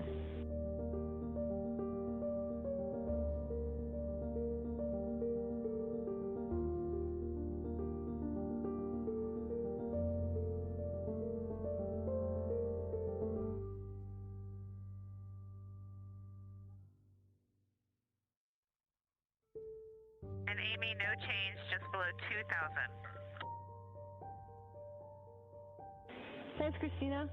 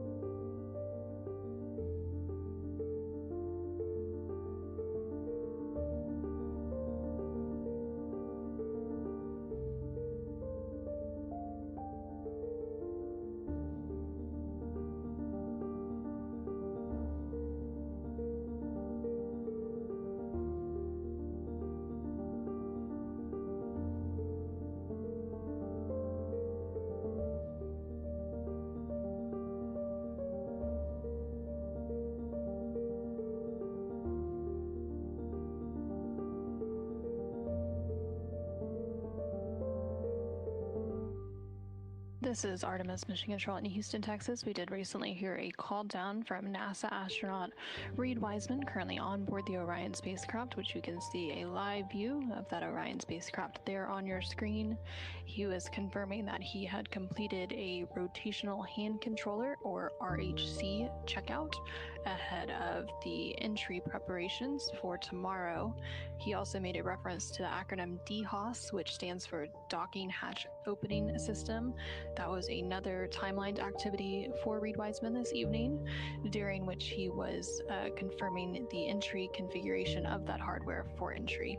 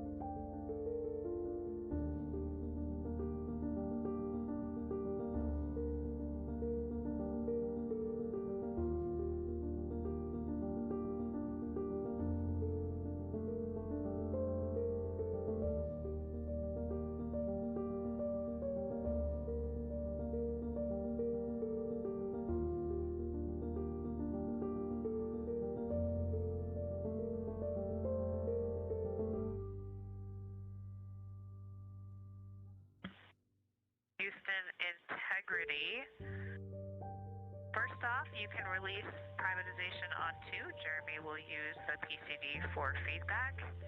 And for stowage, we are going to need another location for, I would say, 1.5 bags of trash.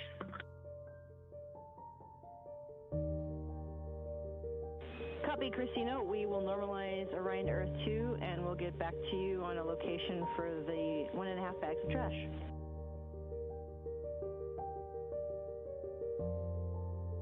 Thank you.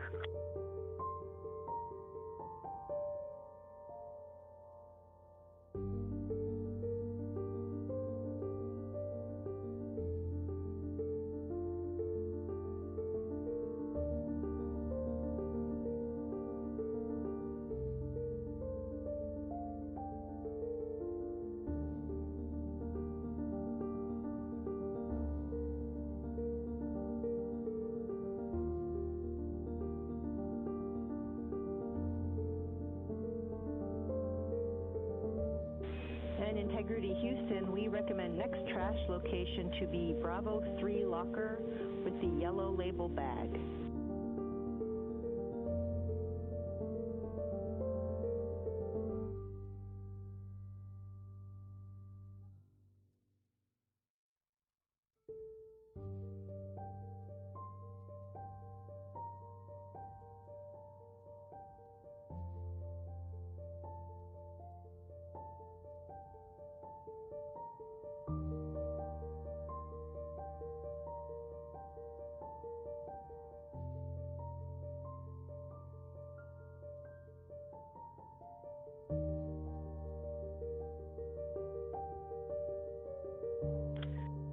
Amy, we're checking that location. It might work, but can we please have an alternate or additional, just in case it does not? We'll work on it. Thank you.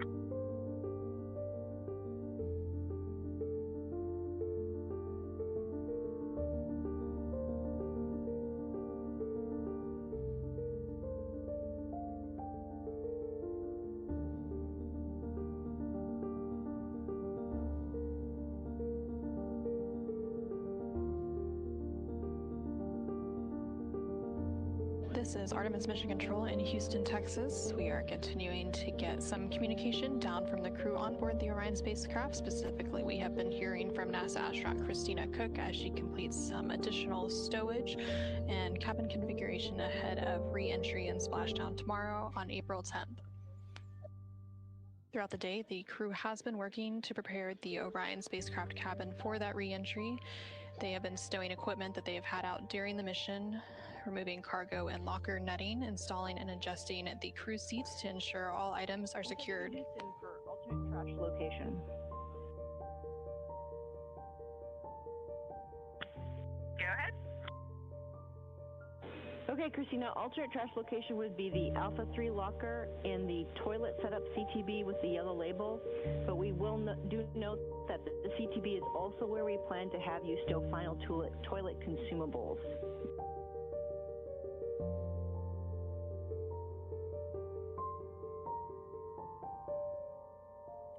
Okay, thanks, Amy. I think even with that, we will probably have a space. And can you let us know the final stow location of the compactor handle?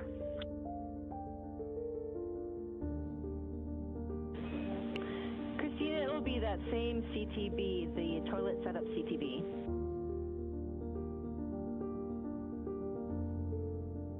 All right, thanks.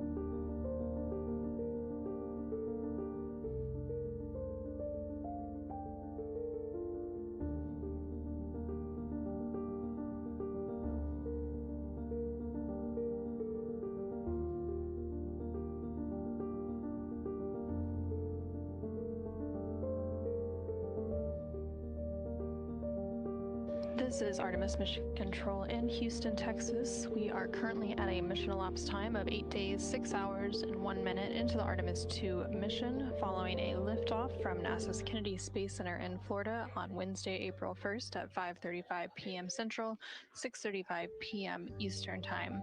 You're currently seeing a live view of that Orion spacecraft, which the crew named Integrity ahead of its first flight.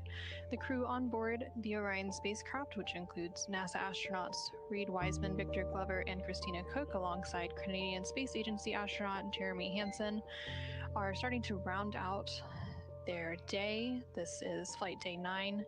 In a few minutes ahead, the crew will head into their private medical conference, referred to as a PMC.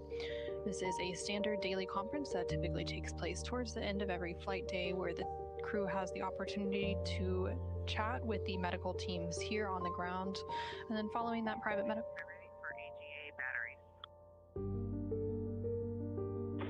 Houston's here.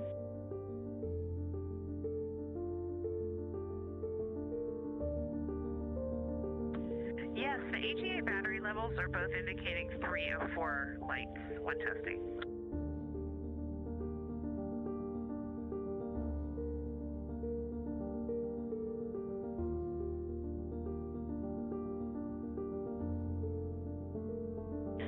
Okay, copy, Christina. We are discussing if that's an okay config or not.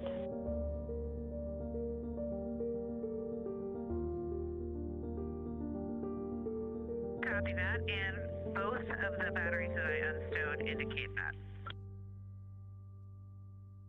We copy.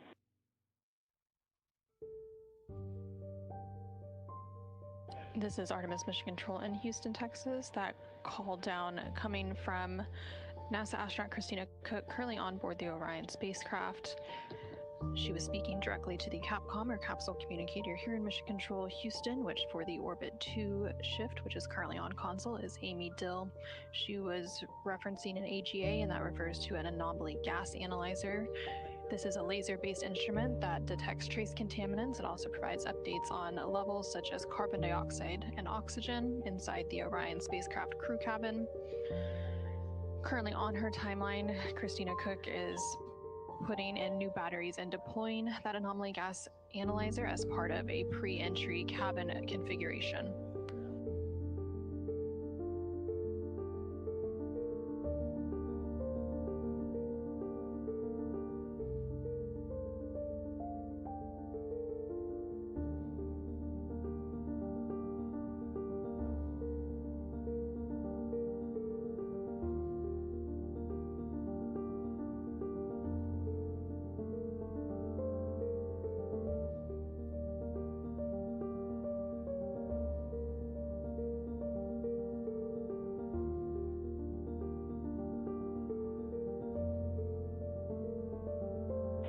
Integrity Houston on 1 for AGA.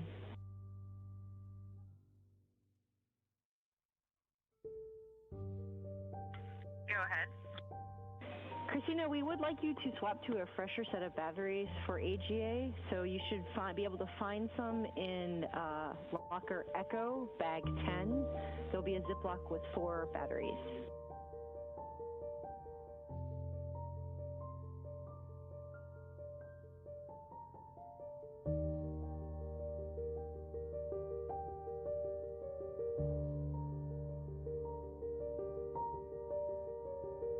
Okay, stand by. We're going to check. We thought we might have had 2 more in here.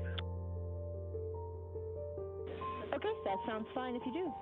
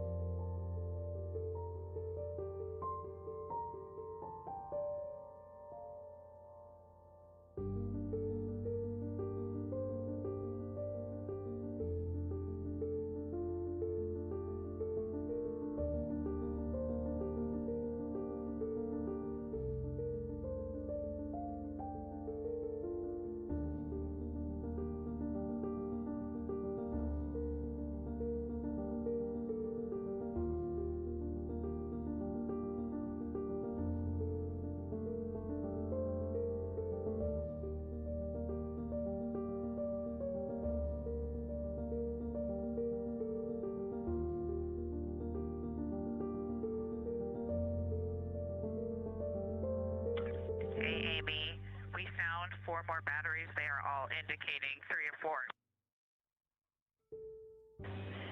4. Okay, copy. We are checking.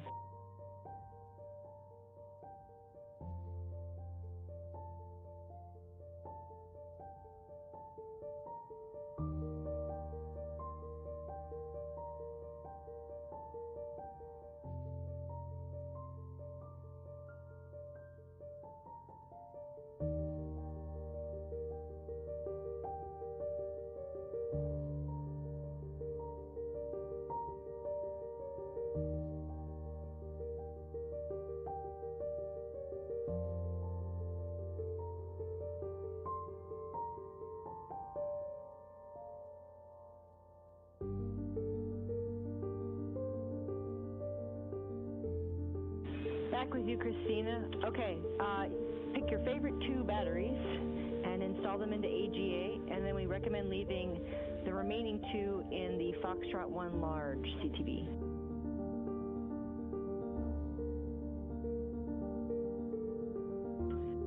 Could you please repeat that? Sure, Christina, sorry. You can install 2 of those batteries into AGA, and then we recommend leaving 2 batteries in Foxtrot 1 large, and any other remaining batteries can go back into Echo 10. Fantastic. We'll do it.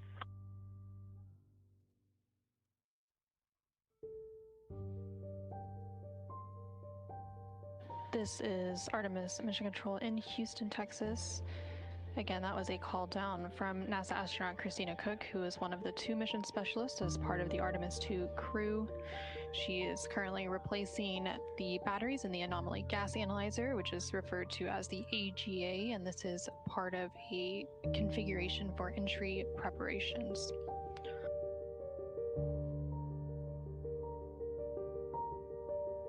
The team here on the ground that manages some of those AGA readings, or anomaly gas analyzer readings, that the crew down calls down periodically is the ECOM position, which stands for Emergency Environmental and Consumables Manager, and they are responsible for the Orion spacecraft's internal thermal control systems, as well as air and water supply and purification systems.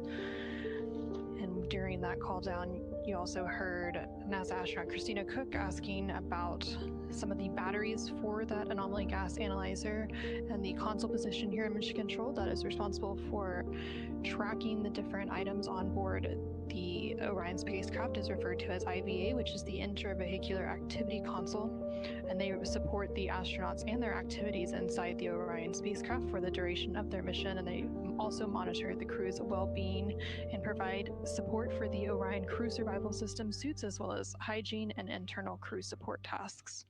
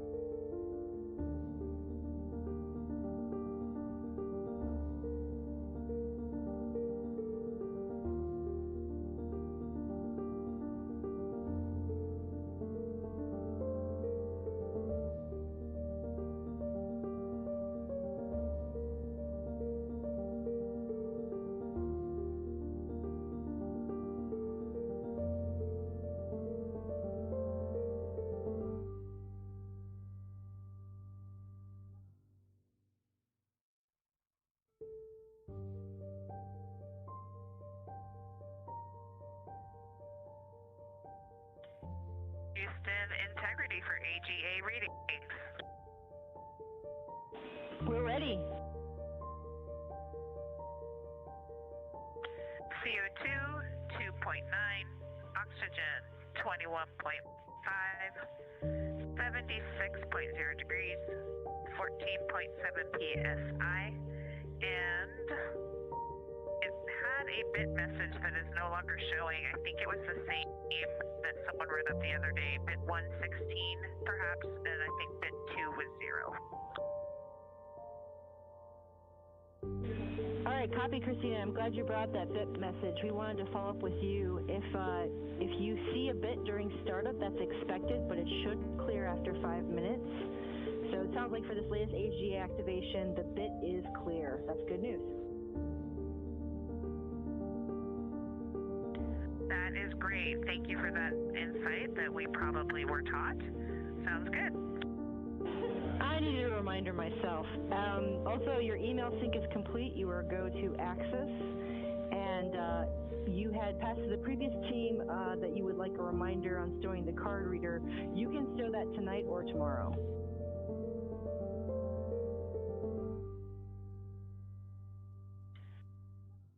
Okay, thank you for the email and thank you for the reminder.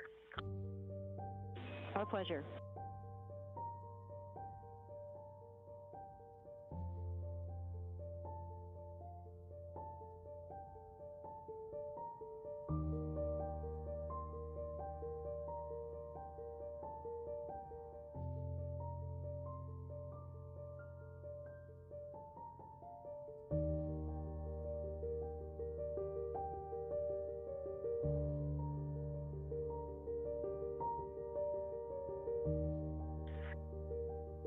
Amy, one more stowage question when you're ready. Low priority. We love stowage.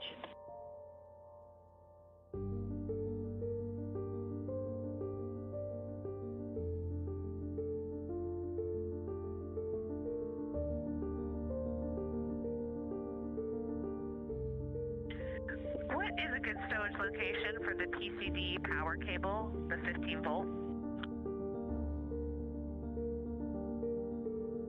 Checking.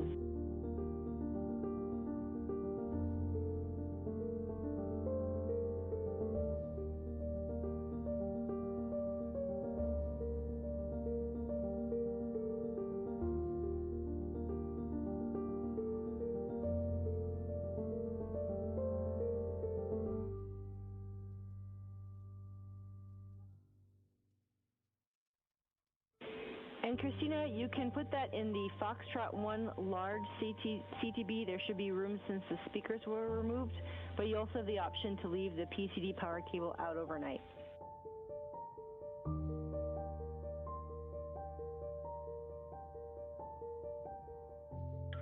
We copy, thank you. And Houston, notifying you that the HHP camera battery charging activity is complete. We copy.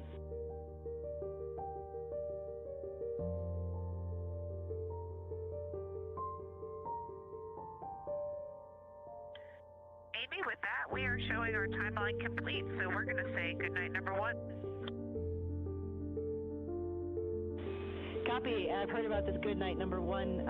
Hopefully we'll keep it good night number 1, and we'll also say good night moon.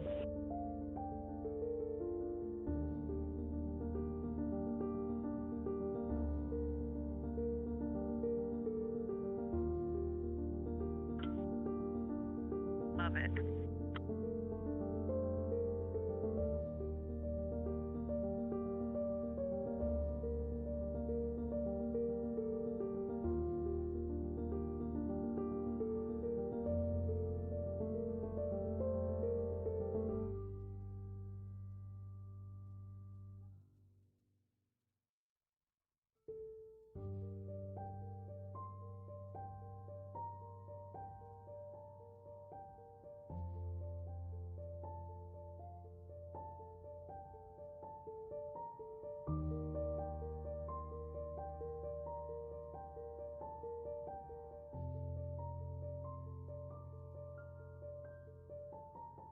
This is Artemis Mission Control in Houston, Texas. We are currently 8 days, 6 hours, and 20 minutes into the Artemis 2 mission. The crew on board the Orion spacecraft is currently preparing to head to sleep. That sleep period expected to begin a little over 2 hours from now.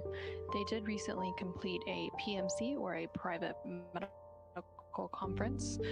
During these daily conferences, which typically take place towards the end of each flight day, the crew has the opportunity to speak directly with the medical teams here on the ground who are supporting them. These conferences are managed by the BME position here in Mission Control, which stands for the Biomedical Engineer, and they ensure the crew health and safety by planning, facilitating, and monitoring all activities involving crew health, medical operations, and relevant hardware.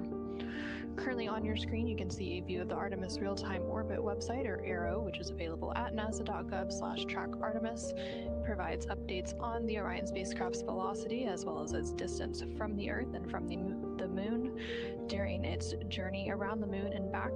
Of course, we are now in the final phases of this Artemis 2 mission, following a liftoff on Wednesday, April 1st at 5:35 p.m. Central, 6:35 p.m. Eastern Time from NASA's Kennedy Space Center in Florida. Earlier in the week, on flight day 6, the crew completed their lunar flyby, during which they had the opportunity to capture some stunning images and science observations for teams here on the ground. During that lunar flyby, they also made their lunar close approach, and they reached the furthest distance from the Earth for this mission, and during which they surpassed the Apollo 13 distance record for furthest a human has traveled. But now they are in flight day 9, and they will be splashing down off the coast of San Diego, California tomorrow, April 10th. That splashdown targeted for 7:07 p.m. Central, 8:07 p.m. Eastern Time. During the crew pre-sleep period, which they are heading into now, the crew will have the opportunity to eat their dinner, as well as complete any hygiene tasks ahead of their sleep period. On the menu for dinner tonight, the crew has roasted turkey, barbecued beef brisket, mac and cheese, Italian vegetables, some shortbread cookies, sweet and sour chicken, honey ginger fish, green beans with mushroom,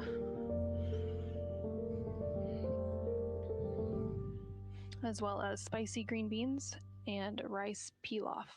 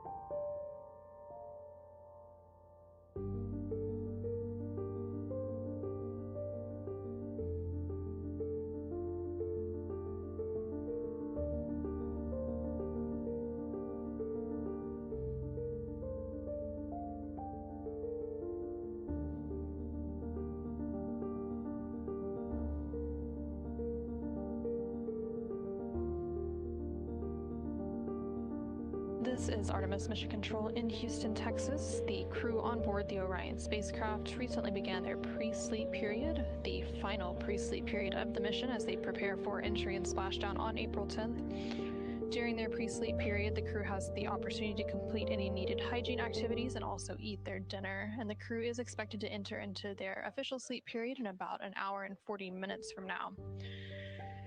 So again, they are working to eat their dinner, and the food that the 4 astronauts are eating during their mission plays a key role in maintaining their health and ensuring they can perform their mission objectives to the best of their abilities.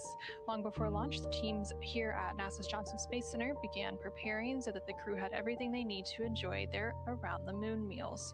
It starts with the Space Food Systems Laboratory here in Houston, which supports the development and protection of space food, menus, packaging, and food-related hardware for all NASA programs, including Artemis. The crew also spent time practicing how to use the equipment aboard Orion to rehydrate and warm their food inside a full-size Orion mock-up at Johnson Space Center's Space Vehicle Mock-up Facility. Now, of course, while in flight, the crew uses a potable water dispenser to rehydrate their chosen food and drink packages and a briefcase-style food warmer for warming them up. Let's go ahead and take a moment to learn more about eating in space. Around the moon meal. Around the moon meal. What would you eat? Cheese? Oh my gosh.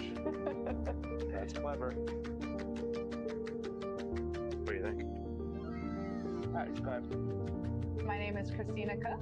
And I'm Jeremy Hansen. We're crew members on the Artemis 2 mission flying around the moon. And when we fly around the moon, of course, we're going to be taking some food with us. That's right. This is how to eat in space.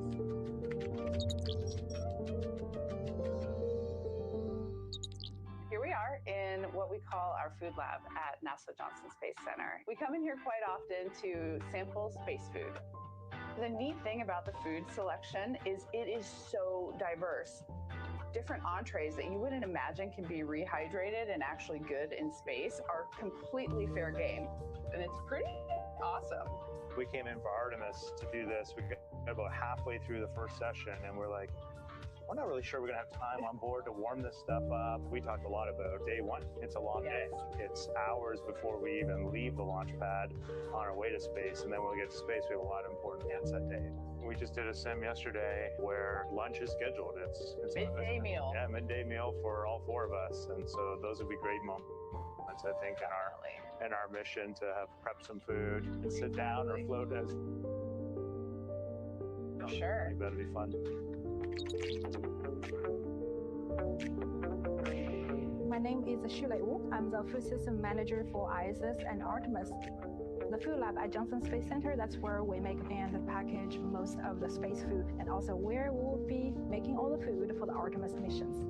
Food is a big part for our crew members. They provide the nutrition, the calorie, micronutrient for crew members, but also boosting crew morale. It's very important. There is always a lot of steps, very strict steps for us to follow to making sure the food we provide are consistent and meet all the food safety, nutritional requirements, and most important, also need to taste good. The other strategy is always promote the variety, because everybody's food preference can be very different. Therefore, the more variety we can have, the better to meet the needs of the astronaut group. They bring out these little tiny samples of each food, and you're like, oh my gosh, I thought we were having lunch. And then by the end, there's so many space foods, and every time you leave, you're like, I am so full. I'm so full, I'm in pain. And you just rate them like, I love this, I don't want to eat it, I'd eat it if you tell me I need it. Because what the food lab does is they take all your preferences, but they're also like good parents, and they're like, you need a well-balanced diet. Exactly. They were like, no, you can't have mac and cheese every day, Christina. Sorry.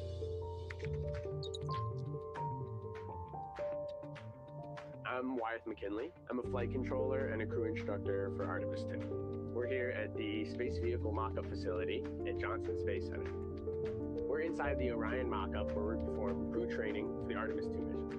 On the Orion vehicle, crew is able to heat up their food using our briefcase-style food warmer. The food is held in contact with the central heater plate by these springs so it can warm up and they can have a delicious meal. Much of the food and drink that's on Orion is rehydratable. And so crew at our potable water dispenser will fill up their food and drink, and then at that point, you go ahead and pop it into your food warmer. I'm kind of envisioning there's maybe one person putting the stuff in and out, kind of tossing it out to everyone as it's done. Or maybe if we're not scheduled together, you're just on your own over there, popping some things in. Or maybe just in your 2 minutes of free time between things, you're kind of getting it ready so it has time to warm up. We'll see. Eating together really resonates with me. I think it's just a human thing to break bread together and to enjoy that necessary thing you have to do, the thing you should be grateful for. And so doing that as a group, as a family, has always been meaningful for me. Absolutely. It represents togetherness and something a little out of the ordinary. You don't necessarily get to have those meals with everybody in your life, but if you are sharing a meal, especially if you're sharing breakfast, lunch, and dinner with a group of people, that means something. It's like a camping trip.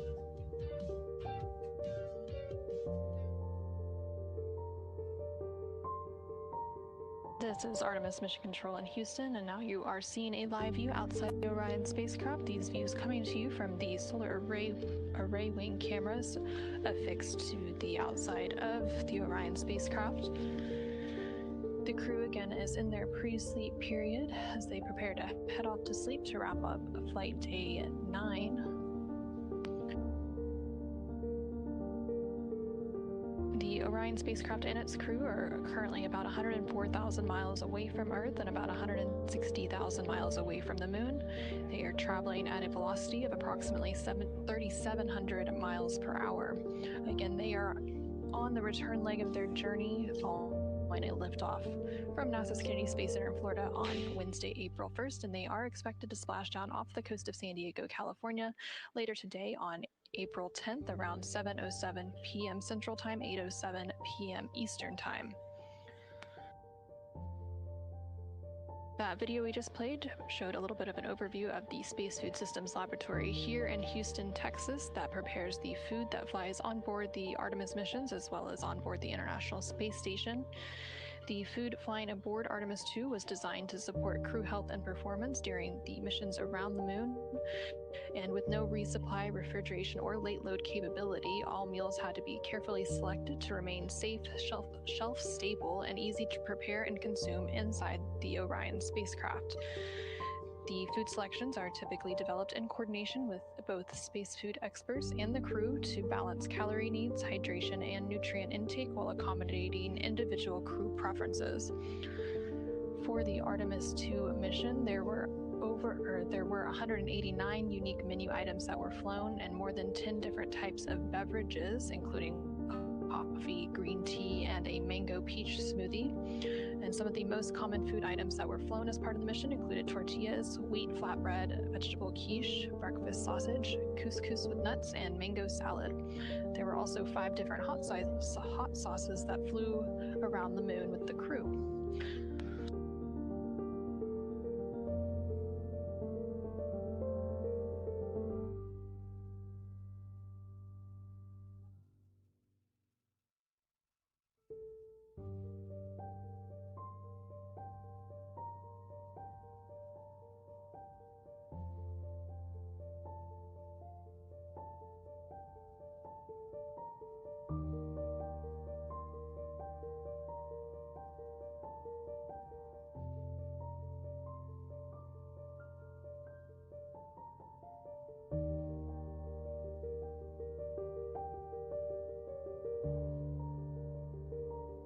Earlier today, as part of Flight Day 9, the Orion spacecraft did execute a short thruster firing as part of the Return Trajectory Correction Burn 2. This was the second in a trio of burns, this burn taking place around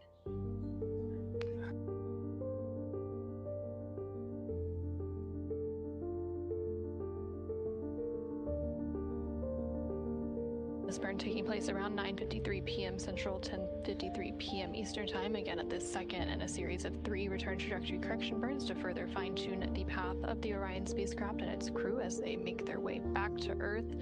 The third and final return trajectory correction burn is scheduled to take place in 13 hours and 18 minutes.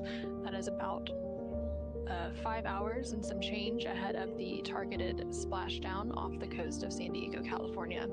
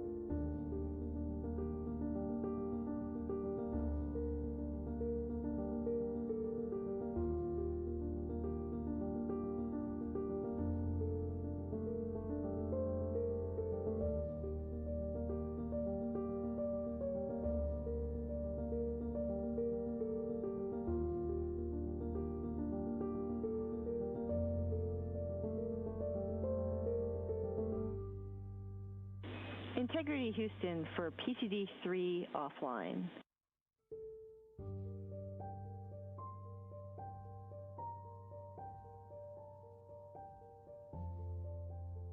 Go ahead. Hey there, we saw PCD3 drop offline. We suspect you may have made it hardline. If yes, could you run the wired script? We want to make sure that it's available for us to uplink tomorrow's plan.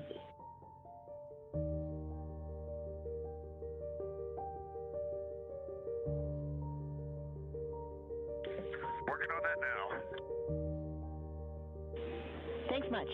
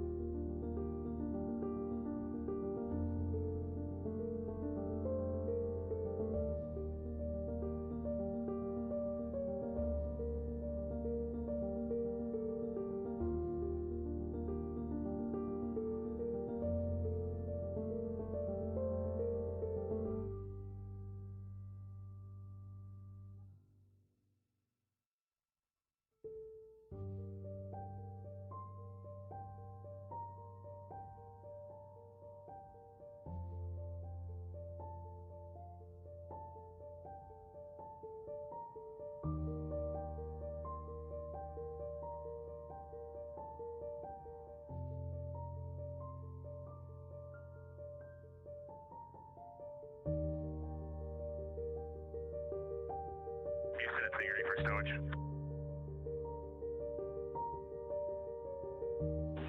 Houston's here.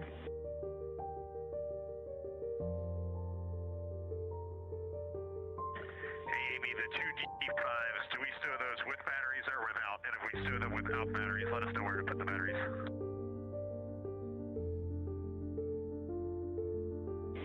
You stow the D5s with the batteries, but without cards.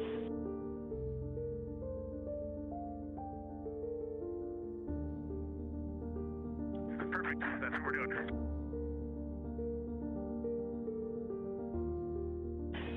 Okay, Houston copies, and we'll wish you good night number 2. Good night, Earth.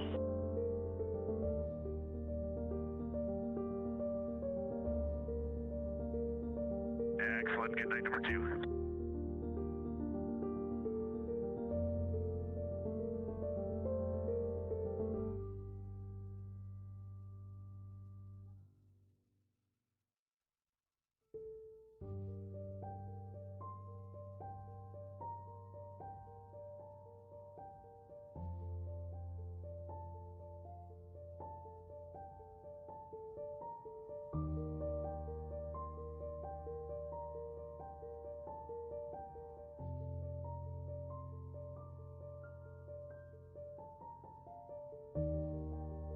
This is Artemis Mission Control in Houston, Texas. You just heard a call down there from Canadian Space Agency astronaut Jeremy Hansen to the team here in Mission Control Houston, specifically the Capcom or Capsule Communicator, who for the Orbit 2 ship is Amy Dill. He was asking about a stowage question related to a D5, which refers to the Nikon D5 camera that was on board the Orion spacecraft and provided views specifically during some of those public affairs downlinks events throughout the mission. Again, throughout the day, the crew has been working to stow various cargo items that they had taken out throughout the mission. They were also have been removing cargo and locker netting and installing and adjusting the crew seats to ensure that all items are secured before their return to Earth later today, April 10th. The crew is still in their pre-sleep period, and we expect that they will officially head into their sleep period to round out flight day 9 in about an hour and 10 minutes from now.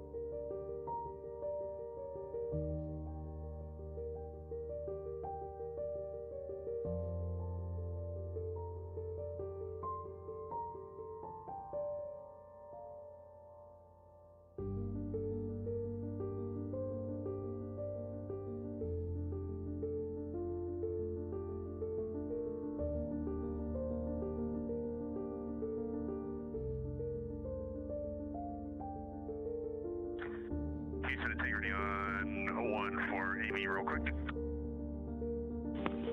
We're here.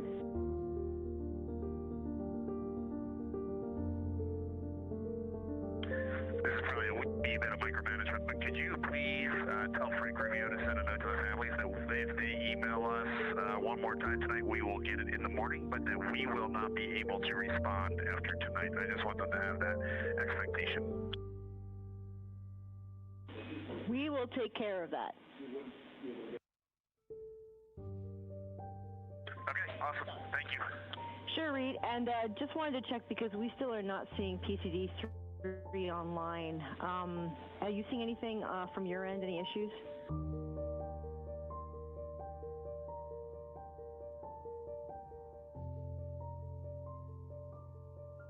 you need it wired? We ran the Wi-Fi config.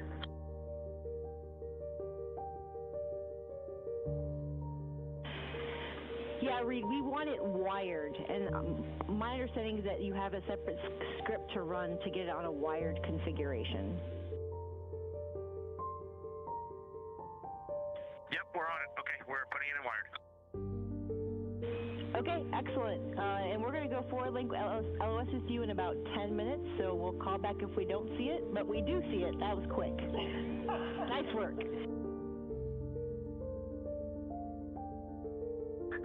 Go Canada. That man knows his PCD. Go Canada. And with that, we'll wish you good night number 3, good night stars. All right, folks, we will likely be asleep when you get back AOS. Thanks for an outstanding day in space, and we look forward to tomorrow. Thanks, Reed. We are as well.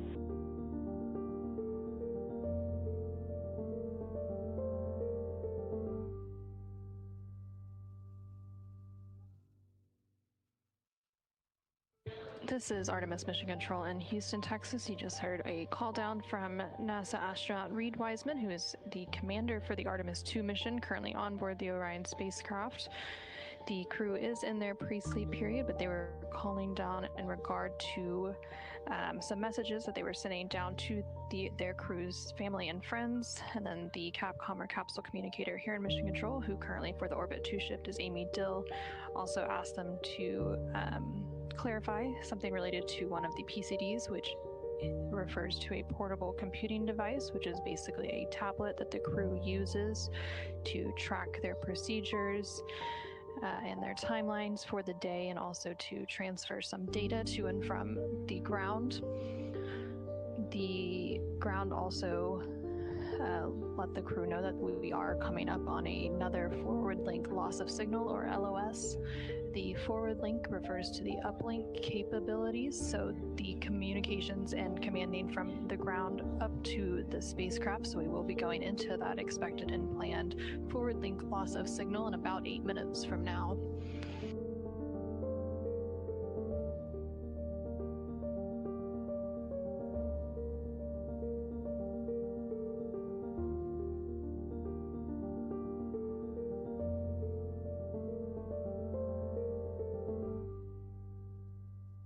As the crew prepares to head into their sleep period in about 49 minutes from now, that will round out flight day 9 for the Artemis 2 mission. And the crew in the Orion spacecraft, as well as the teams on the ground, are preparing for the re-entry of the Orion spacecraft. That re-entry is scheduled to take place later today, April 10th, with a splashdown targeted off the coast of San Diego, California, around 7:07 p.m. Central Time, 8:07 p.m. Eastern Time. As the Orion spacecraft prepares for that re-entry, once it hits about 400,000 feet, the spacecraft will enter a planned 6-minute communications blackout that is expected around 6:53 p.m. Central, 7:53 p.m. Eastern. And that happens as a result of the plasma that forms around the spacecraft during peak heating. And during the re-entry, the crew is expected to experience up to 3.9 Gs in a nominal landing profile. And then after emerging from that blackout period, the Orion spacecraft will jettison its forward bay cover and then deploy its drogue parachutes. That will happen around 22,000 feet, approximately at 7:03 p.m. Central Time, 8:03 p.m. Eastern Time. Shortly after that, the the spacecraft will unfurl its 3 main parachutes, that taking place around 6,000 feet to slow the capsule for a splashdown off the coast of San Diego. Again, on the final day of the mission, which we are heading towards now, the Orion spacecraft will be bringing its 4 crew members, which includes NASA astronauts Reed Wiseman, Victor Glover, and Christina Cook, alongside Canadian Space Agency astronaut Jeremy Hansen, through the Earth's atmosphere for that splashdown in the Pacific Ocean off the coast of San Diego, California. Following that splashdown, a team of experts will ensure the crew is recovered from their landing site and are able to exit Orion safely. So let's go ahead and take a look to learn how NASA and its partners will recover the Orion spacecraft and its 4 astronauts following a splashdown at the end of the mission. I am Lily Villarreal. I am the Artemis Landing Recovery Director, and this is how you recover a spacecraft. We are here in the well deck of the USS Somerset, where we did simulations of an actual splashdown and what it would take to get the crew out of the capsule and also recover the vehicle. Behind me is a crew module test article. You can actually put people in it. It is actually a vessel. It has all the instrumentation switches that Orion would have. The DoD, Department of Defense, is a very large part of our operations. We have 2 helicopters dedicated for imagery, and we have 2 helicopters dedicated for the capsule. We have a whole entire Navy diver team, and those are the guys out in the open water. We do bring some NBL experts that also go in the open water with them, and they're really the guys who will be the first people who open the hatch and then eventually get the crew out. I'm Tim Goddard. I'm the EGS Open Water Lead for the Orion and Artemis missions. We are the Neutral Buoyancy Laboratory. It's an off-site campus of the Johnson Space Center. We are training the Navy divers and helicopter rescue. Why we bring them to the NBL is for the very specific and technical nature of how you operate in and around a space capsule. We teach them the specific techniques they are required to do to keep both themselves safe, the flight crew safe, as well as the capsule. This is where we start, and then we'll push out to San Diego, and we do what we call JIT, just-in-time training. By the time they do the actual real mission, they have hours and hours on each phase of that recovery.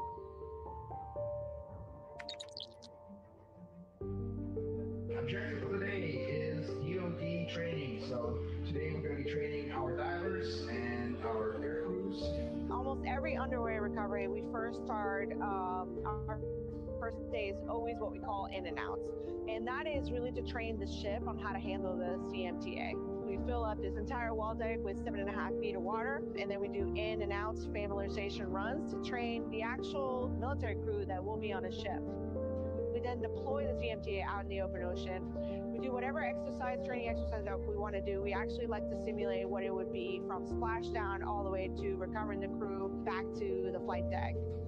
And then we go into contingency simulations. We actually pretended that we had a hurt crew member, and then how would we deal with that from a medical perspective? The next thing we do is an iteration of recovering the capsule. We've gotten really good at recovering the capsule. We've been doing that for multiple URTs. We did it for Artemis 1. The next thing we did a full mission profile, and that is an entire exercise simulating the actual recovery. We have all 4 of our helicopters in play. We have the entire crew suited up in play, and then we go through the checklist of a splashdown. My name is HM2 Ruben Hickox. I'm a deep sea diving medical technician in the U.S. Navy. Recovery training that we've been doing, a lot of it has been transporting the astronauts safely from the capsule after they land to the ship, as well as utilizing the ship to recover the actual capsule. We have a couple inflatable rafts that we use. One is the stability collar, which is just an inflatable ring that goes around it, and then front porch, which is an inflatable life raft used to attach to the capsule. And once the front porch is stable and we can walk on it, that's when we'll start one by one, just taking the astronauts out of the capsule. The search and rescue med techs will hook up with the astronauts and they'll bring them up to the helicopter, fly them to Somerset, and as soon as they touch down, they get medical professionals all over, transporting them into the medical bay, making sure that they're good to go. This is a dream come true. I think everybody that works for NASA says the exact same thing. because it's such a big teamwork type of operation and very complex, and I just thrive and love on those kind of scenarios. It's long days, long hours, a lot of responsibility, but at the end, we all really enjoy it. I cannot wait to see it come back from the moon.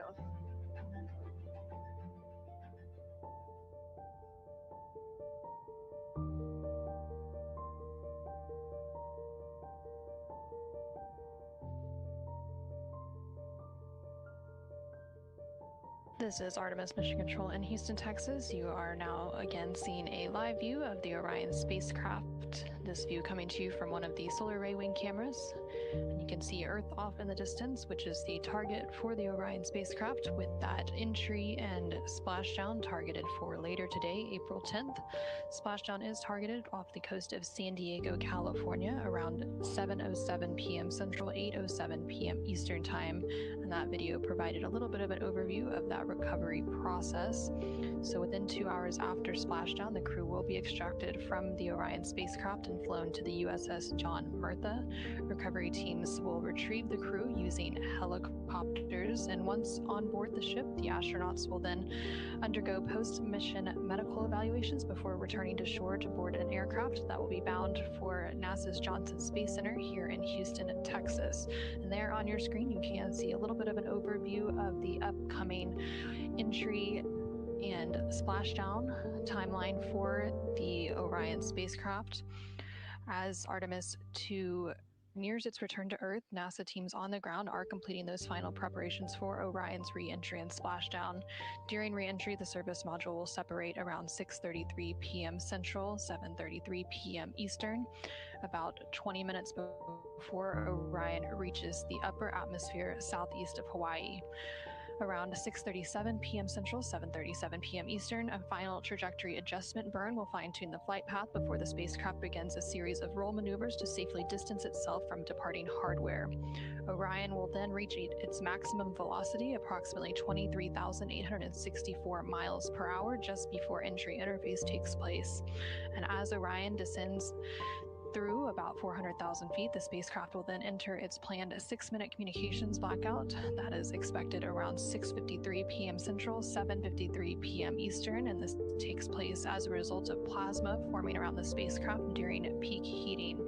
The crew is expected to experience up to 3.9 Gs during a nominal landing profile, and then after emerging from that blackout period, the Orion spacecraft will jettison its forward bake cover, deploy its drogue parachutes, and then shortly after that, it will unfurl its 3 main parachutes around 6,000 feet. That expected around 7:04 p.m. Central, 8:04 p.m. Eastern Time, to slow the capsule down for a splashdown off the coast of San Diego, California.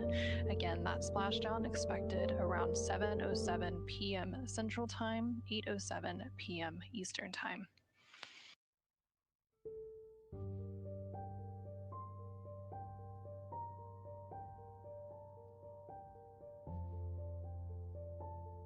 Following the completion of the Artemis 2 mission, from launch to splashdown, the total distance traveled for the Orion spacecraft, which was named Integrity by its crew, is expected to be a total of 694,481 miles.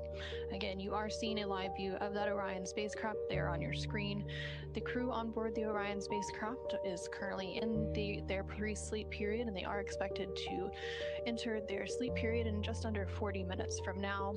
Here on the ground, we are in a forward link loss of signal, which means the team here in Mission Control Houston can't call up to the crew, but if the crew needs to, they can call down to the team here in Mission Control Houston. We would just be unable to respond until we regain that forward link.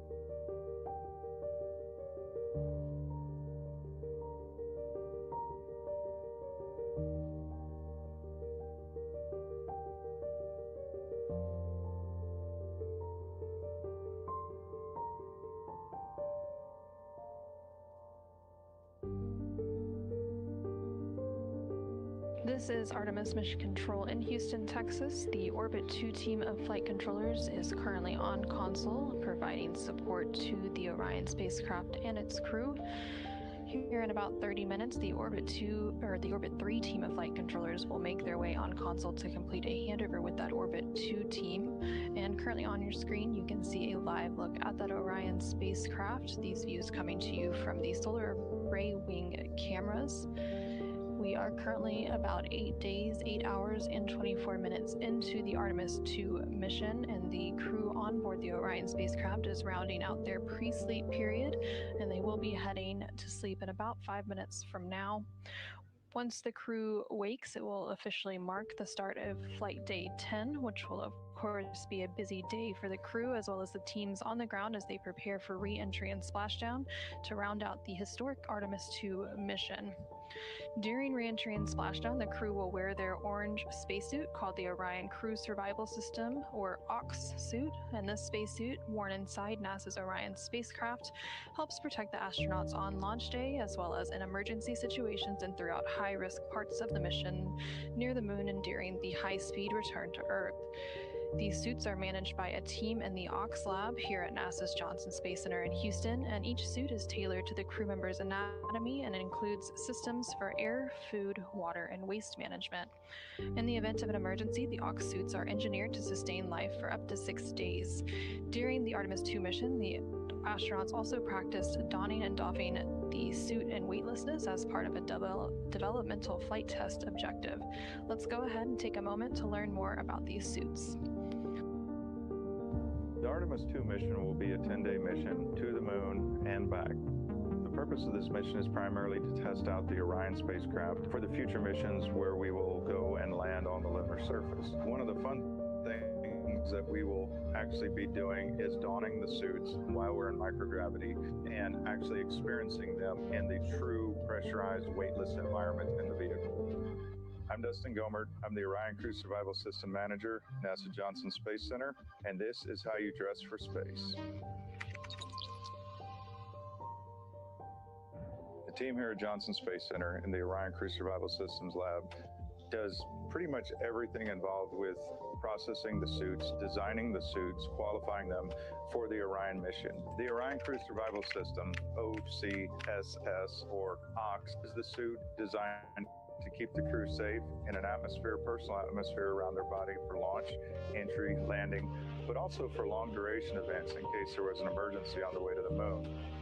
There's several unique parameters that have to be designed in such a suit, such as how much pressure it can hold, the duration it can hold the pressure for, the amount of leakage that comes out of the suit, all the physiological functions.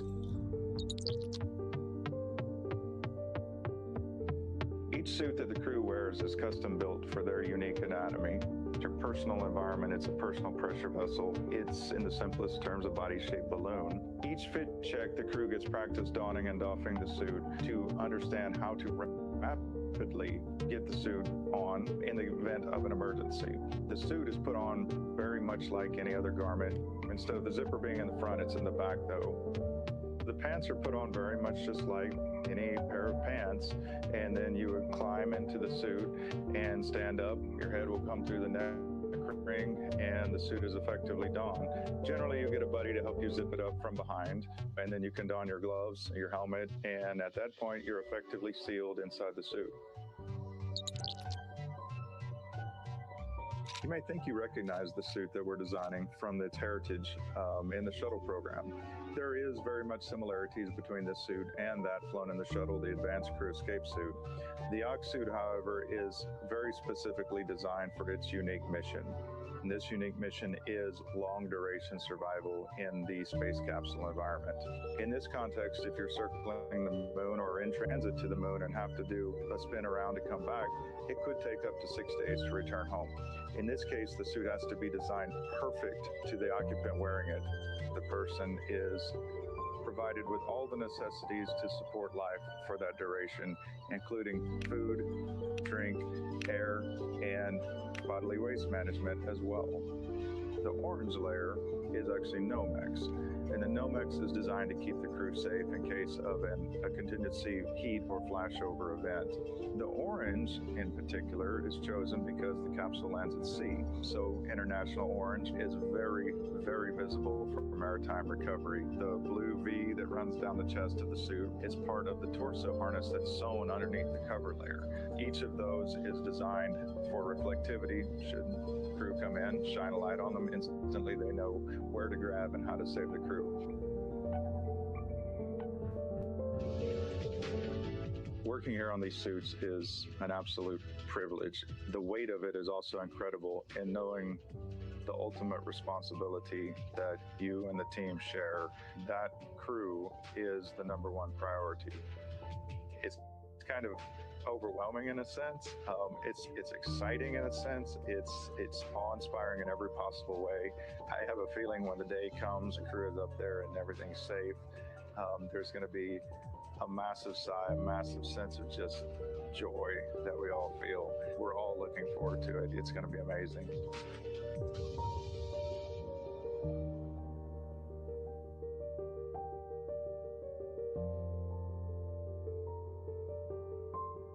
Mission Control in Houston, Texas. Again, you are seeing a live view of that Orion spacecraft as it continues its journey back home to planet Earth.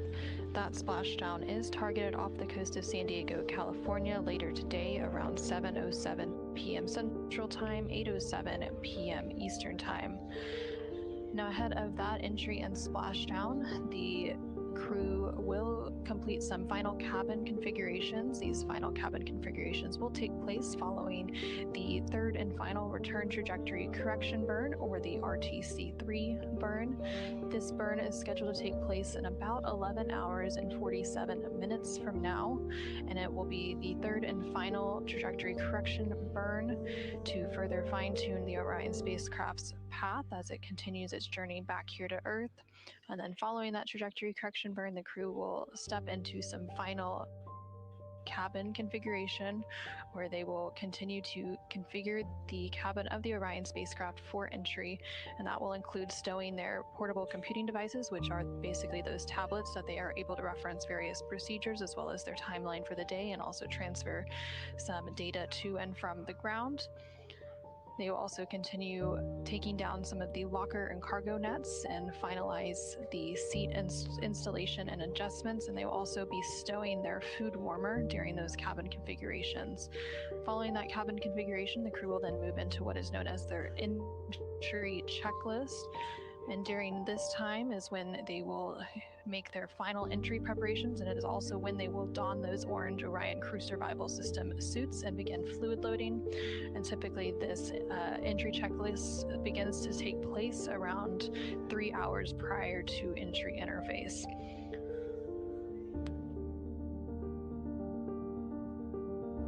Again, you are continuing to see live views from that Orion spacecraft as it makes its way back home to Earth. The Orbit 2 team of flight controllers here in Mission Control Houston is wrapping up their shift. It will be the final shift for the Orbit 2 team. The Orbit 3 team will be coming on console shortly. And then taking over from the Orbit 3 team at the end of their final shift will be the entry flight control team. And that entry team is led by Flight Director Rick Henvling.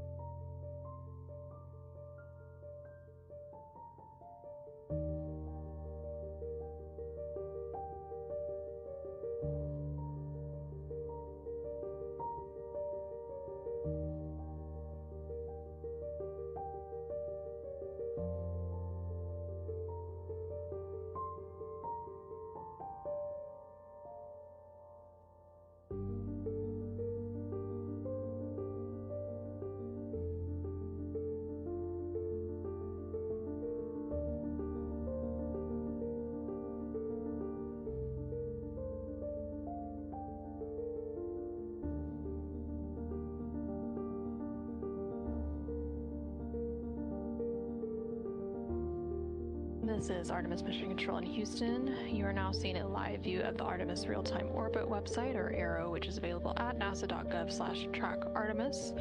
We typically show this view and we don't have those live views coming from the Orion spacecraft.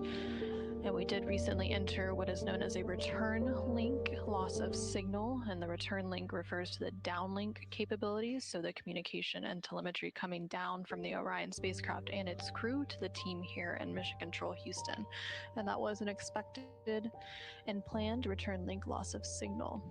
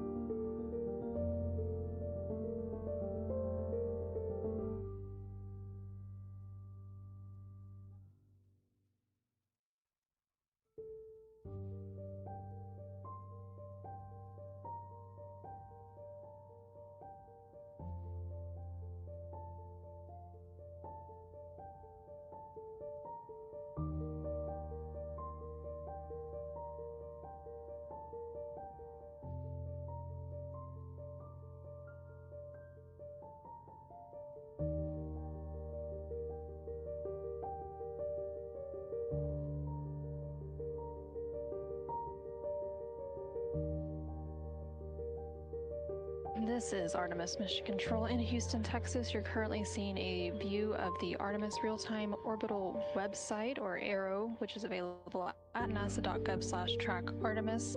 This visualization provides updates on the velocity of the Orion spacecraft, as well as its distance from the Earth and from the Moon as it continues its journey back home here to planet Earth to round out the Artemis 2 mission.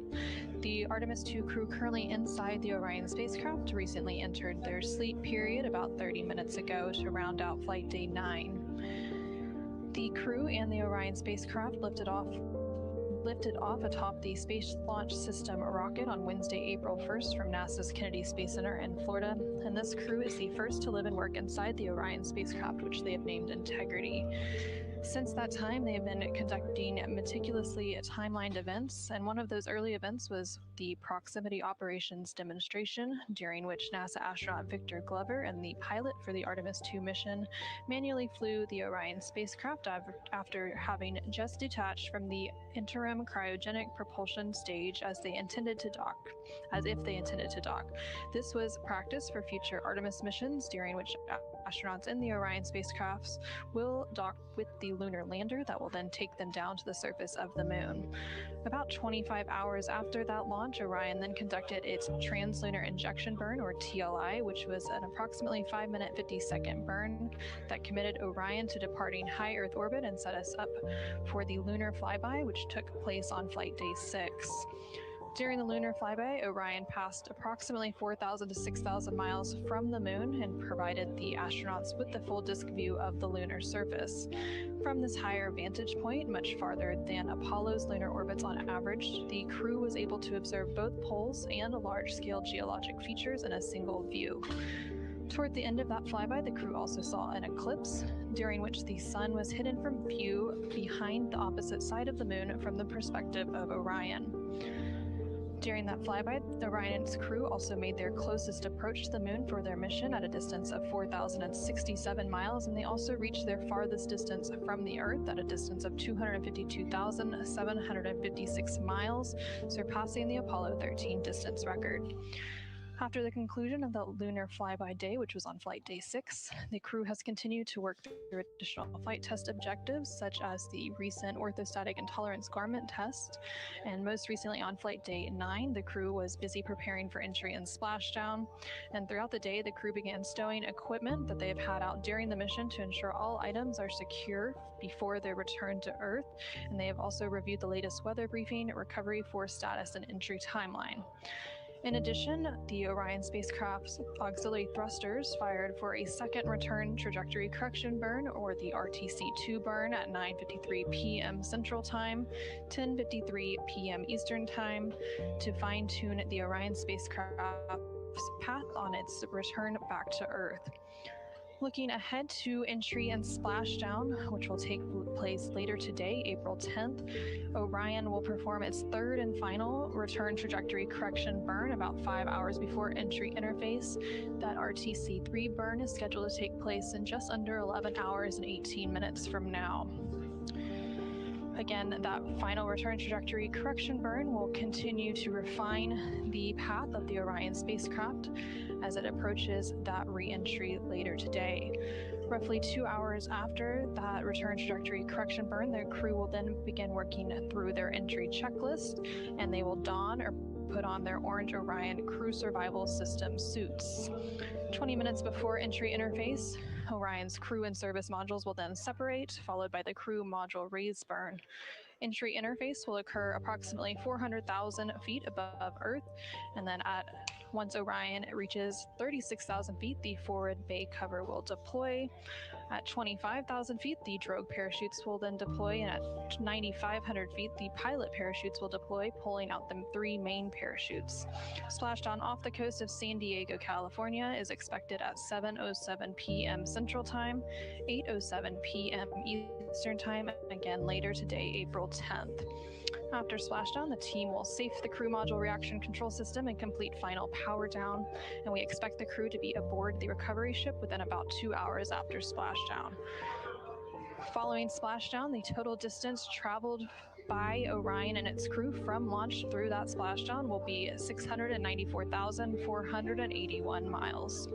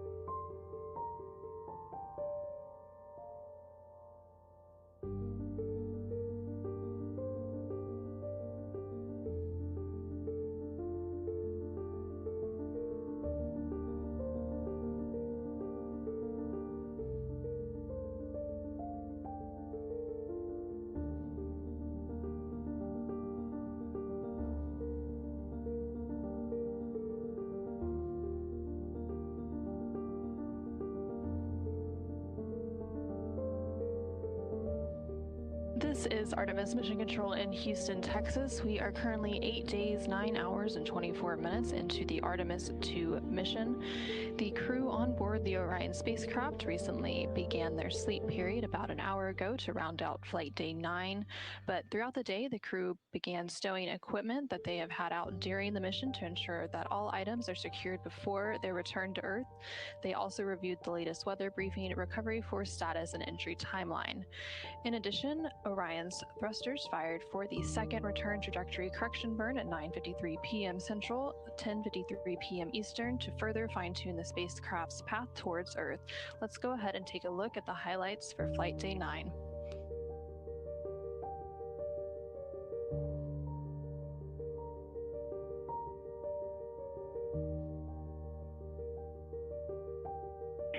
Integrity crew, when you are able, could you give us an indicator or an indication if you are bumping up against or touching the smoke detector in any way when you're over in that area of the cabin?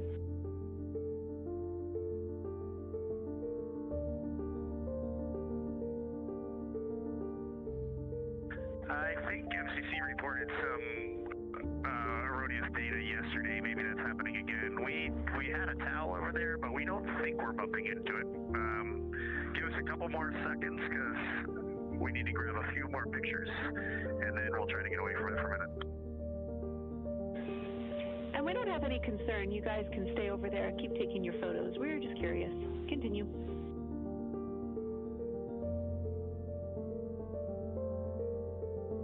This is Artemis Mission Control in Houston, Texas. We're currently 7 days, 5 hours.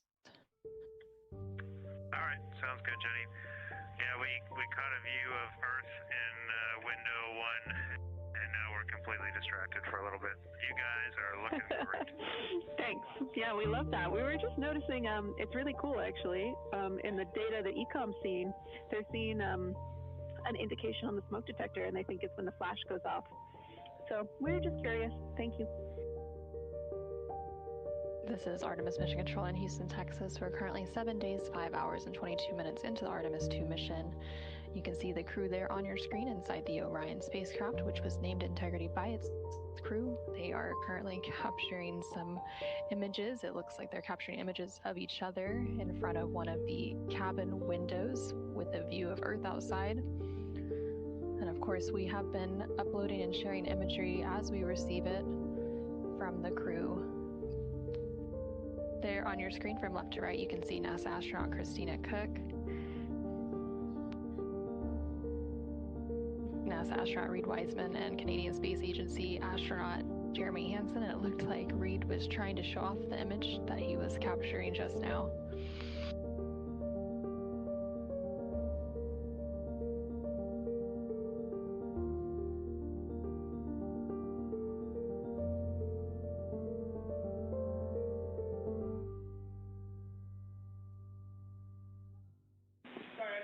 Wow, thank you for showing us that. That is so cool.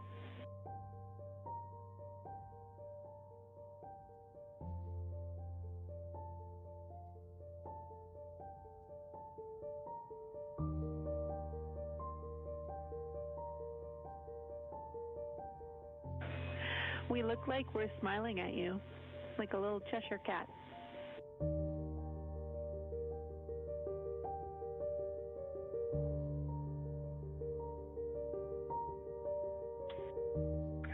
Exactly the same comment that we made, and that's why we put Victor beside it for his smile, and took a picture of him there. His smile is as bright as your smile. I believe it. Thank you.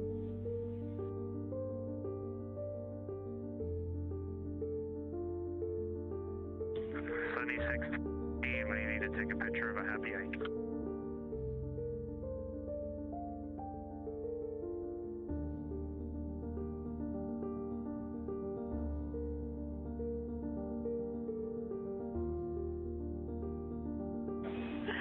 Now Ecom is as happy as the Earth.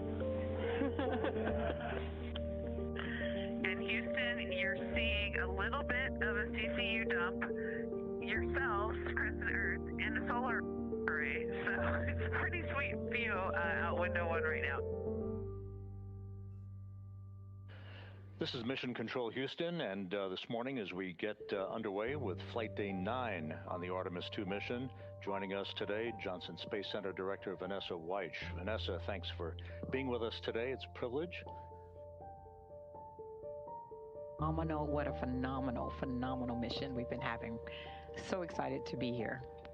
It is historic in nature. We're about 32 hours until we're expecting the crew to splash down in the Pacific to complete the mission. Big picture, the history-making aspects of the mission are clearly delineated, but in your mind, the significance of what we are pulling off here this week and what it means for the future. You know, Rob, it's just, it's hard to describe the significance of this mission. We have building and planning our teams towards this for quite some time. The Orion spacecraft is managed here at the Johnson Space Center. We have been a part of the design, development, test of that vehicle, and it's had milestones along the way. You know, we had our uncrewed Artemis 1 mission back in 2022, but now we have our astronauts on board, and they are demonstrating that that spacecraft is ready for us to have humans on board, for us to continue deep space exploration, which we have not done since 1972. So this is the Artemis generation. This is our generation's opportunity to explore and to build from what Apollo did, but moving to the moon, we're now going to have a moon base. We're going to learn how to live there. We're going to go to Mars. It opens up all of the universe. It's just amazing for human exploration. And we're on board Integrity with our 4 astronauts, Christina Cook on the left, Victor Glover, Commander Reed Wiseman, and Jeremy Hansen of the Canadian Space Agency on the right. The crew is continuing to stow equipment on board.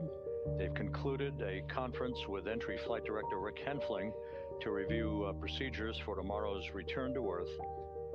And we'll soon be moving into a midday meal on this day before their homecoming to planet Earth.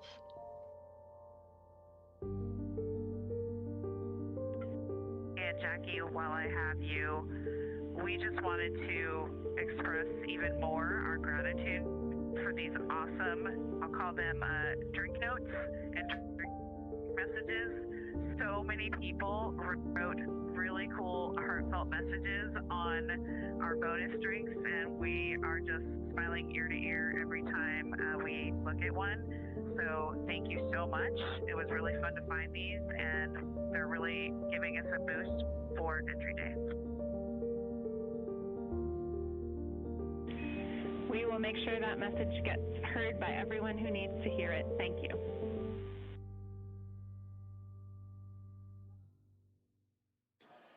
This is Mission Control Houston here in the flight control room.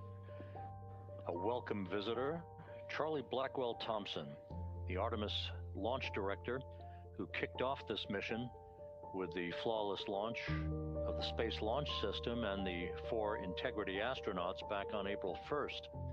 She's here visiting at the Johnson Space Center, currently talking to her Ascent Flight Director, Judd Freeling, and the Entry Flight Director, Rick Henfling, who will be on tomorrow to preside over Integrity's return to Earth.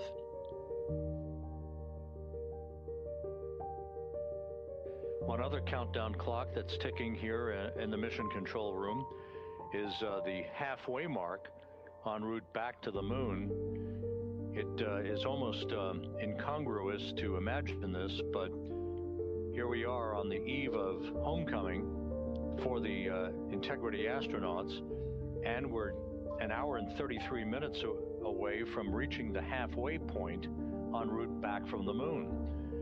It's just the way orbital mechanics works, that sets the course and the velocity and the entrapment of Integrity into the grip of Earth's gravity that dictates all of that. But again, we're about a little over an hour and a half away from reaching the halfway point back from the moon for the splashdown in the Pacific tomorrow night.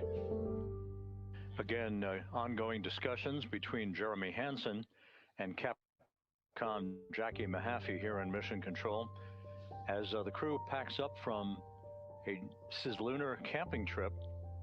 This is very much akin to what you would do after a camping trip or a holiday vacation. There was no holiday involved here. It was simply an historic flyby of the moon that occurred several days ago. Once again, we're about 30 minutes out from our final public affairs event of this mission, a conversation between members of Congress and the crew aboard Integrity as we approach the halfway mark of their trip home back to Earth from the moon. Wireless mic, 10, 9, 8, 7, 6, 5, 4, 3, 2, 1, blast off.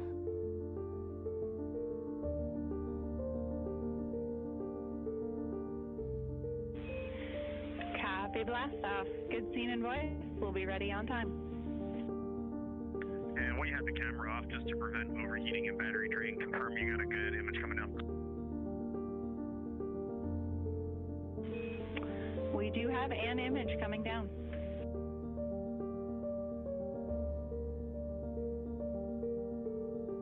You know, Jackie, Snark does carry you across the cosmos. That delayed smile made me feel very good. Good evening, Artemis 2 crew.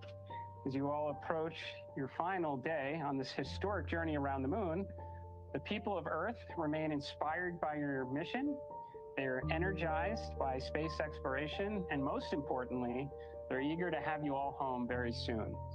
Now, NASA couldn't execute on our important mission without the steadfast support we received from the United States Congress, who work with the agency to make sure it has the right direction to expand American leadership in space and the necessary resources to execute on our world-changing mission.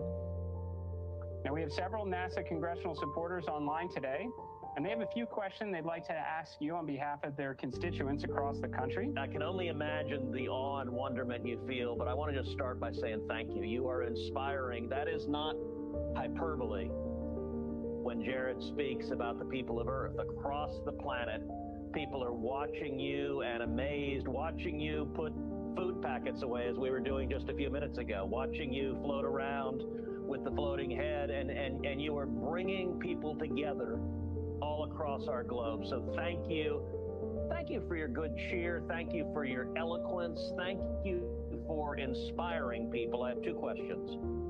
Number one, if you could go back in time and talk to yourself at age 10, what would you tell yourself about going to the moon? And then question two, if and when they make a movie about this, who do you want to play you? Well, sir, it's an honor to be with all of you, and please say hello to all of our colleagues there at Johnson Space Center. We can't wait to be back. My 10-year-old self, I recently found some photos of myself on a family vacation at Kennedy Space Center, and we were posing in front of the Saturn V rocket with my siblings and my parents. And if I could have told that little girl who took home a picture of Earthrise and hung it in her room that she would eventually launch from that same place to see that same view, I'm pretty sure she would not believe it. But even though I still can't believe it, and she certainly wouldn't believe it, she chased that dream and it ended up happening. It's such an honor to hear that we've inspired. That's truly one of the top things that we ever wanted to do. And I am definitely not answering the movie question. That's going to be for Reed.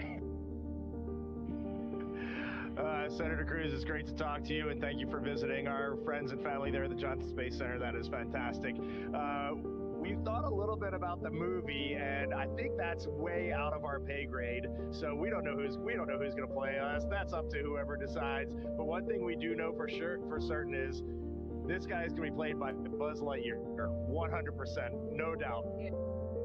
I have a question from one of our local voters here in Indian River County. Her name is Renee, and she said, what were you thinking when you were going around the moon, the furthest ever from Earth, on the dark side of the moon? We'd love to hear your thoughts as you made your way around the moon out of radio contact. So during the time of the nearest approach to the moon, we were doing so much science. I took a brief moment to say a short prayer. of gratitude for being sent on this mission and trusted with, bringing back scientifically relevant information. And I also just felt like I was hoping that people looked up and were watching to see when we came back into communication, and that maybe there was a chance that folks would feel a sense of togetherness. We have a moment of silence whenever something solemn and that requires reverence or someone that we love has passed away, but maybe we could call it a moment of togetherness. As we were in radio silence, I was really hoping that we could just have a sense. You heard the word togetherness a lot from our crew, and really was hoping that while we were waiting to get back in contact, that people could just feel that sense of togetherness, that we were all a crew on Spaceship Earth. And integrity, just over 10 minutes ago, as you were having that event, you passed the halfway home mark.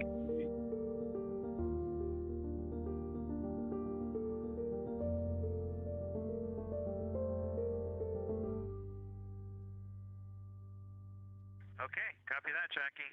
Sounds like the next 24 hours we're gonna accelerate quite a bit then. Absolutely. This is Artemis Mission Control in Houston, Texas. The final targeting for the upcoming return trajectory correction burn, or RTC2 burn, has been completed, and we do expect that RTC burn to take place in about 29 minutes from now. As of right now, it's expected to be a 5.37 foot per second delta velocity burn and approximately a 9-second burn. So we'll be using the 8 auxiliary pulse-X thrusters on the Orion spacecraft. Here in Mission Control Houston, the team on console is currently conducting their go, no-go poll for that upcoming return trajectory correction burn. And again, this burn will further fine-tune the trajectory and the path of the Orion spacecraft as it makes its final approach ahead of that re-entry and splashdown targeted for Friday, April 10th. Integrity Houston, tank pressures are good for the burn. Integrity copies. Integrity Houston, maneuver to burn attitude starting in approximately 3 minutes.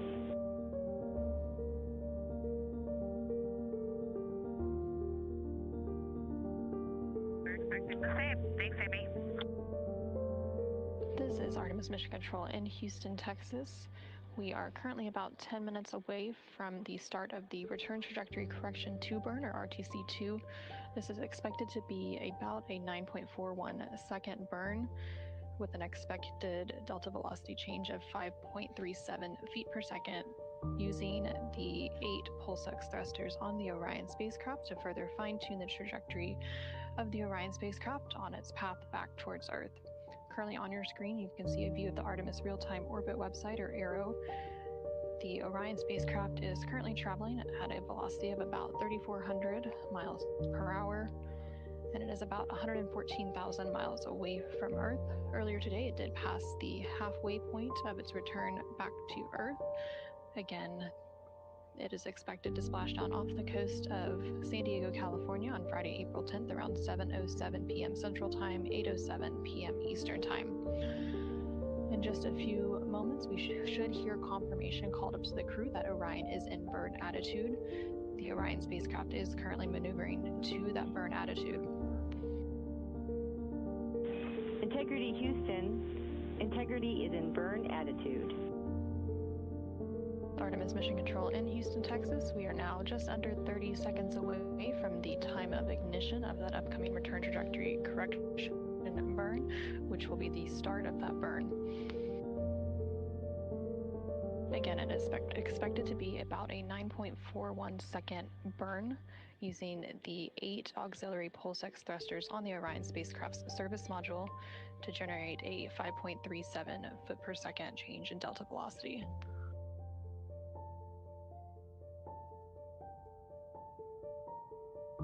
And we do have confirmation that the return trajectory correction burn has started, that taking place at 9:53 p.m. Central Time, 10:53 p.m. Eastern Time. And we also now have confirmation that the burn has completed, again, that taking place at 9:53 p.m. Central Time, 10:53 p.m. Eastern Time.